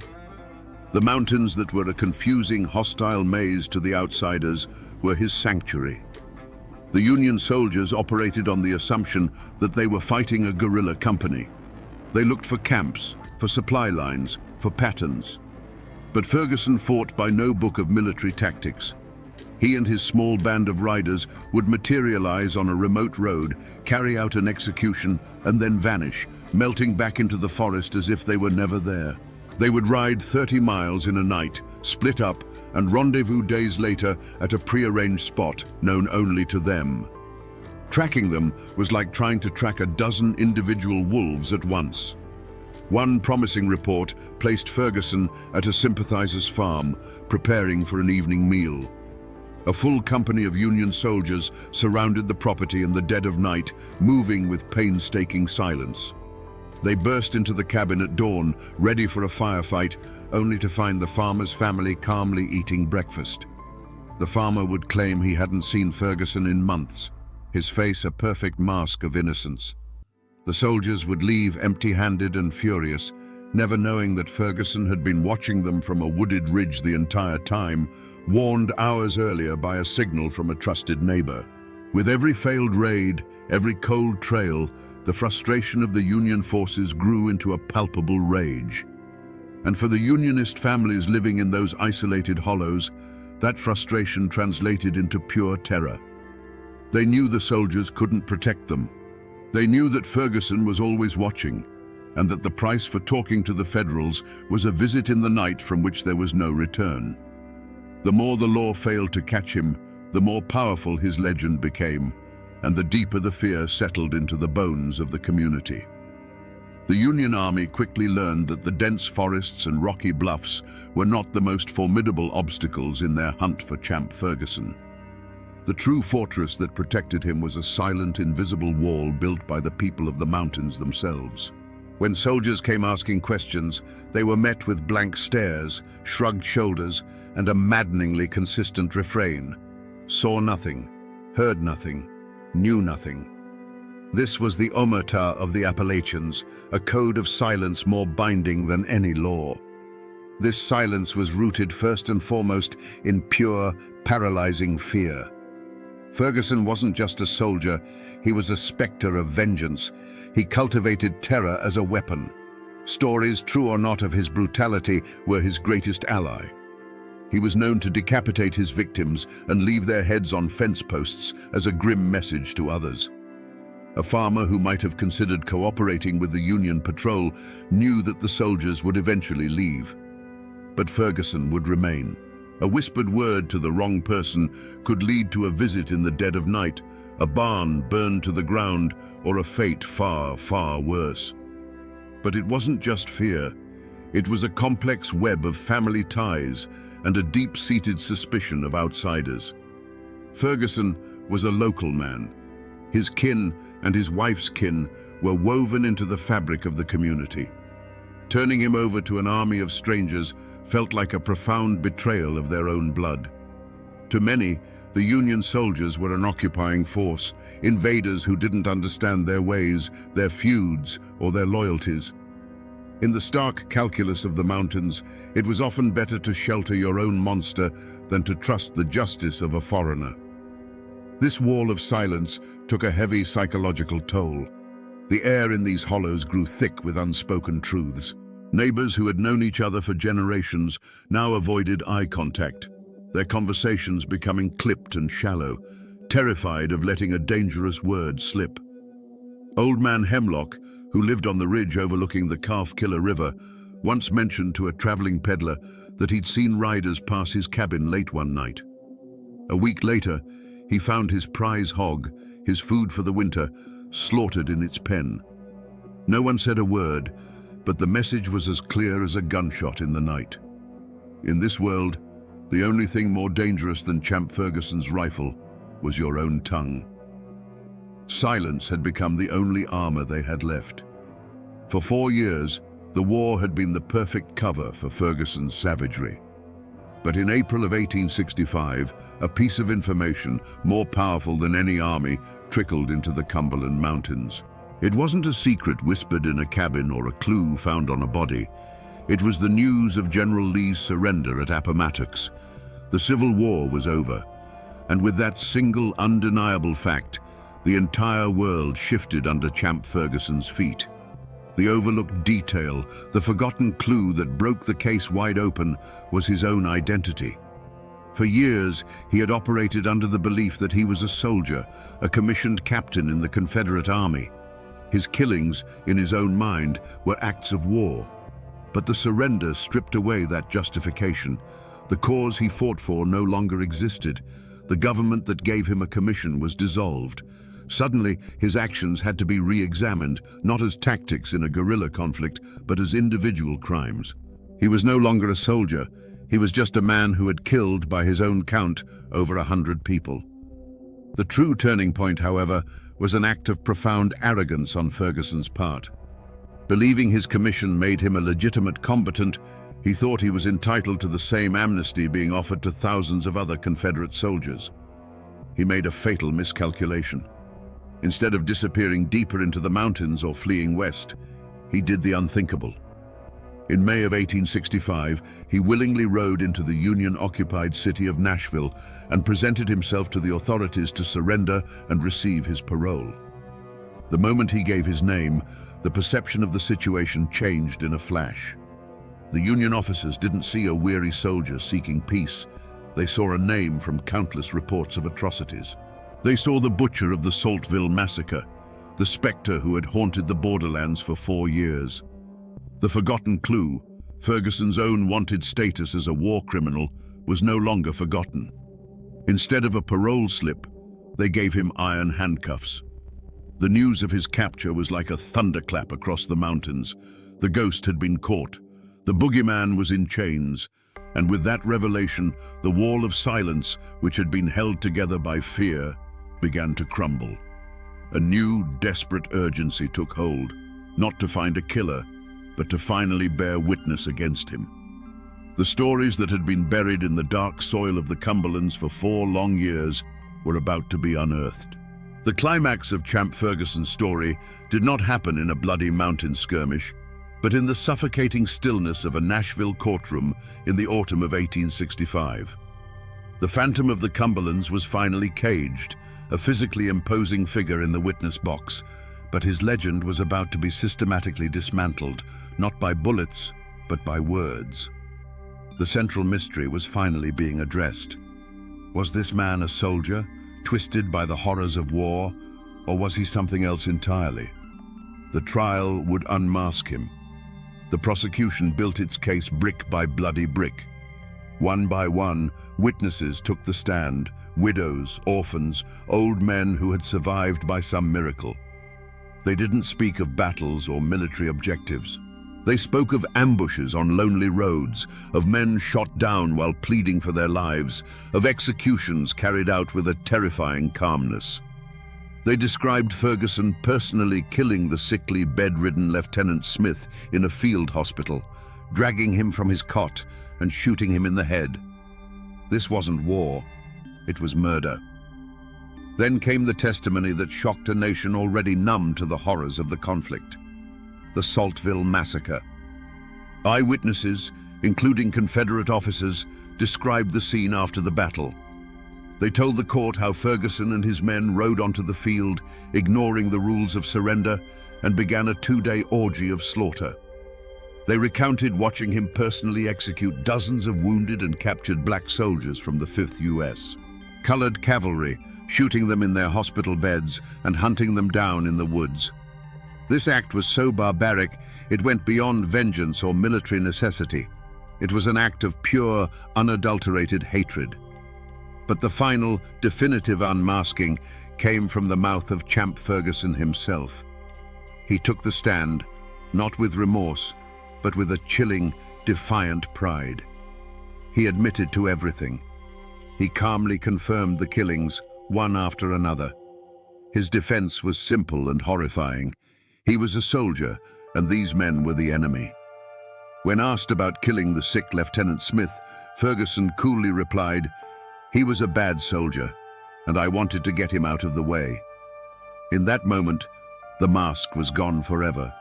The journal, the letter, the forgotten clue, it was his own testimony. His motive was laid bare, and it was far darker than simple revenge. Vengeance may have been the spark, but the fire was fueled by something else, a cold, methodical enjoyment of power and death. He had appointed himself the ultimate arbiter of life and death in the mountains. The war had not created a monster. It had simply given a monster the perfect opportunity to flourish. The man in the witness box was not a soldier. He was a killer who had found his calling. Now that we know the verdict of the court, we can finally reconstruct the truth of those 4 terrifying years. We can push aside the rumors and legends and piece together the events, not as a soldier would tell them, but as the mountains themselves must remember them. For 4 years, the sound of a lone rider in the distance was enough to make a mother pull her children inside and bolt the door. A dog's frantic barking that was suddenly cut short was a sound that chilled the blood. Imagine a small, makeshift hospital, a place of supposed sanctuary where wounded Union men lay shivering with fever and pain. Their war was over. The doors burst open, not with medics, but with Ferguson and his men. The doctors' pleas for mercy were met with cold silence. Then came the sounds, a series of muffled, ugly pops, one after another, each one followed by a final groan that was quickly silenced. A young lieutenant, sick with measles and no threat to anyone, was pulled from his cot. His bare feet scraped against the rough floorboards. Another sharp report echoed in the small room, followed by the heavy, final sound of a body hitting the floor. When the raiders left, an unnatural stillness filled the space, a silence more terrifying than any scream. Picture the scene at Saltville, Virginia. The formal battle was over. The Union forces, including the 5th U.S. Colored Cavalry, had retreated. But for the wounded and the captured left behind, the horror was just beginning. For 2 days, Ferguson rode across the field, a dark silhouette against a gray sky. From the surrounding hills, witnesses could hear the sporadic popping sound of his revolver over and over again. They saw wounded men, black soldiers who had fought bravely and surrendered, trying to crawl to the safety of the woods. The horsemen would follow. There would be another pop, and the crawling would cease. The battlefield, which had been a place of combat, became a silent field of execution, its fallen soldiers not casualties of war, but victims of a massacre. And then there were the personal encounters, the moments of intimate, face-to-face terror. An old man, Elam Huddleston, sickly and frail, stood before Ferguson, pleading that he was too weak to have ever been a threat. Ferguson's voice was flat, a pronouncement of fate. "You are said to be a very bad man." A single deafening crack sent the birds scattering from the trees for a mile around. Then there was only the sound of the rider's horse sighing as he turned to leave, leaving another dark stain on the Appalachian soil. This was the truth of Champ Ferguson's war. It wasn't fought on battle lines with cannons, but in sick rooms, on fields of surrender, and on lonely mountain roads, with a cold heart and a steady hand. The trial of Champ Ferguson wasn't held in some dusty mountain town courthouse where his name carried the weight of fear and legend. It was a formal military tribunal in Nashville, a public spectacle for a nation grappling with the war's savage legacy. The room was packed, the air thick with tension. Newspaper reporters from as far away as New York scribbled furiously in their notebooks, eager to capture every detail of the man they had already dubbed the great guerrilla chieftain and the Confederate demon. This wasn't just a trial for murder. It was an attempt to draw a line, to declare that even in the hell of a civil war, some acts were simply beyond the pale. Throughout the proceedings, Champ Ferguson was a figure of unnerving composure. As witness after witness took the stand to recount tales of cold-blooded slaughter, he watched them with a steady, unblinking gaze. He showed no remorse, no fear, not even a flicker of regret. He listened as men described him shooting the wounded in their beds, and his expression never changed. When it was his turn to speak, his defense was as simple as it was shocking. He claimed he was a soldier, a commissioned officer of the Confederacy. Every man he killed, he argued, was an enemy combatant in a war where the official policy, on both sides of the border conflict, was no quarter. In his mind, he was not a murderer. He was a patriot who had simply fought the war with more conviction than most. But the military commission was not swayed. The testimony was too damning, the victims too helpless, the cruelty too personal. They saw the clear pattern. This was not a soldier's work. This was a campaign of personal extermination, cloaked in the thin justification of a military commission. On October 10, 1865, the verdict came back. Guilty. The sentence was death by hanging. For most of the nation, the verdict was a moment of catharsis, a righteous judgment against one of the war's most notorious villains. Justice, it seemed, had been served. But back in the hollows of White County, Tennessee, on the good rebel soil where Ferguson had asked to be buried, the verdict was heard differently. To his family, his friends, and his sympathizers, he was not a war criminal. He was a soldier who had been martyred by a victor's court. They argued that Union guerrillas like Tinker Dave Beatty had committed similar acts and were now hailed as heroes. To them, Champ Ferguson wasn't hanged for his crimes. He was hanged for fighting for the Confederacy. The verdict, a clear-cut case of guilt in the eyes of the law, remains a subject of bitter debate in those mountains to this day, a perfect symbol of the brothers' war, where one man's monster is another man's hero. Champ Ferguson's death was not an end. It was a beginning. The beginning of a long and bitter memory that would coil itself around the lives of everyone he had ever touched. For his own family, the name Ferguson became both a curse and a martyr's cry. They buried his body in the good rebel soil he requested, but they could not bury his legacy. For generations, his descendants would carry the weight of his actions, forced to live in the shadow of a man remembered by half their neighbors as a monster, and by the other half as a hero betrayed.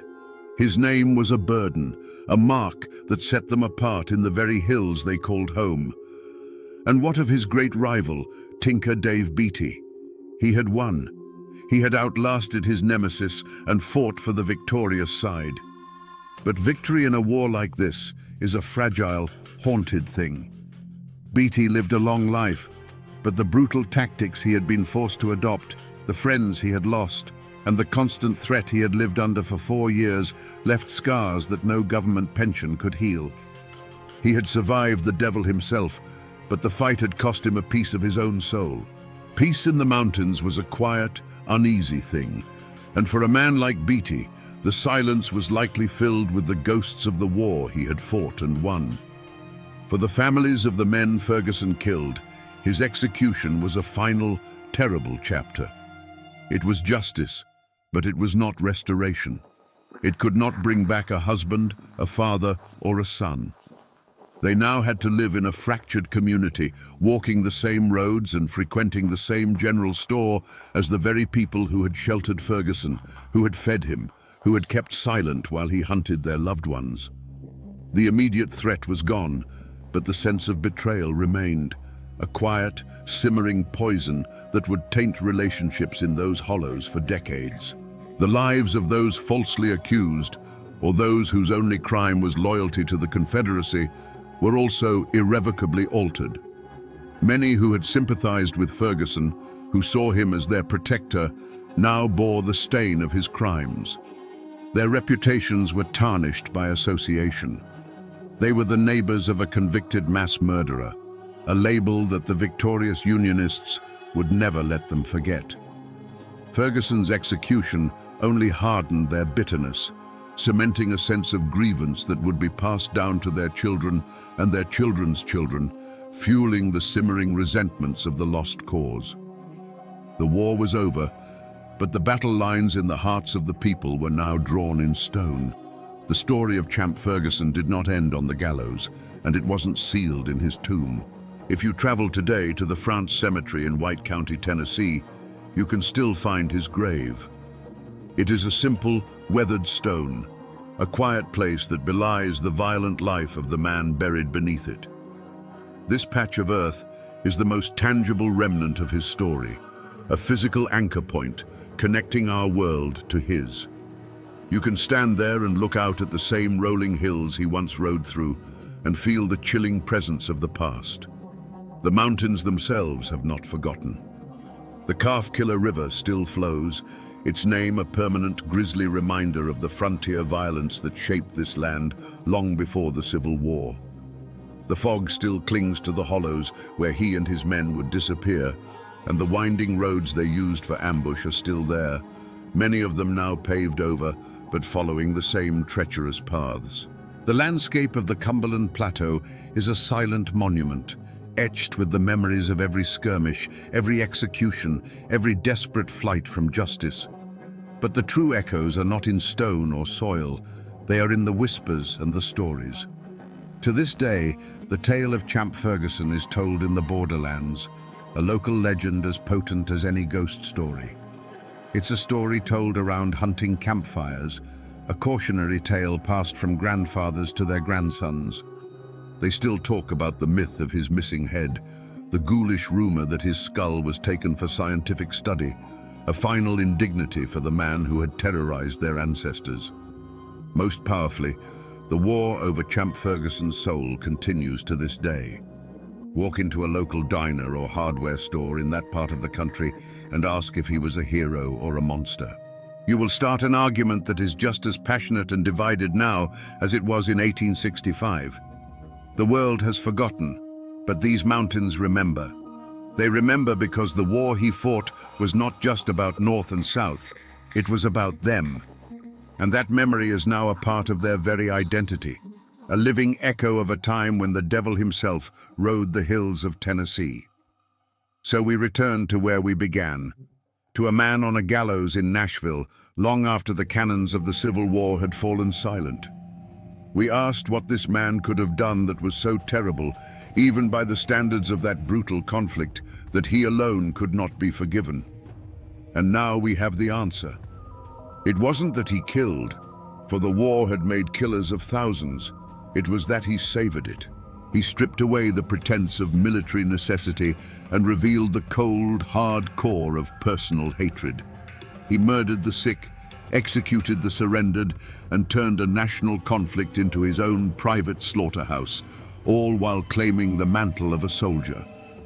Forgiveness was impossible because Champ Ferguson forced a nation exhausted by death to look at his work and finally draw a line between the horrors of war and the acts of a monster.